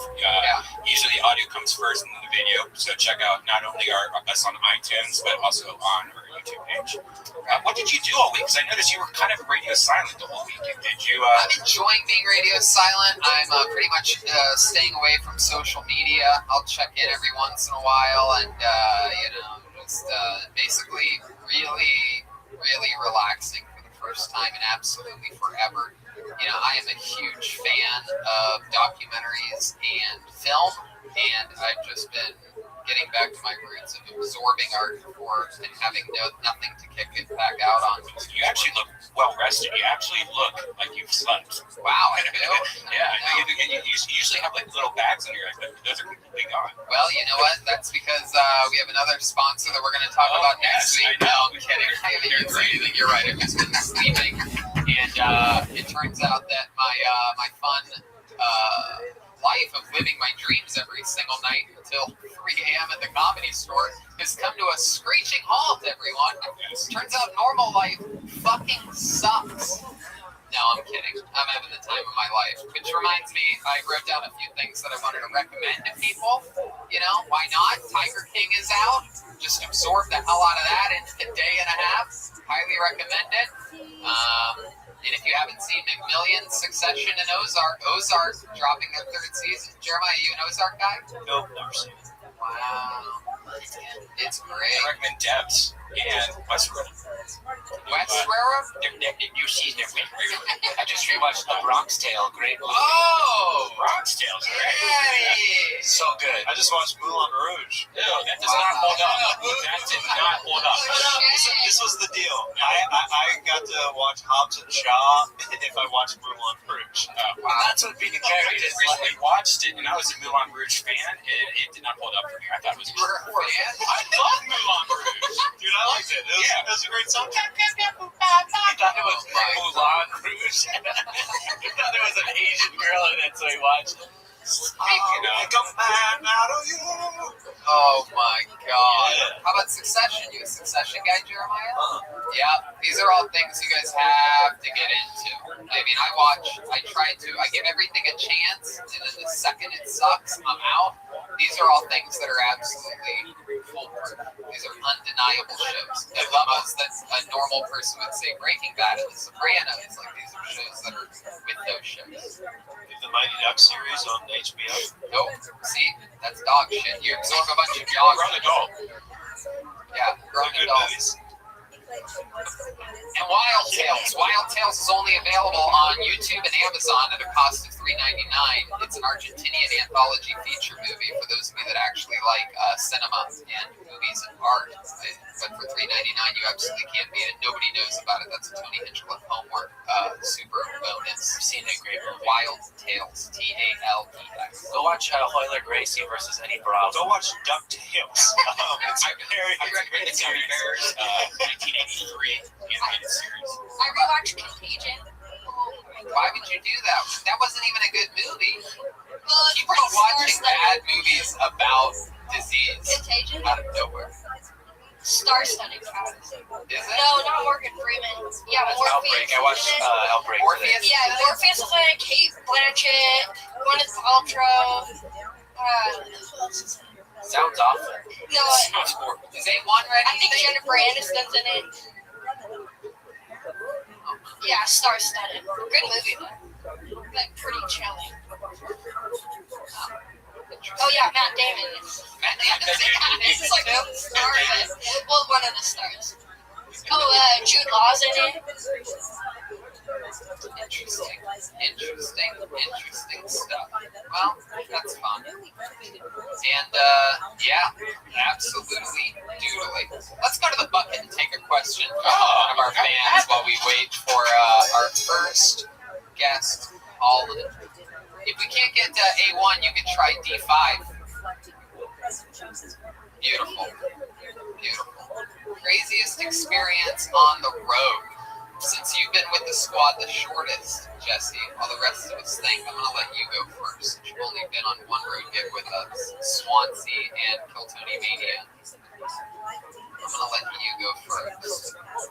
Well, I feel like I know the answer, right? with Kiltony Mania. Oh, no. Swansea? I mean, that's one of my craziest experiences on the road. The limo and the lobster. It was just like, we might as well have been wearing monocles the entire time. And a free hot chalky. Free hot chocolate. We talked about it, that we took a limousine through the McDonald's drive-thru. Yeah, I think I may have mentioned that last week. The limo was so long, the driver couldn't hear what Tony was saying. He had to keep going, what? I can't hear you. So the limo was so long. Yeah. They just closed all the McDonald's in the UK. Yikes. Isn't that crazy? London Bridge is falling down. They're calling the UK. Ugh. Brian, we went to McDonald's in Australia together, right? Were you there? Yeah. Hey, look at this, ladies and gentlemen. Michael Blair is joining us live. Michael, can you hear us all right? Sound for Michael? You guys have it? Is it fun? So we get it in the speaker? Hold on, Michael. We're trying to get sound for you. Everything's good. How about now? Can you talk now, Michael? No, now you're calling. What's up, Michael? We got you, buddy. Looking good. Oh my God! God keeps kicking me in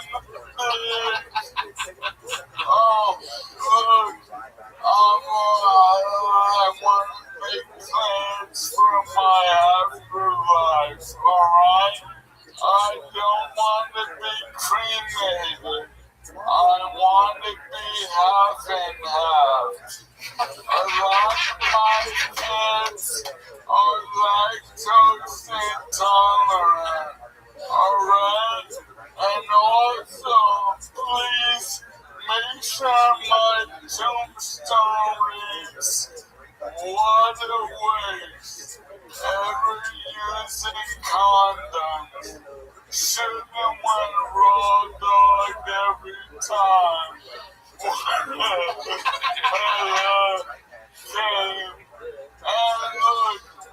make sure all my organs are donated to science.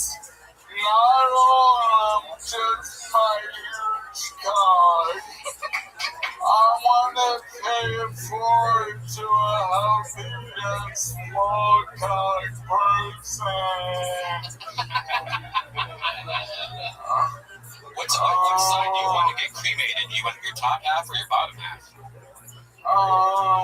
Top half, let the third leg swing, baby. Hell yeah, absolutely. Michael Lair coming in guns a-blazing.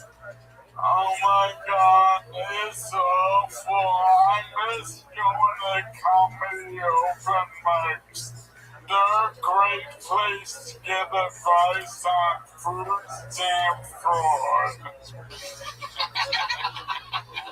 Look, my social security barely covers my needs, so I'm gonna start drug running.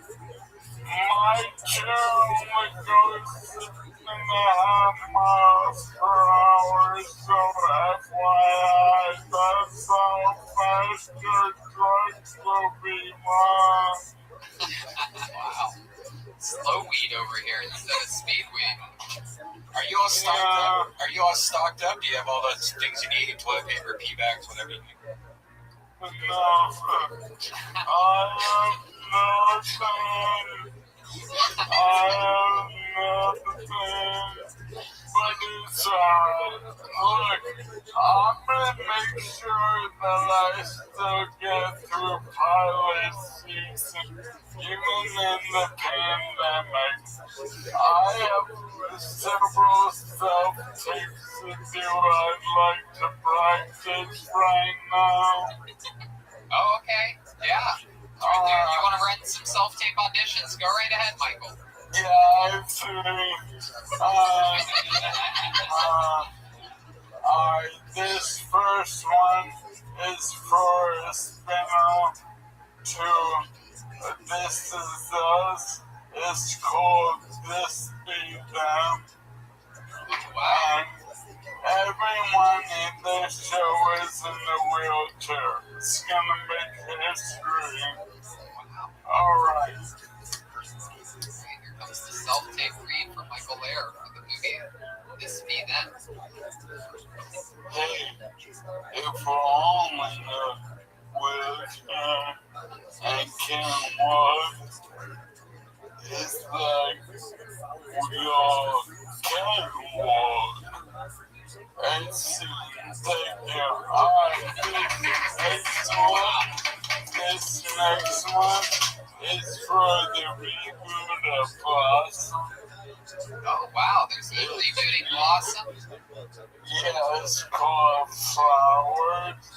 Oh, okay. What role are you reading for in this, Michael?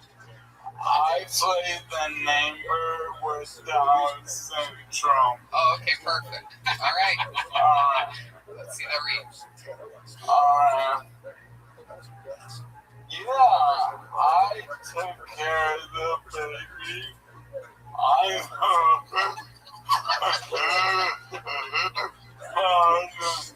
take care of babies. I want to thank you.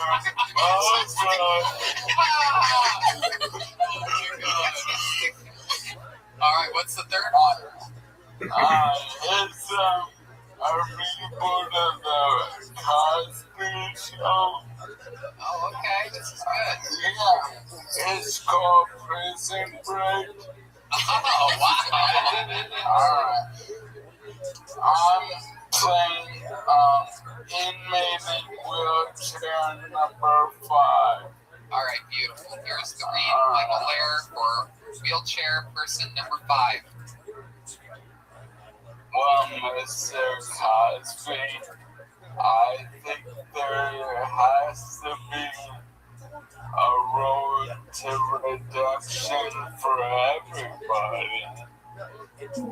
Man, I'm feeling sleepy.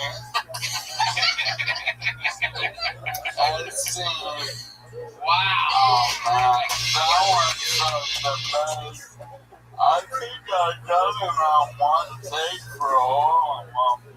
Wow. I would book you for all 3 of those roles, and no one knows roles more than a man in a wheelchair. I agree. Michael, I fucking love you. You holding up all right through all this? Yeah, I like it because I've been living the plague life for recent years, so this is normal. Yeah, and especially since the weather's been so bad in Southern California, I haven't even noticed there's a plague yet.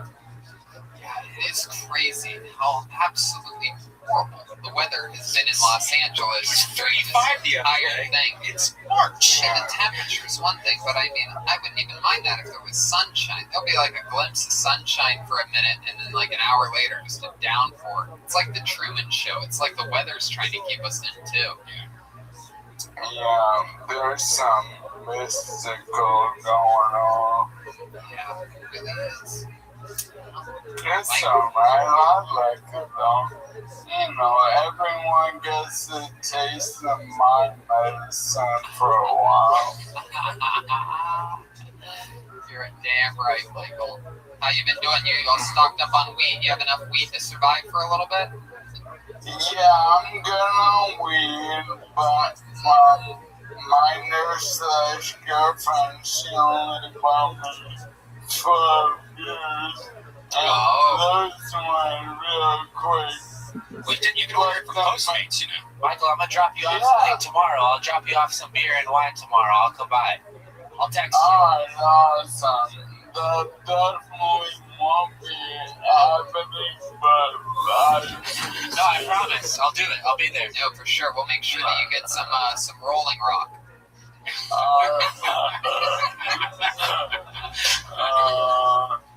I could use some Clyde deals, like for the Budweiser. What? He's talking about the Budweiser Clydesdale there, of course. Oh, yeah, exactly. You know, 12 packs of Corona are 11 cents right now, so they're not doing too good. Bullshit, I went to the 7-Eleven, the Corona fucking Spritz seltzers, they're charging full price for that. I thought they would at least be a discounted price. Everything's regular price because there's nothing left. And people gotta get that money somehow. Well, grocery stores must be making a shitload of money. Michael, is there anything else we should know about until we see you again next week? I'm just happy to be a break from the comedy show because it's fun, but I think Sam Tripoli has been hazing me. Bro, how's he been hazing you? Well, he'll go, hey, come do a show. And I'm like, what day or time? And he'll be like, see you then. And then I go, no, Sam, I'm in a wheelchair. And I have to plan better. And he'll go, catch you later, Michael.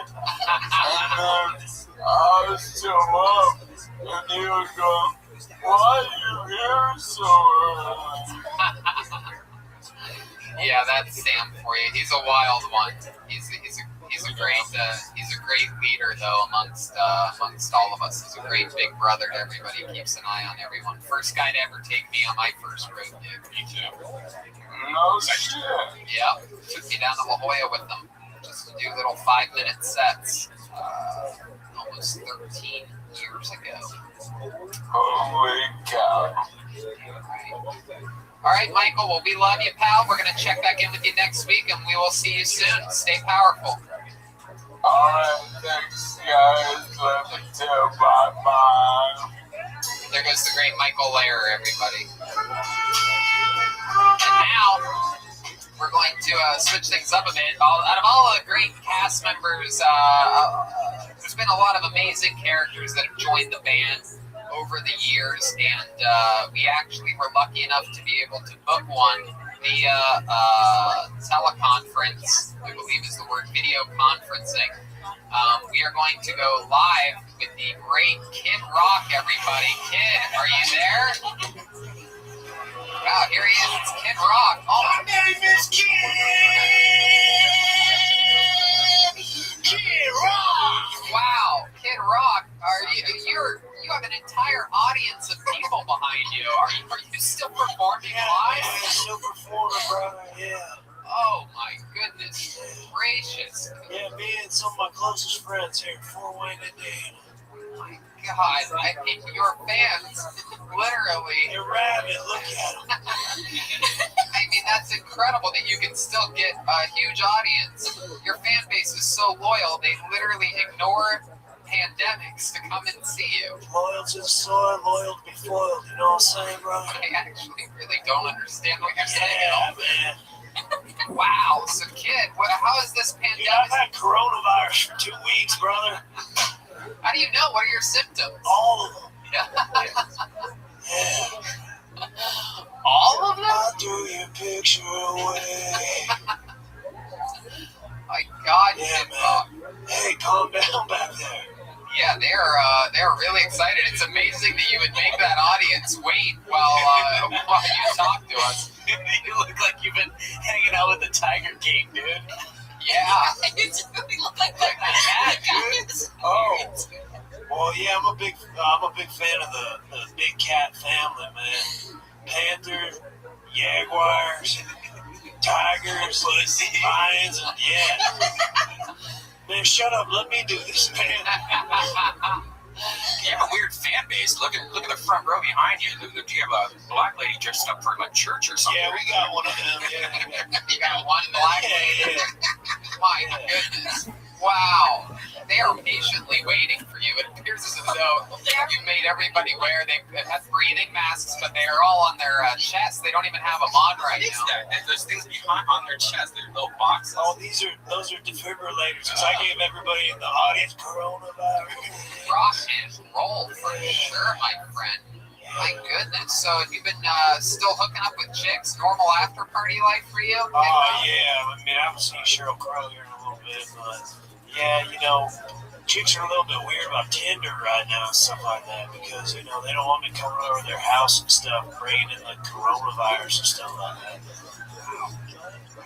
So, yeah, let's just say I'm hitting a little bit of a dry spell right now, Tony. Oh, well, you look better than ever for having coronavirus. I mean, I see your abs there. Wow, they just appeared. Once I said you look better than ever, magically the abs came out.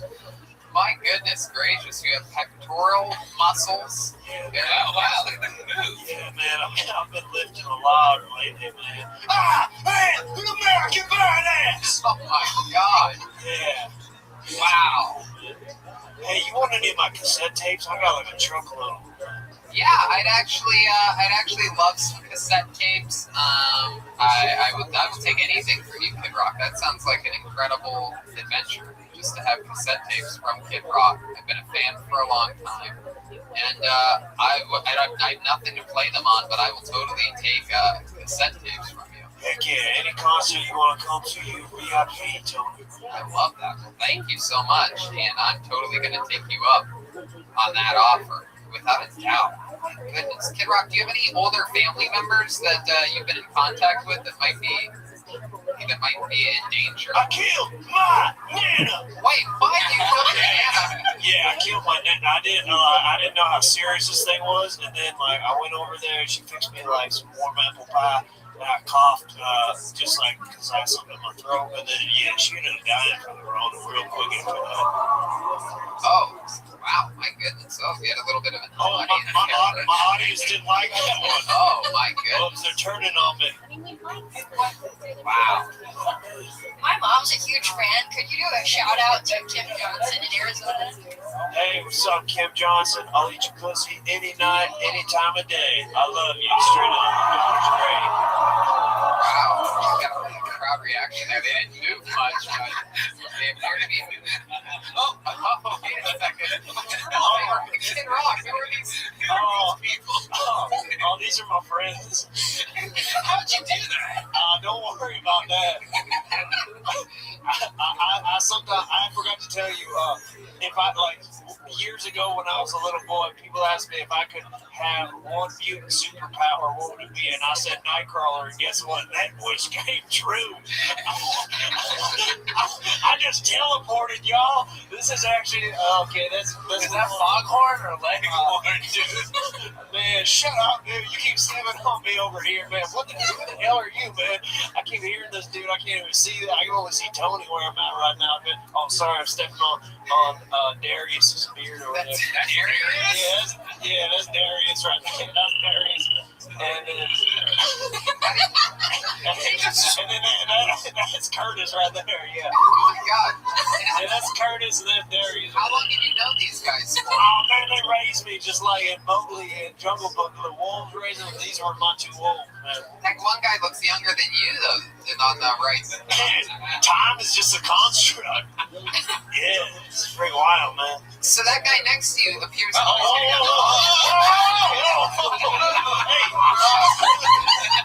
I don't know where the hell he took your hat. I just got way bigger.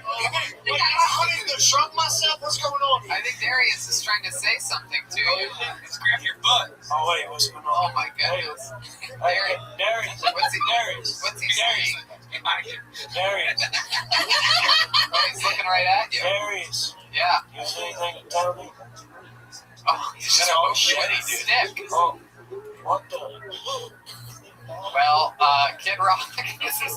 Oh, they're laughing at you. Oh no! Hey, who's laughing? I think they're able to hear this. Oh, wait, is this guy having sex with me? What's going on here? Oh man, get it out of there, man! Come on, Curtis. What are you doing, man? Get out of there! I'm just performing for a live concert. What are you doing, man? Oh, this party's out of control. Oh, it's wild, man. My God, you really are like the Tiger King after all that. My goodness. Well, Kid Rock, thanks for conferencing in. Always a pleasure. Nobody rocks harder than you, pal. You're a big part of the Kill Tony band. Having you on anytime is always a pleasure. It's a pleasure to be here. Thanks so much for having me on Kill Tony. God bless America. Wow. There he goes, the great Kid Rock, everybody. Representing America. Look at that. Incredible. Wow. This is Kill Tony under quarantine, completely breaking our normal format. This guy, wait, this guy's out of control. He's trying to, hey, what are you doing? William's dad Where'd looked like. Jeremiah go? There you go. Wow, incredible. Kid Rock. I mean, I bet not a lot of podcasts have Kid Rock showing up on them. I mean, that's just the type of exciting stuff that we have happening on this show. And yeah, I mean, wow. He looked like Courtney Love and Kurt Cobain combined. Yep, beautiful. L13's locked in. I want to wait to see if Jeremiah comes back before that. What? What joke? I never listened to you. What joke was it? Looks like Kurt Cobain. Oh, wow. I thought it was an original thought when I said That girl that was on stage then, she was like an older lady, but very interesting. Yeah. Beautiful stuff. Shout out to our friends who are helping us with this over here at Better Box Studios. The great Gage Tyrena and the unbelievable Macaulay Tolkien, everyone. That's what he's up to now. Follow them on social media. Gage Tijerina, GageTijerina, and at Strange Taste _. All one word, Strange Taste. Kid Rock. I just had some Doritos pizza. It was great. I love it. What happened? Jeremiah had a bite to eat. Kid Rock joined the show. We missed him. The legendary Kid Rock. Oh man, he's one of my favorites. But I'm glad that you're back because one of my favorites, another one of the regulars on this show, is here and is going to be video conferencing in. Ladies and gentlemen, I present to you the great David Lucas, everybody. Here he is, live in the flesh. Music's played for David Lucas. Hey, David. Still playing. All right, here he is. David Lucas. Hi, David. What's up? What up, dog? Are you still stuck in New York? Yeah, I'm currently quarantined in Tony's booty hole. Oh, are you starting with me already? David, don't look behind you. That's a tarantula on your head, dude. Hey, Joe Bird, shut your dead president looking ass up. Shut your fucking 99-cent store, Keenan Thompson fucking looking ass. My God. I think that tarantula bit you, bro. Your lips are swelling up as fast as can be. Look at those fucking things. That looks like. Tony, I can't see your face, but I know you got the bird flu. Yeah, the bird flu's going around. This guy thinks I'm a bird. Every week, like something. Bird flu versus burger flu. Tony got the peacock pox. Your lips look like absolute floaties. Those floaties that kids put on their arms to keep them from sinking in a pool.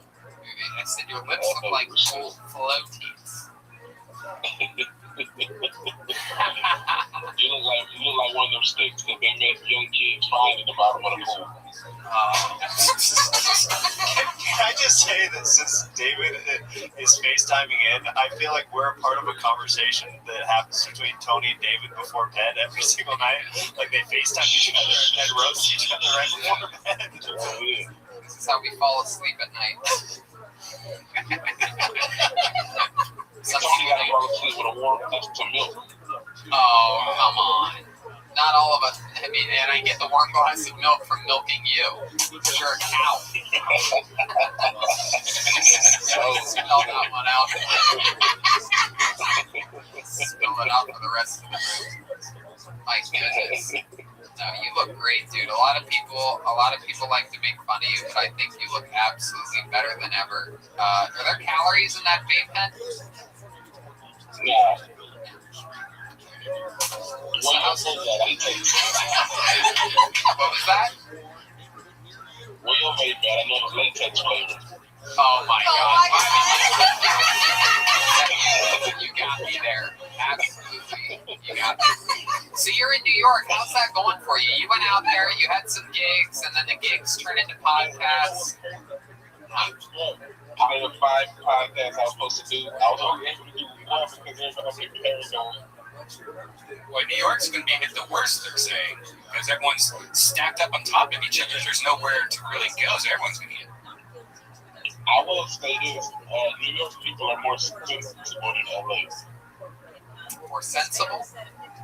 Yeah, like in LA, like people were like hoarding, and like in LA, people are like buying shit like they got secrets. Like there's actually stuff on the shelves.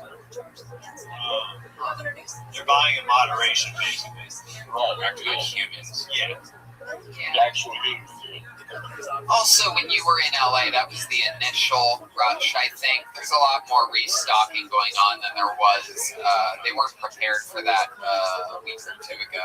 I've been going every day. The only thing that's you go every day. I live right next door to a grocery store. Why would you go every day? I live right next to a grocery store. I just want to see what they got. I live next to a grocery store too. Did you realize that that is the opposite of a quarantine? Yeah. But like there was certain it's gotten way worse. There's little things like Uncrustables. I've got Uncrustables the other day. But like there's no like noodles or rice or paper towels. We know who you're buying for. No noodles and rice. It's like, I go to the grocery store every day. No noodles, no rice, no bok choy. And I tell you to get the two things. Noodle and the rice food. Red Man got a freezer full of beer battered fish. I don't eat fish. You don't eat fish. I don't like fish, right? Unless it's sushi. It's got nutrients in it. That's why. Fish has vitamins and minerals. That nigga only wants fish if he's swimming around in back. I love it. So how's it? So you've only done one podcast. So where are you at? A hotel? What was that? You're at a hotel? He's got bad connection. Bad connection. What? No, you're okay. It's Red Band. Being Red Band. So how's this been going for you? You're just there with what? Your laptop and the regular cable television? I ate all my corn food. The first hour. Bro, I had fucking 2 weeks supply, nigga. That shit ain't even 4 days. That's why Red Band's going every day too. I leave it when I go to my mama's house, and then I'll be back in LA Friday. All right. So I'll be on Kill Tony Monday. Oh, beautiful.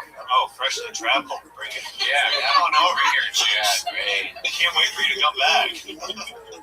Oh, God, I wish I could find my bags. I put that shit up there to do the podcast with. Did you get to have that date with the little white girl in the Empire State Building? Nah, so you look like I'm a taco truck, nigga. I don't know. I look at your hair and all of a sudden I want black licorice for some reason. It's because his hair kind of Hey, you like that. Oh, that's why. Okay. All right. Exciting time. David, anything else we should know about you before seeing you next week back here on Kill Tony? Tony, listen to your quarantine clock. I'm in the quarantine closet, David. Let me steal your punchline from you. I'm in the closet, David. I am a gay man in the closet. I'm gayer than the Tiger King. David, I heard you're Lizzo's little brother. What? What's up, man? Now, I'm going to tell you, what you started from? I have a bunch of stuff now. I literally live. What? Dildos and booty balls. Latex flavored vapes. I have candles that smell like men's mustaches. I have what else? What else is manly? Johnny got a booty cheek throat. A booty cheek throat? I have a booty cheek throat. Cheek throat. Shit, man. Oh, what's it called? Throat blanket? What's that shit called? Are you on Wi-Fi? Are you on cricket? Boost Mobile, where are you at? Those antennas on top of your head are not working at all, David. You look like Walk the Jewels. All right, there goes David Lucas. We'll drop that call with David. It's some music from the band.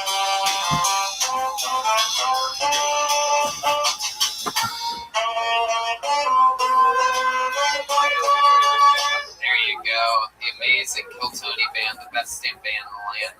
If you're in need of any musical wants or needs, make sure you go check out the Reagan and Watkins debut album. Reagan and Watkins, self-titled album. Huh? Congratulations to Pat. Oh, yeah. Baby. Yeah.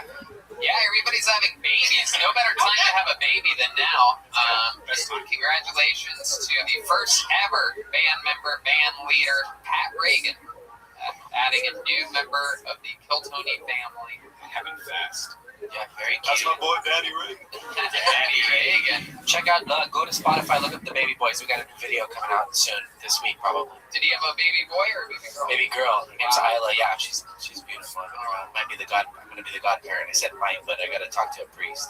You have to talk to a priest. Yeah, because I wasn't. Does the kid need an exorcism? No, I didn't. Adios, míos.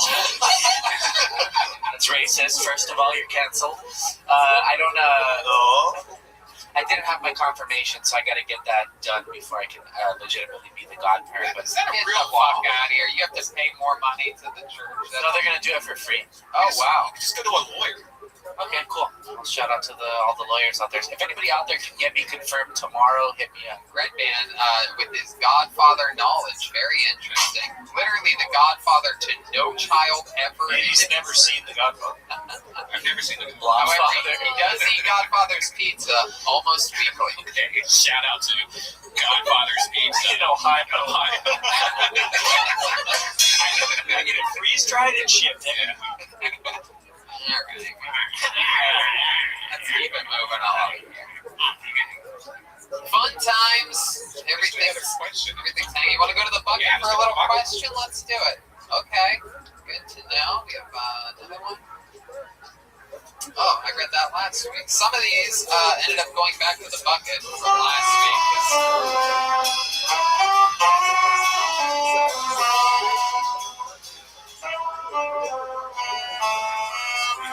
On Jupiter and Mars. Very good. So, okay, this is an interesting one. It's a long question, but let's keep it short. Favorite and least favorite character ideas you've ever had from your perspective, not from mine. I feel like the listeners know what mine are. Of course, the puppeteers, the insane people, the insane puppeteers. Really anything that's annoying. The gym rats, did you love that? The gym rats I love. The gym rats I love because I can tell you guys hated them so much. Yeah. Why did you look like koalas? Like, oh, that's right. It looks like he had teddy bear ears instead of like what you would think. Oh, you guys looked ridiculous. You guys looked adorably ridiculous. Little children. Do you have an answer? I'm thinking. I mean, we know what the favorites are. Those are all on the calendar. It just hit me right now that, like, you know, I know Jeremiah's worst one was when we did chefs. Because for some reason, not the celebrity chefs, we revisited that. First time we did chefs, Jeremiah decides he's going to be a Jamaican chef. And he just had the roughest time. But I think that was probably your least favorite. Yeah, I was asking you yours, so I can look up this. Oh, mine was, I don't know, man. Probably anything that's like two-dimensional, legitimately, like that doesn't have a point of view, where it looks really good. Like I was Blanca from Street Fighter, and it looked great, but it's like, what do you say after you just look great as Blanca? You have no perspective.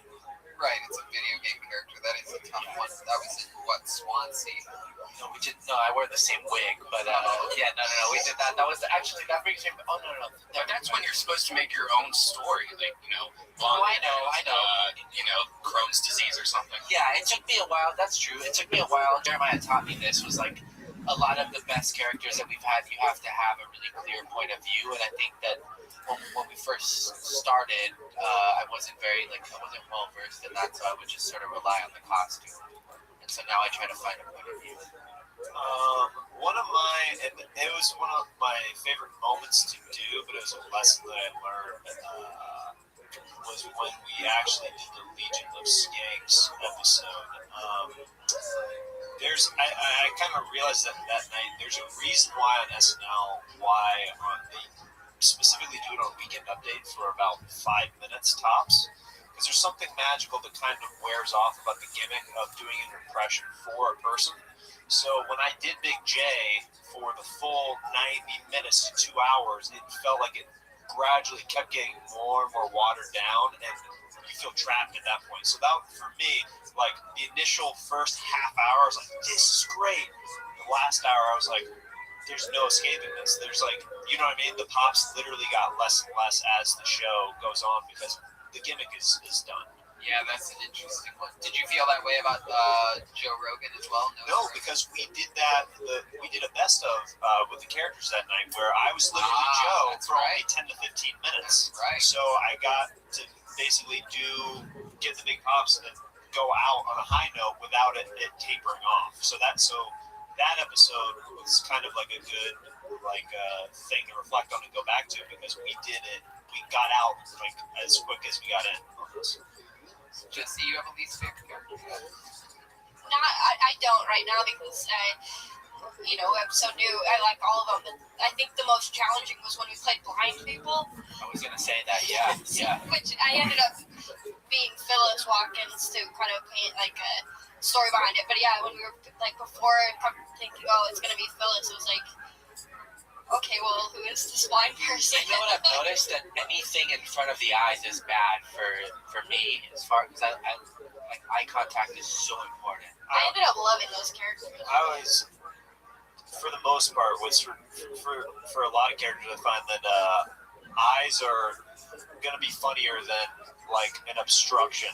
For the most part, there's always exceptions stuff if it goes really well with the character. Very fun stuff. We have, did you say B9's ready? B9? Beautiful. Very exciting stuff. Golden ticket winner from Phoenix, Arizona. Many-time appearances. Probably holds the record for most appearances by a golden ticket winner. All the way from beautiful Phoenix, Arizona, we have the great Tristan Bowling joining us, everyone. Here's some music for you, Tristan.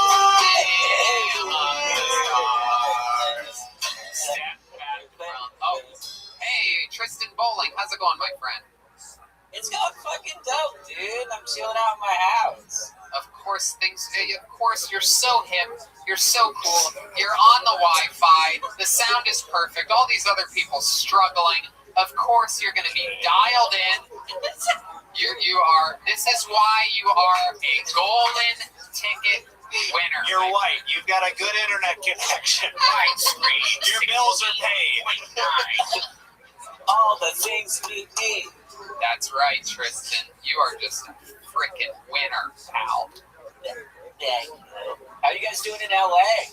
We're hanging in there. We're doing things like this to be able to survive, pass the time, enjoy ourselves a bit, doing something other than laying on our fat asses. Fuck yeah, dude. How about you? How's the quarantine going? You with moms and pops? Yeah, chilling at the house. I got grandma behind me. Get it? Oh my God. Hey, She's looking big, dude. Yeah. Grandma's got that Tony Hinchcliffe bone structure going on back there. Tony Hinchcliffe. Tony Hinchcliffe. Golden Tony. Wow.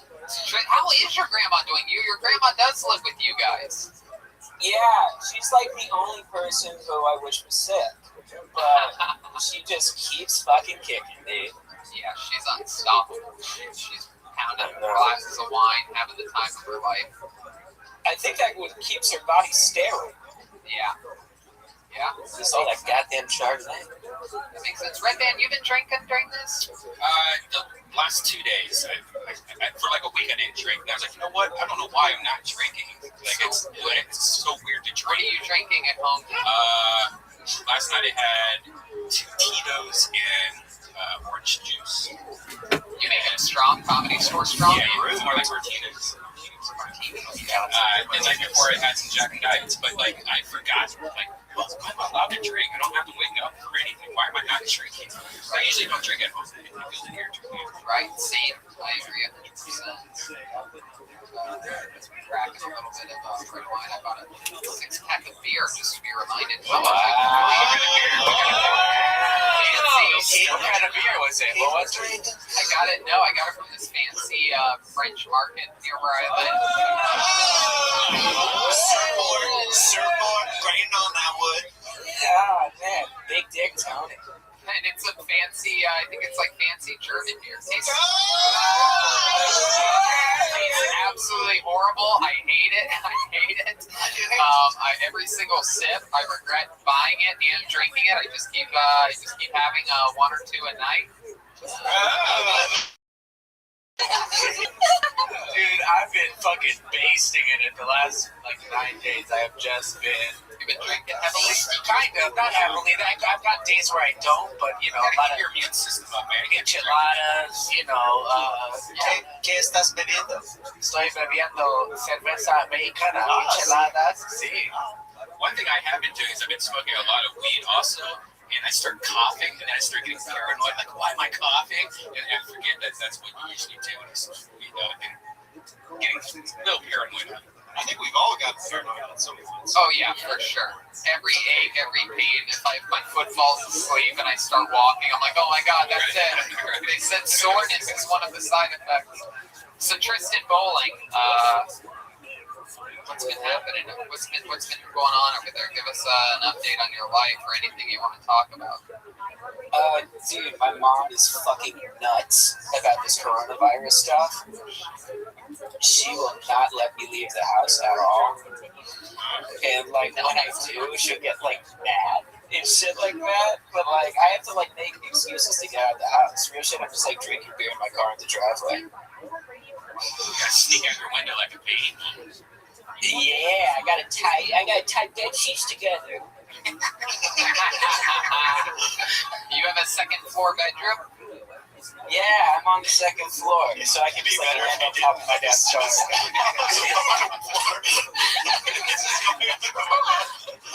I'm just scared of heights. Right. Heights are also scared of you, my friend.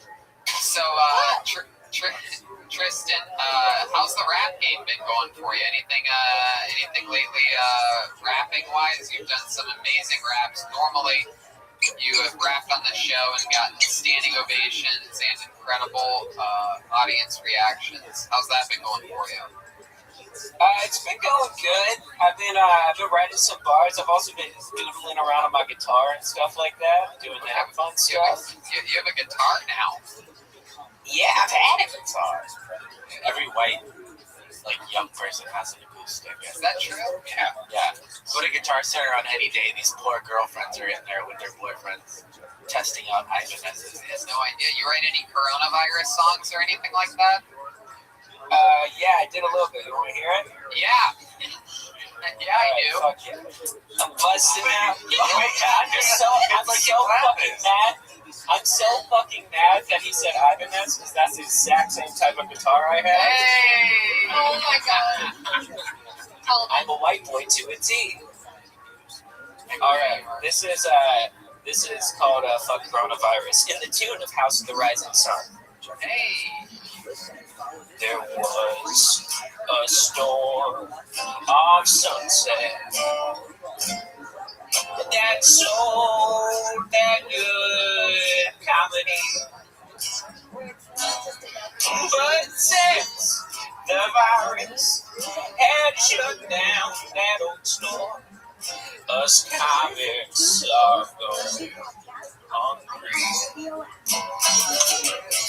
They shut down the open mics from West Coast to East. I'm sucking this for stage time. What sucks the most is this goddamn disease. And then it gets into a punk reprise. Hey, hey, hey.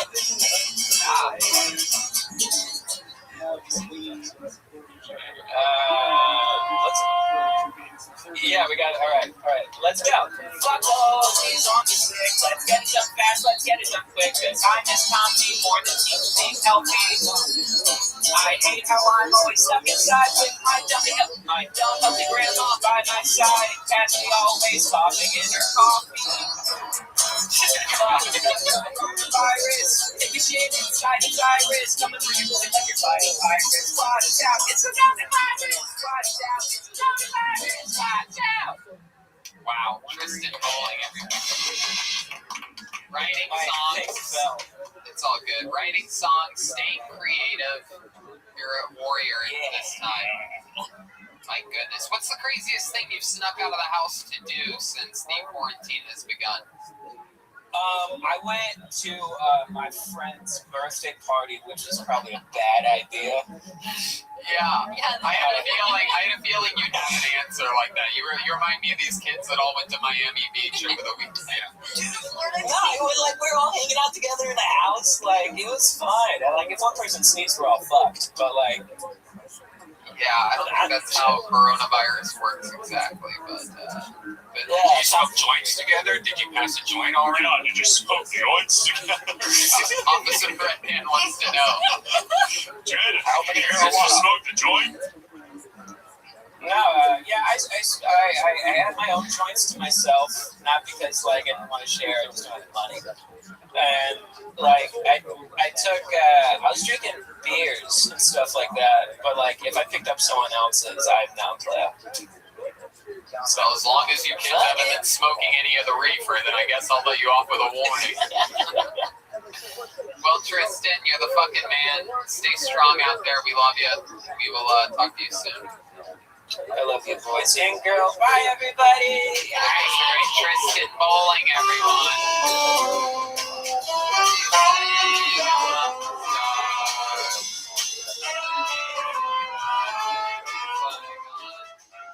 Jupiter in Mars. Hell yeah, that's fun. Tristan Bowling, golden ticket winner. Corona dinner. You just had Tristan open up for you a couple of shows, right? When you were last time you were in. Yeah, I had an amazing weekend of shows at the Tempe Improv. My God, was that fun. Tristan Bowling and Ali Makovsky, the Jewel Crew, Run the Jewels, the Vape Pen Army of me, Ali, and Tristan. All three of us jeweling like crazy in there. And yeah, unbelievable shows. He went out, got him guns ablaze, and local references galore. Ali Makovsky, who's just evolved into an absolute killer. No extra words on any of her acts. Smash, smash, smash. Thank you, good night. And then of course me. So yeah, so much fun. It's been crazy. This year has been just absolutely unbelievable. Not only performance-wise and stand-up-wise, but also with Kill Tony, two of our by far biggest shows, and sold out massive theaters. And my God, that Venus de Milo ended up being huge, and Swansea and Vancouver was 1,300 jam-packed. Yeah, so crazy time for all of this to hit, but who knows? It could be every single downtick always ends up turning into something monstrous. So I'm excited to see what the future holds. Excited. I mean, life goes on. The gigs keep coming. I mean, every day. You know, my amazing agents are rescheduling things and working on things, and everything's still in motion. You know, I feel really bad for agents right now. They pretty much just got tax season overnight. You know, I feel bad for Asians too, man. It's been a rough. I mean, I've been being racist towards Asians. Yikes. Hey, William, back me up on this. My goodness. You're calling for William?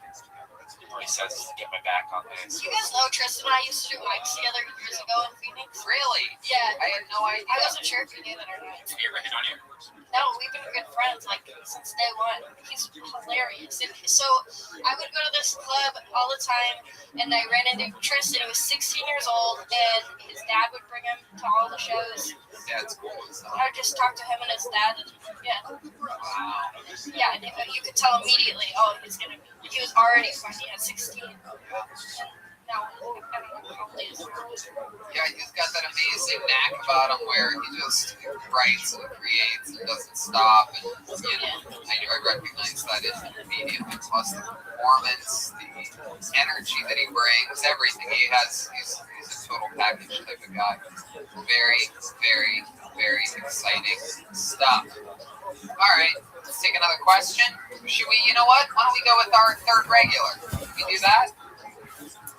Ladies and gentlemen, yeah, let's grab them. We have a third regular, everybody. Everybody knows him, loves him, a compelling character. We never know what is going to happen. Make some noise for the great William Montgomery, everyone. Here he is. You hear that music, you know it's on. Here he is, William Montgomery, everybody. The media made some noise when we got the coronavirus. Russia last night. made a horrible mistake in quarantine today. I watched Forrest Gump for the first time. That was a tearjerker. God, when Bubba dies, that scene in the jungle. I wish Axl Rose would marry Bella Thorne, so at least one rose would have a thorn. She made a horrible mistake in quarantine. Earlier today, I watched 101 Dalmatians for the first time. But I honestly think I'm sick. I am not feeling good. Oh my goodness. Not feeling good. How are y'all feeling? Are y'all feeling alright? William, how is this the craziest you've ever There's the cat. So hole in your shirt. First of all, unbelievable set. Unbelievable performance. I feel like that would have decimated in front of our usual live crowd at the Comedy Store. Gino, you're always at those shows. That was just that. He's giving it a thumbs up. What do you think, Gino? Everybody loved it. Charlie from Vito's Pizza loving it, cracking up. You had everybody up here Charlie laughing. from Vito's Pizza just vomited up his own pizza looking at him. And then, yes, indeed, I will now acknowledge that, William, you have never looked more insane.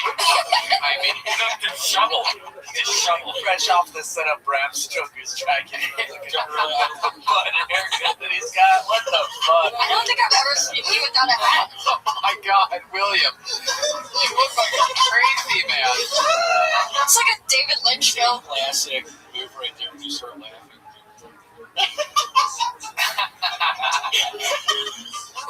Wow, William, I love this backdrop. This is what feeling people so are bad saying, right right? now. Just that black background.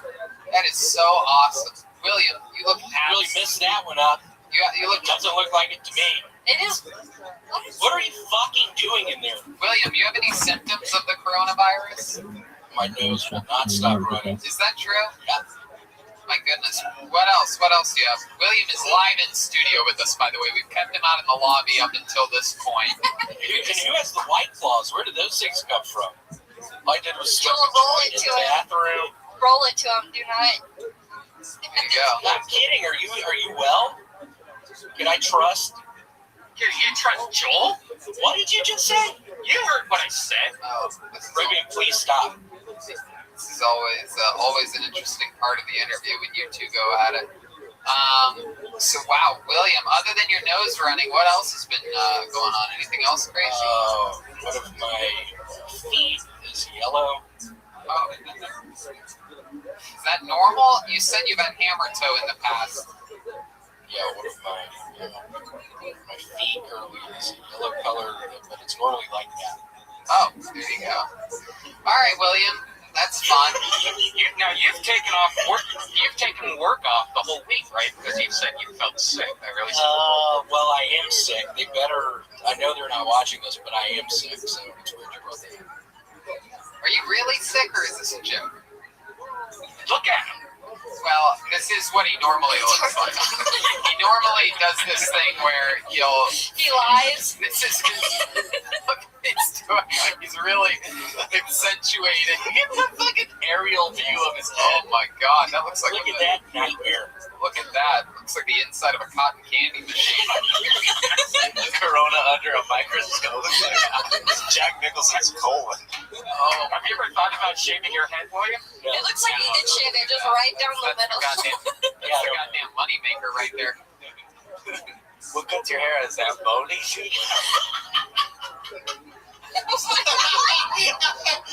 So let's have some fun here. William, you are performing in front of a green screen, and I told you earlier that we might use that for something, and we're going to. You have no idea what's about to appear in front of you or behind you, but we're going to run some things, and you just you react to it. Maybe keep the microphone in your hand, and you just react to whatever's going on around you and improvise. This will be a little improv game that you play, William. and you just roll with it. We're gonna see what happens here. You let us know what's going on as it's happening. Here, get back on the screen. Oh, well.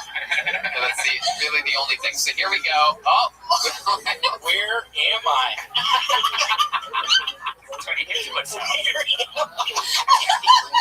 These hot dogs coming from? That is what my house looks like. There are just hot dogs.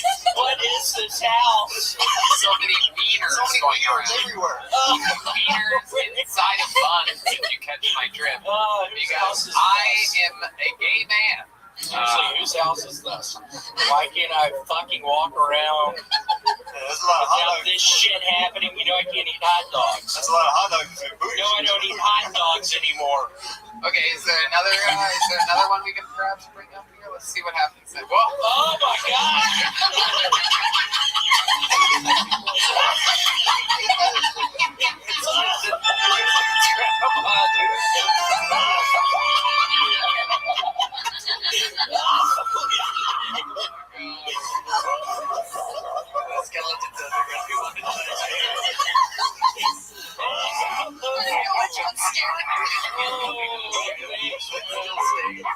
Skeletons like this guy looks like shit. William, do the same pose so we can see the before and after. I think William even has a real skeleton. Beats all that. All right, very good, William. How about is there anything else? What's next? What do we have next for William? Let's see what we have here. Perhaps. William, get in there.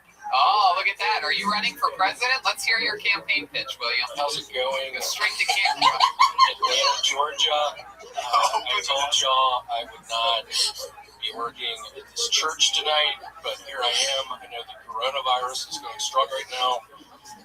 I wanted the premier white DJs for all black congregations. William, why do you hold the microphone so far over your entire face? Like you almost had it up to your eyeballs on that. What are you hiding? You don't want to see it. Y'all wouldn't have let me. Whoa! Oh my god! He's on burning the flag so I get a bucket of water. William, do you even feel any of that? Yeah, I am super hot right now. Literally. Oh! Wow. Looks like that coronavirus fever just got a little bit hotter. Oh, it's okay, the ambulance is on.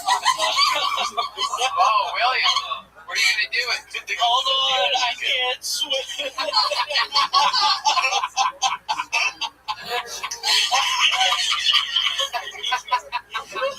Am I swimming by right now?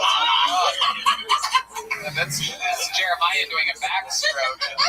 Oh shit, we know those guys. Ralph? Is that Darius? Wait, Darius and Curtis. Do you know these guys, William? Man, what's going on? Oh. Wow. This is a hard one. I can't figure this one out. Uh-oh. It's showing you his stick. My goodness. Wow. William, do you know these guys? I don't. Is there anything else that we have out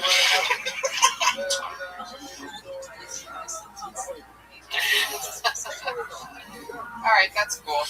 William, what are your plans? It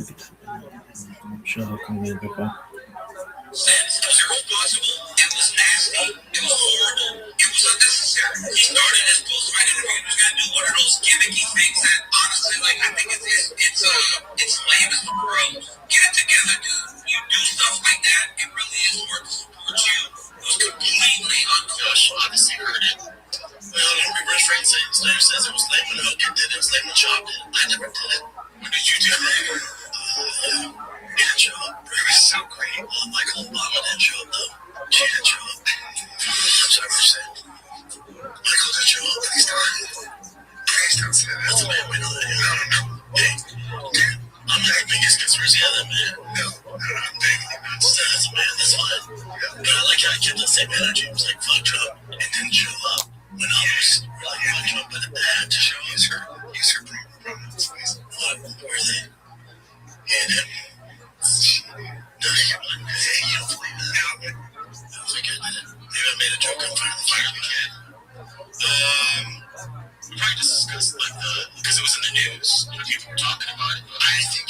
focus on this out of all the shit that happened in the White House. I want to focus on other things. I don't care. I don't care. All we're talking about is this. It's also like the Michelle Obama stuff. I don't know what's going on there. I got my issues with Obama and how many people killed with drones and shit like that. And the race wars that he started. If you look back in the history of his term. The River Strikes says you called Michelle Obama a man. I think it was last year. Here's the difference. I do a comedy podcast with Brian Callen. So we say, oh my God, way worse than we did. We say wild shit. You can't take me making a comment, right? It was trendy at the time too. And, you know, we were probably talking about the Obamas in general. Don't get me started on their chef dying. That's a whole other thing. But if you believe all that stuff. But you can't compare me to Hogan on a freaking world stage winning a fight at the White House. On the wall. Well, you conducted it too. It's like, okay. Brendan Schaub busted lying once again. Of course he told that Michelle Obama joke. Who cares about it? But as always, did you see the first instinct? The first thing out of his mouth was to just lie. That was the first instinct. Gotta lie. And then he thought about it and he was like, oh wait, did I maybe tell that joke? And then it switched from the initial lie to, yeah, maybe I did it, but it's okay. That is the mind of a mentally ill, pathological liar. You'd have to be mentally ill to be wearing those shorts. My God. And the saddest thing is the enablers around him sucking off of little pennies this guy's got left, and they sit in a fucking storage unit. Oh, yeah, boss. I mean, you're right. The time, yeah, you did it, but it's okay. And what the fuck was he talking about? The race wars that Obama started. Is he talking about Kurt Metzger's podcast? Did he think Sherrod Small was Barack Obama's son? Why did he say Barack Obama started race wars? I know he's an idiot and a moron, but I know he's wrong, but what does he think happened that he's wrongly attributing to Obama for? Because Obama hasn't been president in pretty much a decade now. So what happened that he thought was a race war and he thought that Barack Obama was president for, but he probably wasn't? I don't know. It's the mind of a moron. This is pinnacle levels of stupidity here, people. I mean, this man, let's look at him. This raccoon has more intelligence than Schaub, and it's dead and stuffed. And it still has more intelligence than him. Why is that Diet Coke can bent? Why is he smoking a light cigarette? Oh my God, look at this idiot. What is that, a toy of? I don't even know. Why is there a toy in there? It's not a Schaub, is it? Ugh. God, I hope not. Black Buffalo Tobacco Alternative. Oh, this man is such an idiot. Busted lying again, but that's what Baba does. By the way, every comedian has told that joke, which is fine. No one cares. It's just, why does the initial response have to be a lie? It's almost all done for this moron. By the way, once again, and going forward, not able to send in super chats. This is how dumb Schaub is. Even with the live streaming thing, right? He'll only accept memberships. Just $5 a membership. YouTube takes about $2 of that. So, cut that $2 off. And then that just goes into your YouTube ad revenue paycheck. Why doesn't he just take super chats? He would make way more money. And you can set it up to only take super chats from members. So you can still have a member only thing, and only then can they send super chats.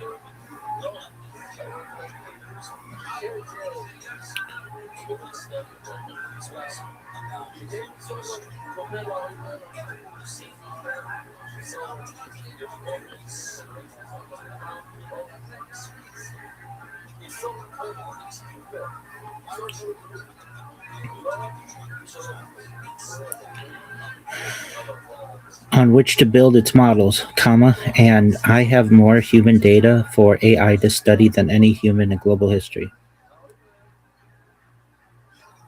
Period.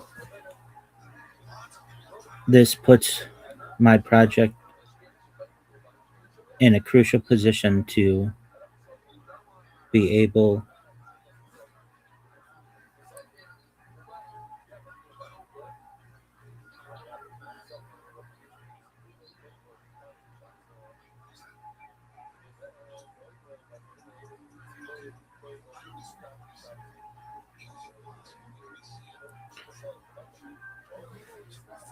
This project gives me the opportunity to promote world peace, in addition to potentially major monetization opportunities in the future, period. It is only a matter of time until I go viral, and when I do, I intend on making every person who has helped me along the way exceptionally wealthy, period. With your podcast platform, I have the opportunity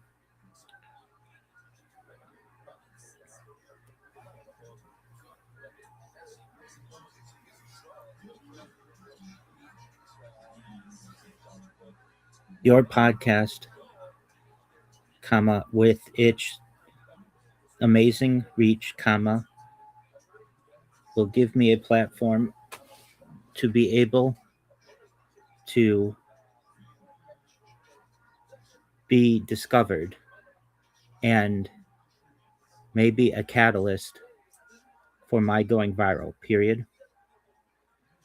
If and when that happens, I have intentions to make not only you, not only your friends, not only your family, but your audience,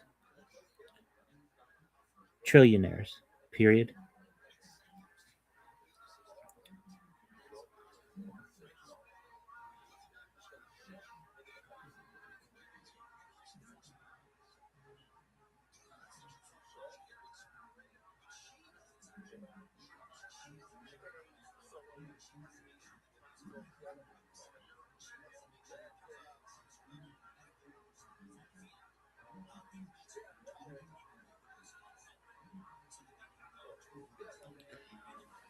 And the immense amount that I have archived over the course of the last near half decade, period.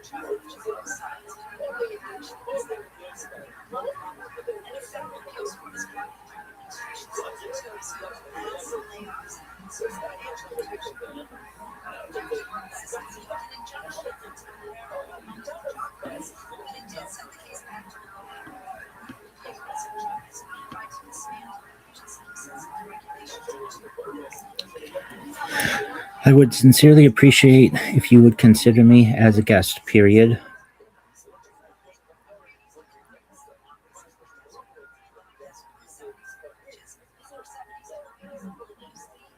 Please let me know should you have any further questions, period.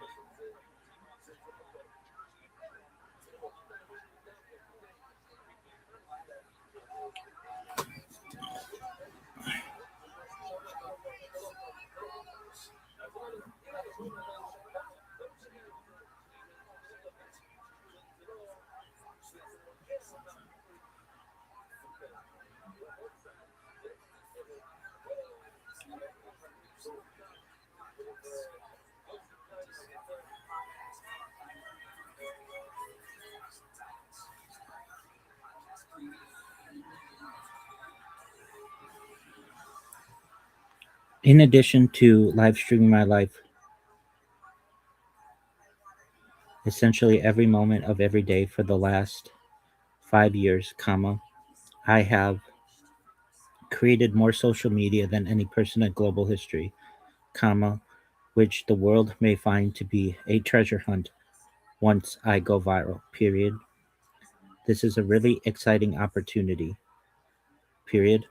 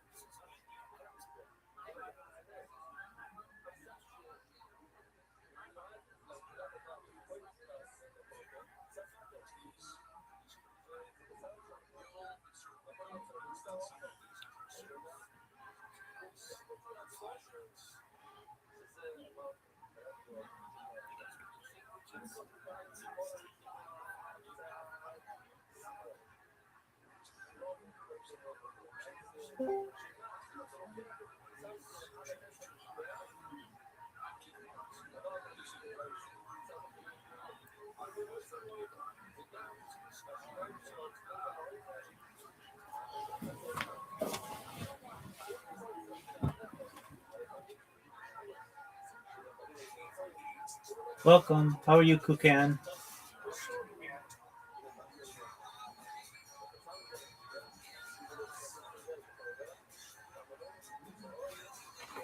Hello.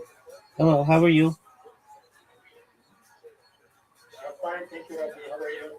I'm well, thankfully. What's good?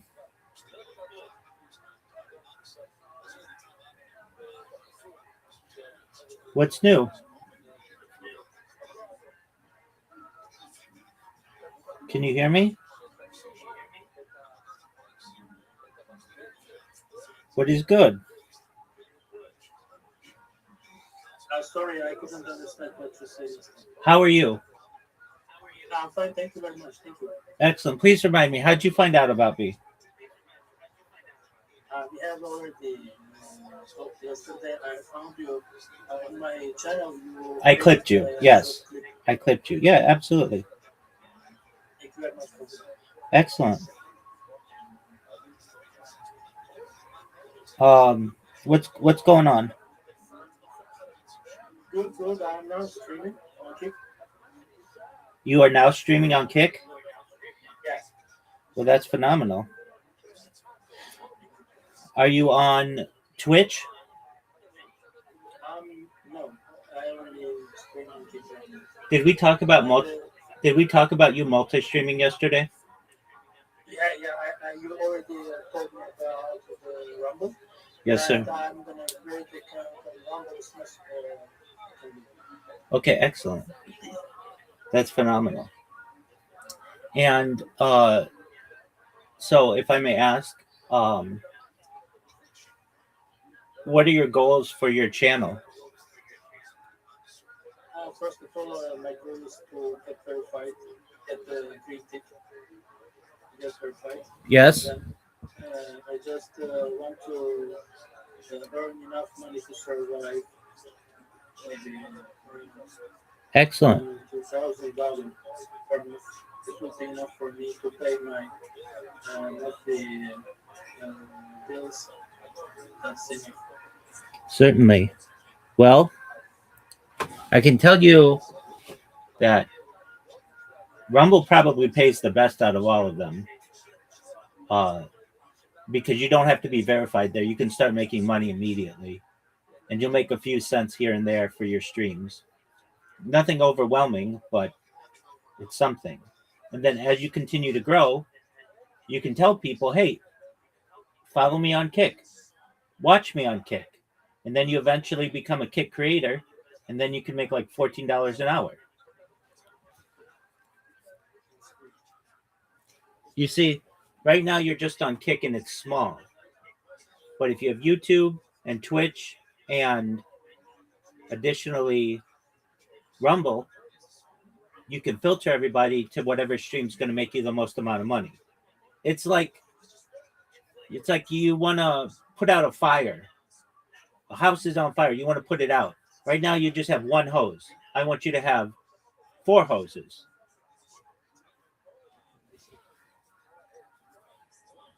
So I hope that makes sense to you. Another thing I would like to ask you about Discord.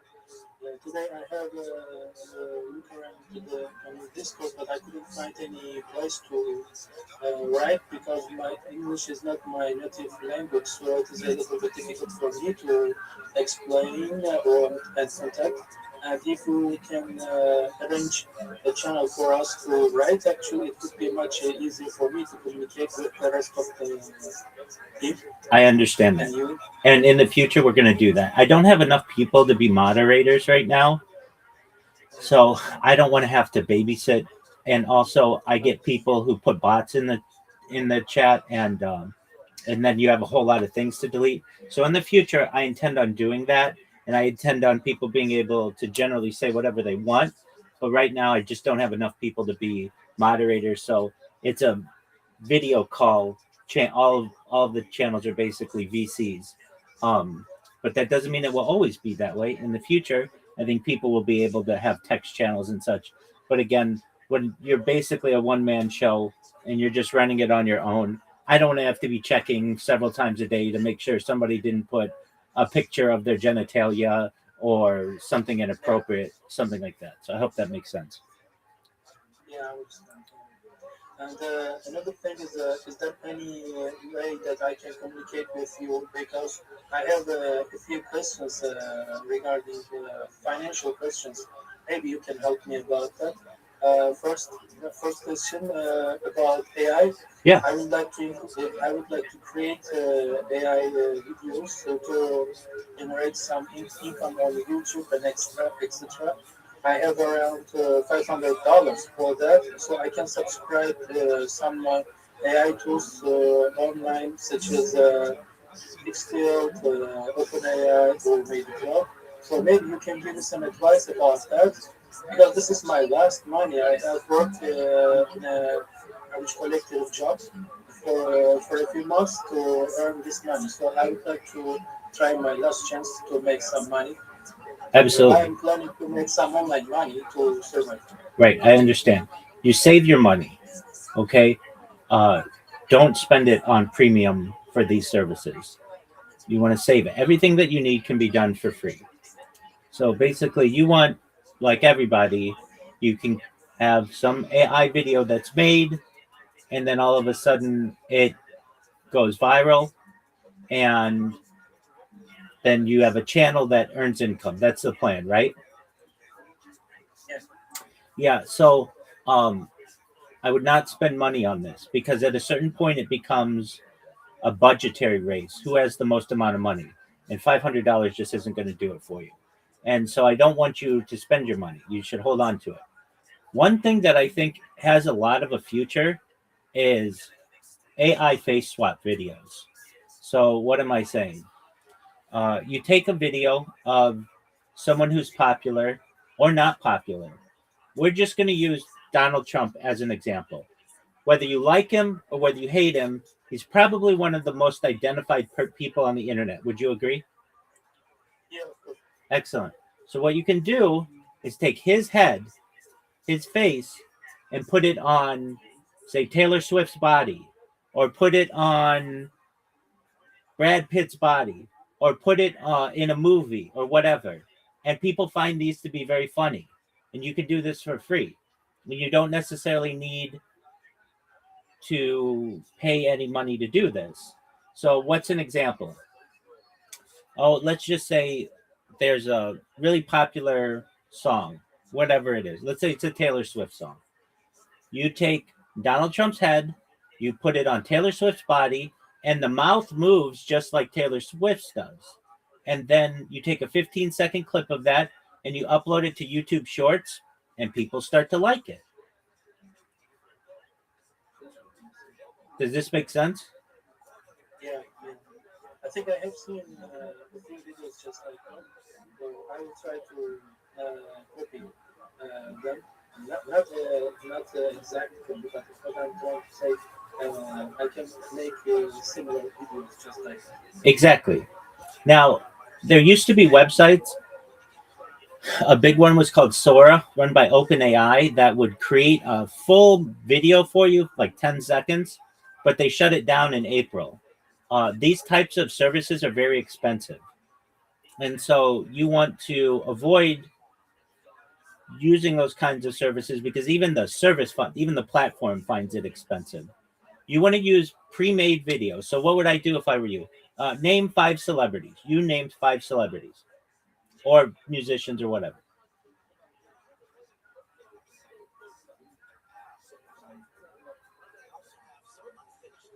Okay, I'll do it for you. We have Donald Trump, Vladimir Putin, Elon Musk,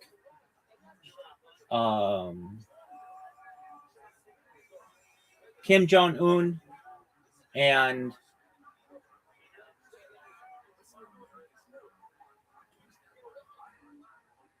the King of England, or like King Charles. Okay, those are 5 people who everybody basically on Earth knows, at least generally. And you could put them in a pop band, like a fun, take a One Direction video, or take a Backstreet Boys video, or an NSYNC video, and change the faces. And then you take that 15-second video or whatever, and you upload it to your YouTube stream. And people will find that to be funny.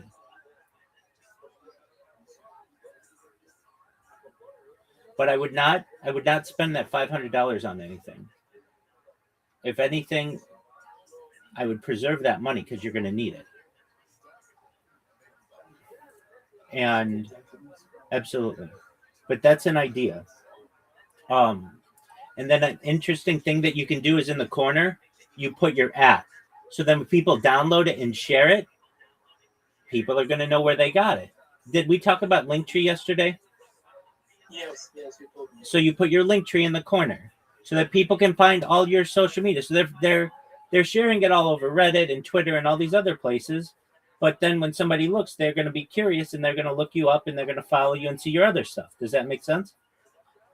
Yeah. And do you have any other ideas apart from AI? For example, I am definitely not going into the crypto because it's too risky for me. And I cannot afford to risk my last money. So, do you have any ideas, any other than AI? Yeah, you could just get a job. What languages do you speak? English. No, you speak something else. No, you mean my native language? Yes. Turkish? Yeah. Okay, why don't you work as a Turkish English translator? Yeah, it's I couldn't find any translation jobs. Okay. Now You it's almost impossible because everyone uses AI translations. Incorrect. There are still people out there who need one-on-one tutors, Turkish to English, and don't feel badly about your English. Your English is really good, so don't doubt yourself. Look, I can tell you this. There was a guy who came in here. I'm going to tell you 2 stories, okay? There's a guy who came in here like 2 years ago, and he came in and he spoke English, but English wasn't his first language. I said, where you, like he's like, I'm from Tunisia, and I hate it here. I have no future. I want to escape, basically. And I was like, well, what? My story is the same. Okay, well, I said, I've been here and I want to move somewhere else. okay, well, I said to him, why don't you move to the United States? And he's like, what do you mean? Visa problem. And I'm like, he's like, what do you mean? And I said, well, just come to the United States. And he's like, yeah, but you don't understand. There's like, that's hard to do. And I'm like, no, I understand it's hard to do, but there are entire caravans of people that are coming up from South America and Central America. If you really want to come to the United States enough, you could perhaps seek amnesty, get on a boat to South America or Central America, and then come up with one of the caravans. And he's like, okay. A year goes by. I don't hear from this guy. He comes into the Discord. Say, hi, how are you? How did you find out about me? He's like, we spoke a year ago. I don't know if you're going to remember me. And I said, just, can you refresh me? He's like, I'm from Tunisia. I go, oh, say no more. I know exactly who you are. We talked about desalination technology and you come in the United States. And he's like, yeah, I took your advice and I sought amnesty from Tunisia. And I live in California now and I work as a security guard. And I'm like, no way, you did it? And he's like, yeah. Now, it's not necessarily the preferred way. The preferred way is another story I'm going to tell you. But he did it. Okay, now there's another guy, lived in Iraq.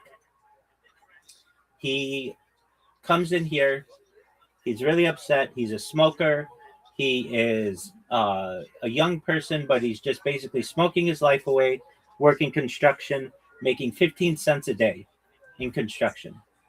I say to him, how are you? He's like, I could be better. I said, what's your goal? And he's like, I want to move to the United States. I'm like, okay. What's your plan? And he's like, well, I don't really know how to do it. But I just don't want to live in Iraq anymore. I'm like, okay, well, your English is pretty good. Have you ever thought of working as a translator? And he's like, oh, there are no jobs as a translator. I don't know how to do it, yada, yada, yada. I'm like, stop. What languages do you speak? He's like, Arabic. I'm like, fine, you speak Arabic. There are people who need Arabic translators. You should apply for jobs in your area and work as a translator. So he eventually gets a job and working as a translator. He comes back in here. I would tell him, you need $5,000. Don't come back until you have $5,000. That's not for him to give to me. That's for him to keep. But I basically was giving him goals. I told him, I want you to quit smoking. I want you to save $1,000, I think we started with. And so he'd come back. I quit smoking. It's been 12 days since I've stopped smoking, and I have $1,000 saved. Okay, great. Did you get a job as a translator? Yeah. He's like, yes, I did. That's what I was coming in to tell you. I got a job as a English Arabic translator at the United States Embassy in Baghdad. I'm like, phenomenal. That man has been able to save $20,000 just in like the last 6 months or so, just doing that. Now, I don't want to go into everything that happened to him because a war broke out and all kinds of stuff. But the same thing you can do, where you have a skill. You speak Turkish, and you can be like, well, no, but with AI, there's no chance. No. AI isn't good enough right now to be able to translate as well as a human. For the most part, humans are still needed. And there are private tutors that are needed as well. So you could be a translator or a tutor or both. Now, I know you're like, but there are no jobs. In the last month, how many English, Turkish tutoring jobs have you applied for? I'll wait. Well, not a translator, but my background is engineering. I'm actually a naval engineer. So I have applied hundreds of thousands of jobs on LinkedIn. Stop. And other, Stop. I understand that you're an engineer, and we want you to be an engineer in the future. But it's going to be really difficult for you to get an engineering job in the United States if you don't have experience. And I want you to get money, right?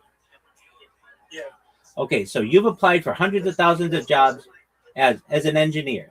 But guess what? We can get an engineer down the street. We can get an engineer from China. We can get an engineer from India. And they'll all work probably for less than what you will, perhaps. But you know what we can't get is a Turkish translator, because they don't speak Turkish down the street. They don't speak Turkish in China. They don't speak Turkish in India. You know where they speak Turkish? In Turkey. And you're in Turkey. And we need your skills. But you haven't applied for any Turkish translator or tutor jobs. You've been applying for engineering jobs. And I understand that. Long term, I want you to be an engineer. But for right now, you needed money because you only have $500. And I don't want you to just sit on that. So what you should do you know what LinkedIn is? Yeah, I'm using LinkedIn. Okay, do you know what Indeed is? Yes, I also use it. Do you know what ZipRecruiter is? Okay, so what you do is you go to ChatGPT and you ask it for the top 10 job finding websites in the world, and then also the top 10 places for Turkish translators to be able to get a job. So you're going to have 20 different sites or so. And then what you're going to do is you're going to upload your resume to all of them. And then every single day you're going to apply to at least 100 jobs for the next 30 days. That's 3,000 jobs to which you will have applied. And within 30 days, someone's going to say, hey, we want to invite you for an interview. And guess what? You might not get it on the first interview. You might not get it on the second interview. But eventually you're going to get it. And then you're going to have a job and they're going to say, we pay $5 an hour. We pay $10 an hour. Or even other things, you can just translate documents or oversee the translating of documents, and they pay you per word. They might pay you 1 penny per word that you translate or whatever, but you work on your own time. This way, your $500 doesn't go from 500 to 400 to 300 to 200 to 100 to 0. It goes from 500 to 600 to 700 to 800 to 900 to 1,000, just like that guy in Iraq. Okay? And at the same time, you're going to be streaming on Rumble, and you're going to be streaming on YouTube, and you're going to be streaming on Kick, and you're going to be streaming on Twitch, and your people are going to be watching you. Nobody says that you can't translate documents while you're streaming, right?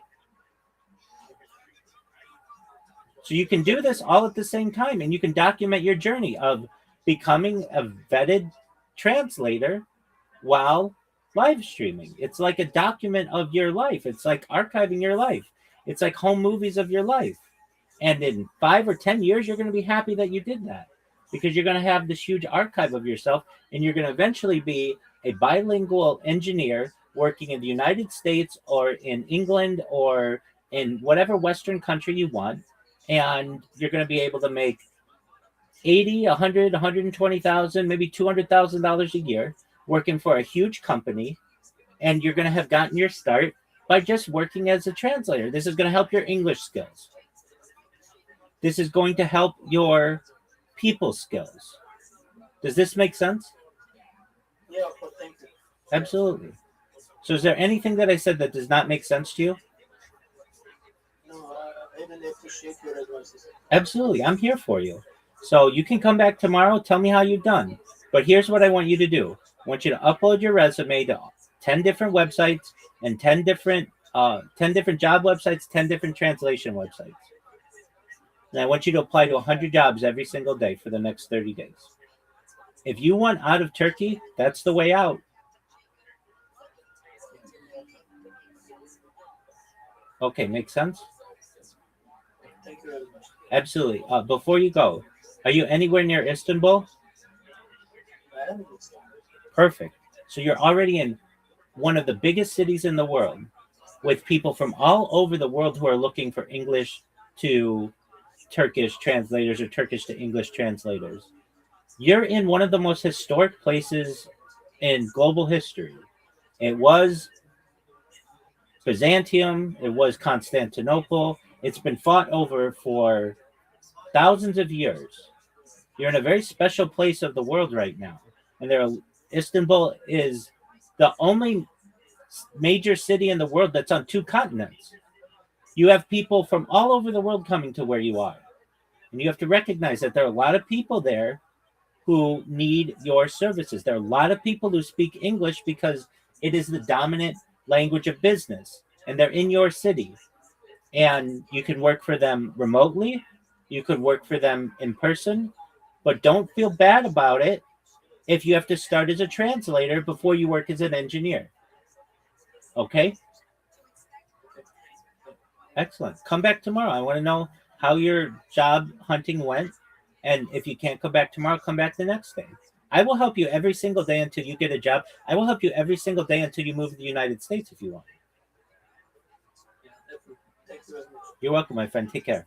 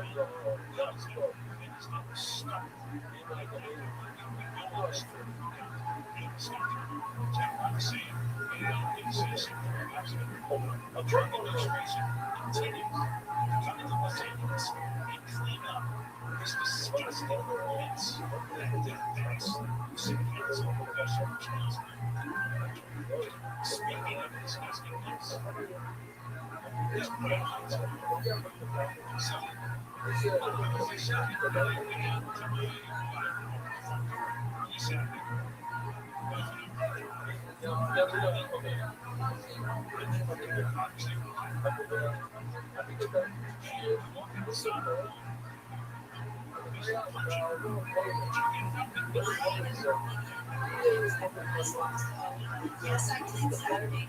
Yesterday. My husband convinced me. It's just fires. And we walked about it in an hour and a half. I have there's stuff going on. I'm sure that I'm going to yes, I know. Yes. That's how I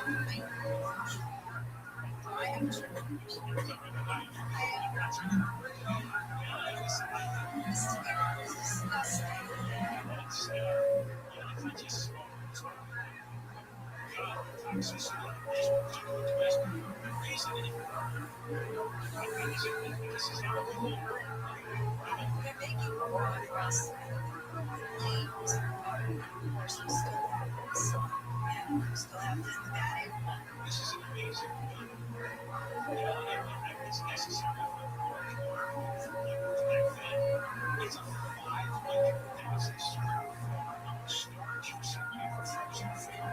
All of that matters. 85 million pounds.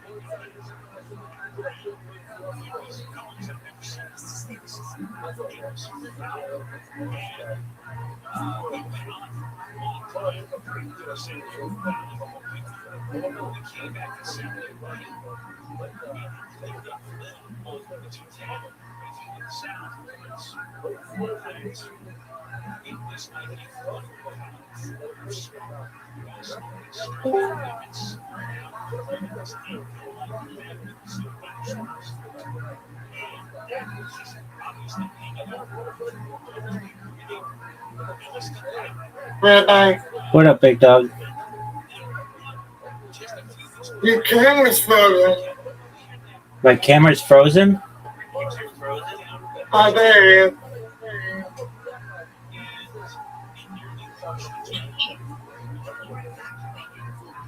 How long will it be in this thing? Well, I don't know, maybe like 8 hours. Yeah,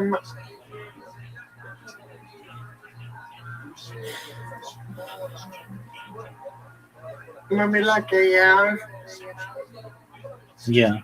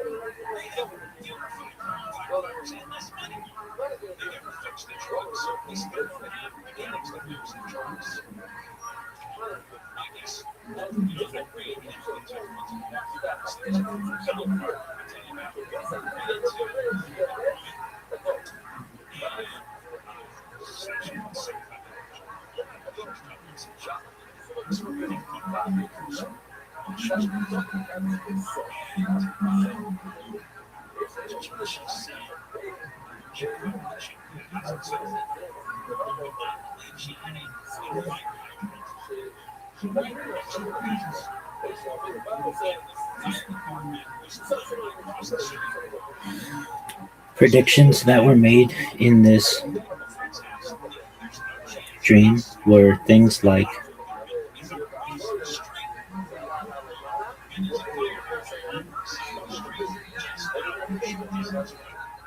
terraforming of other planets, comma,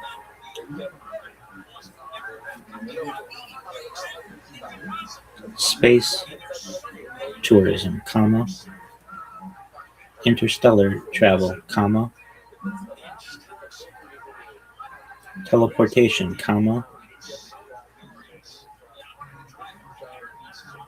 Santa Claus machines,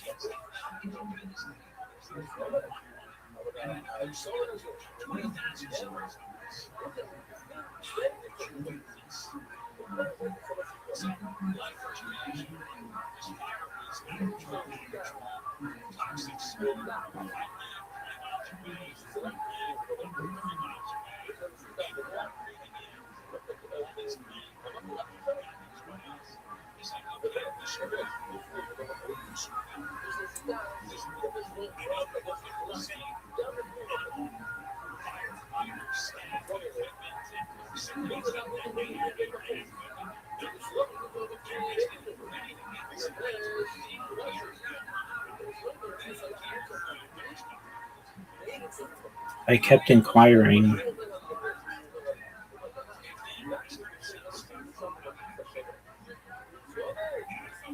more and more to my rabbinical colleague.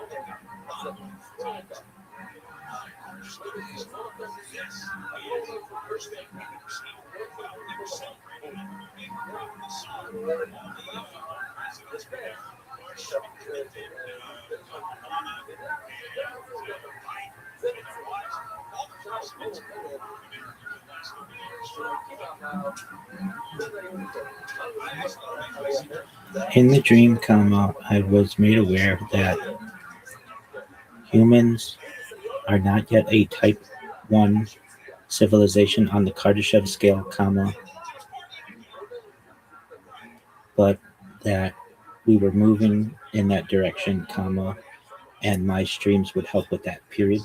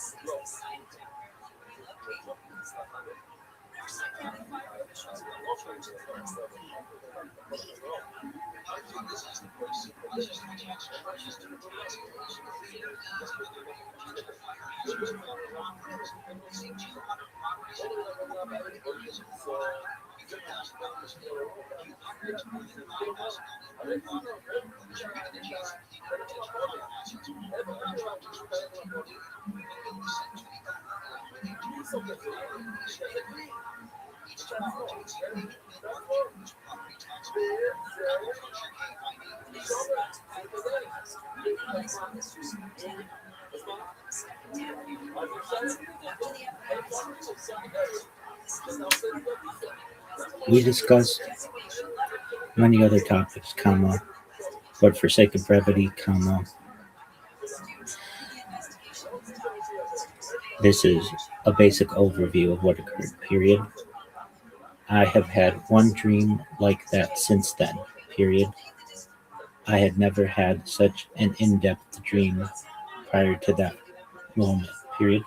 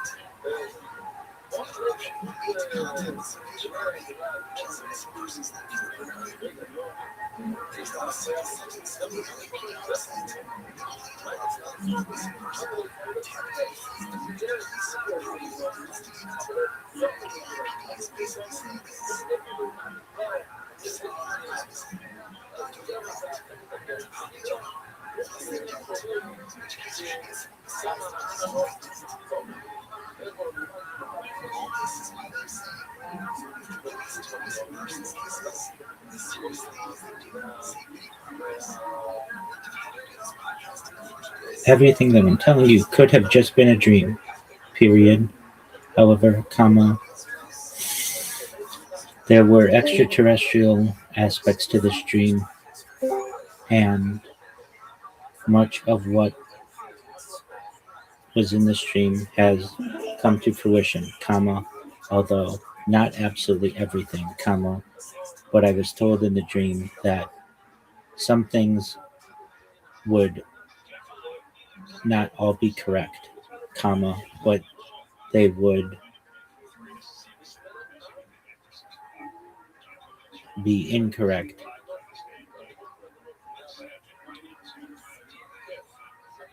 for some other purpose, period.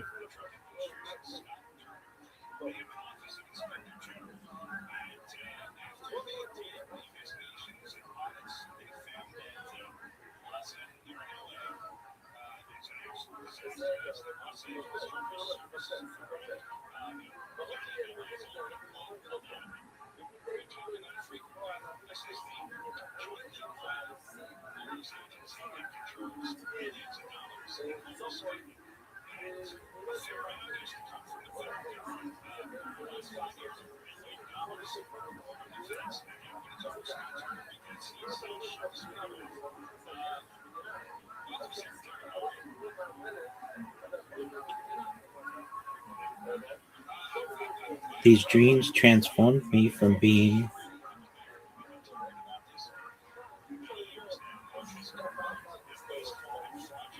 an Orthodox rabbi who would attend synagogue 3 times a day, comma, walk to synagogue on Shabbat every week, comma, and live an extremely Orthodox life, comma, to creating social media accounts and live streaming my life 24/7, 365 ever since, period.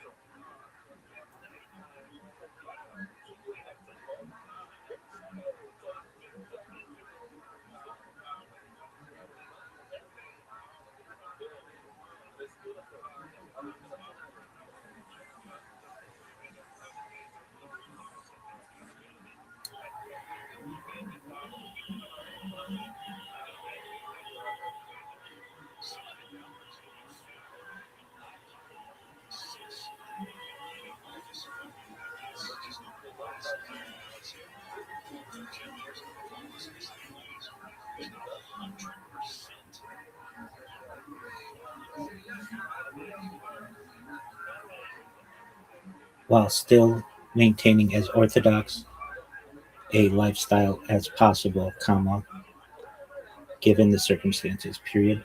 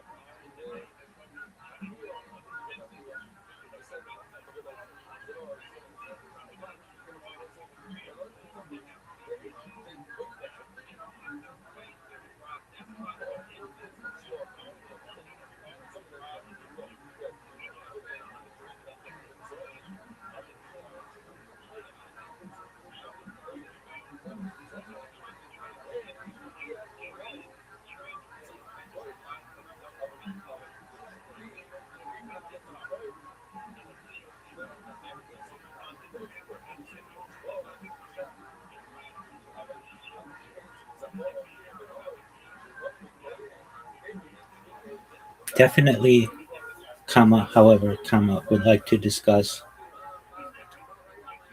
how I was once a skeptic of ufology, how the Disclosure Project helped to change my skepticism, a history of alien abductions,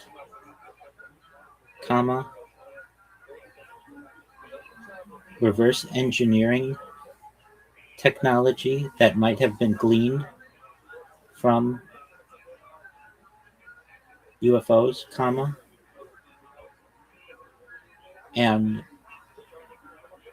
the future of disclosure as potentially a majority of people on Earth begin to recognize that we may not be alone, period.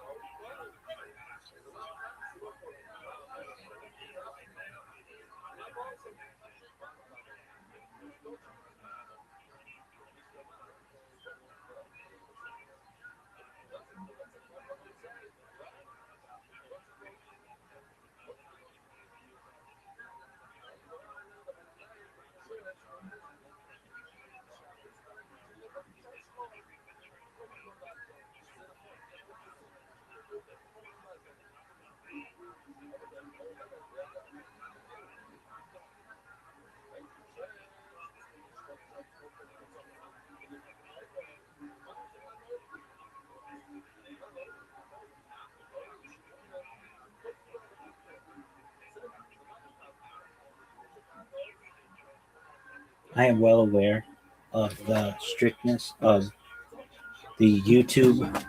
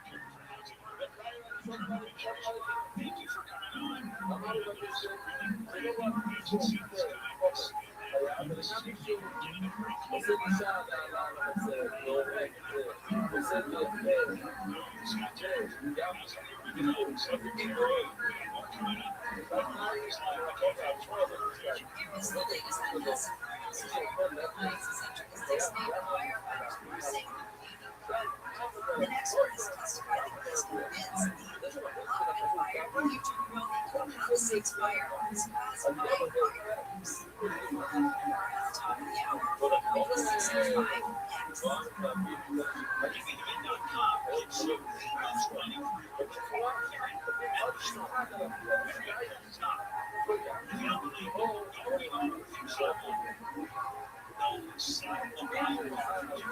next.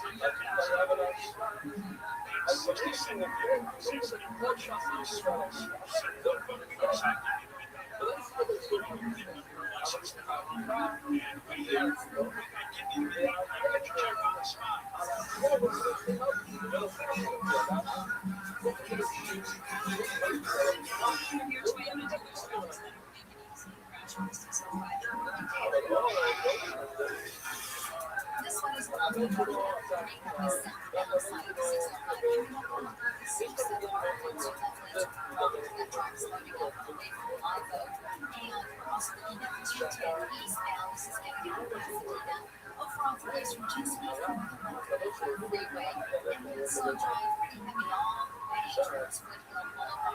it's also pretty town out of Calabasas, this is the Stills.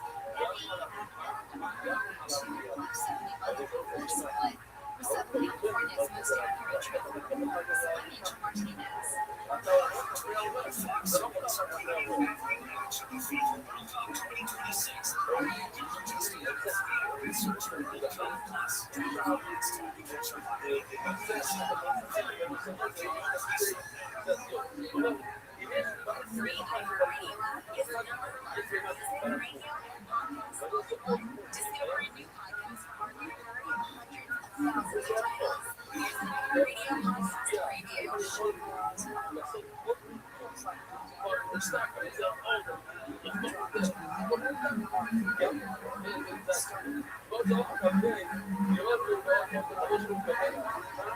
hundreds of thousands of titles.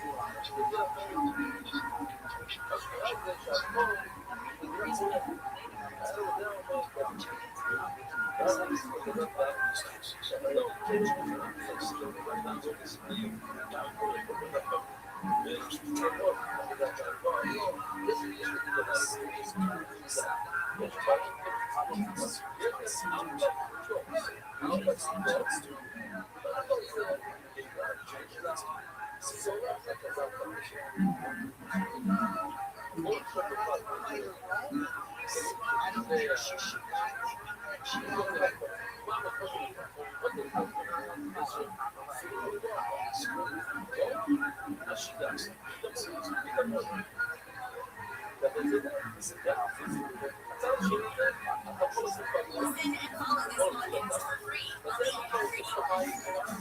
Music, radio, and podcasts all in one app.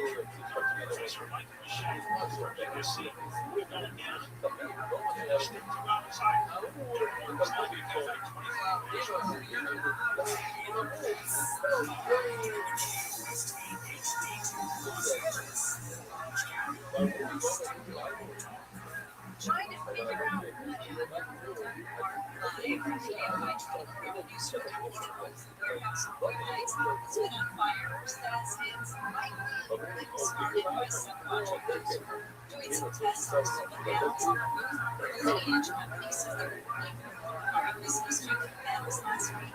LA Fire Department chief indicates fire activity has decreased, but air quality is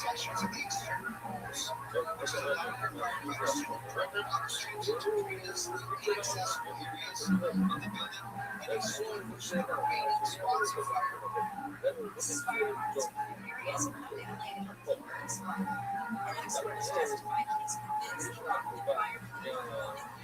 fire is caused by fireworks that are not defended, not in the mesh. At the trial in Los Angeles, that's the trial in Los Angeles, and it's their The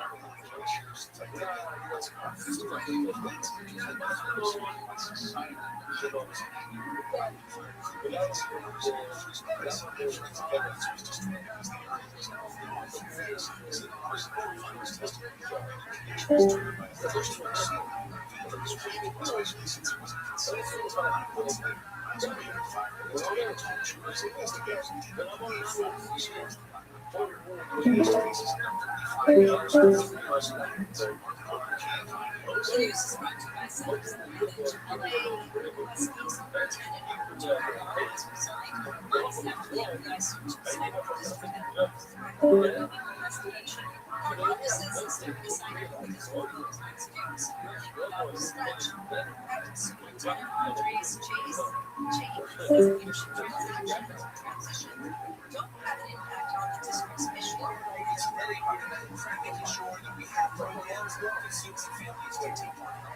The investigation into Carvana is tied with failed AI chatbot project. Comedian Carlos Mencia is pleaded not guilty to felony tax-related charges in the Canada Police Office, alleges he did report $9 million in personal fraud. Mencia's attorney says he hasn't paid his taxes, which is bad. Self-driving nightmares are coming out as Waymo hits mines. San Francisco says he and his fiancée were stuck outside and fear for their lives. Is there self-driving Waymo traveling in the construction zone? United States says the car sped up as well as lights and signs are provided for the percent they can President Biden controlling the chase on the prevention into a residential neighborhood. Waymo restricted freeway access of nearly 1,000 vehicles last week after at least 7 similar instances were reported in one day in the Bay Area. The state says he's got the PTSD from being The Trump administration says progress has been made in negotiations with Iran and ABC's has issued a waiver to sanctions on Iran oil, which is a controversial part of the deal. Iran's not free to sell that oil. It makes good on one of the promises President Trump gave Iran. This is Trump's being criticized for the deal because it has millions of dollars immediately. Nine people are dead following a shooting in Montreal. A police officer and a suspected shooter. Montreal police say a second officer was severely also hurt. Authorities initially sheltered the police who were part of the city while the suspect who had a lifted that investigation was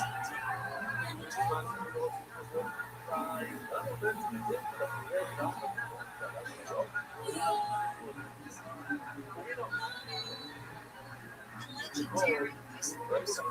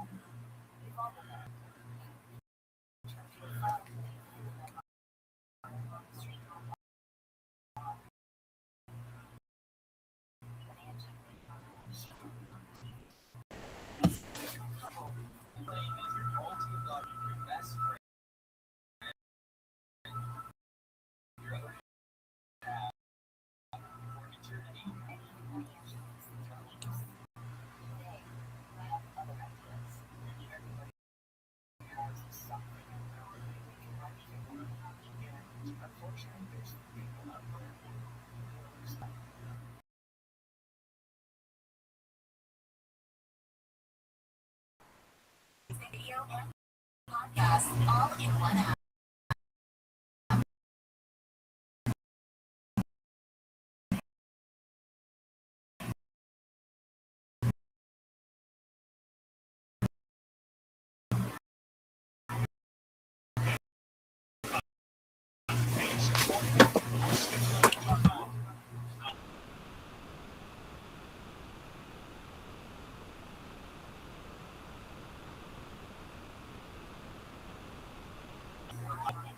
First thing, there's more information coming out about fire.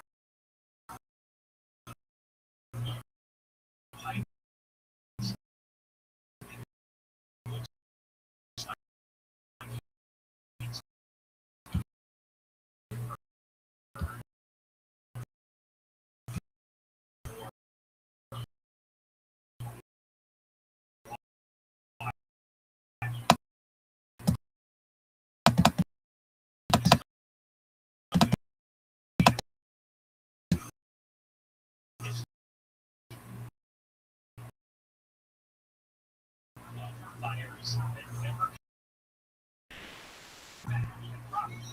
but the toxic smoke is a big issue. And it's really damaging. And it's not going away anytime soon. You know, so if the fire department will react properly, quickly enough, who knows? Everybody's going to lie about it. Cover it up. But that's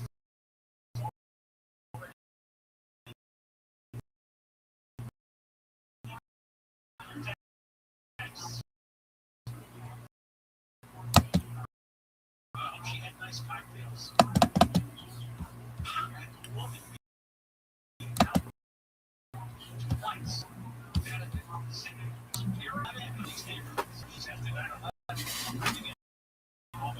He's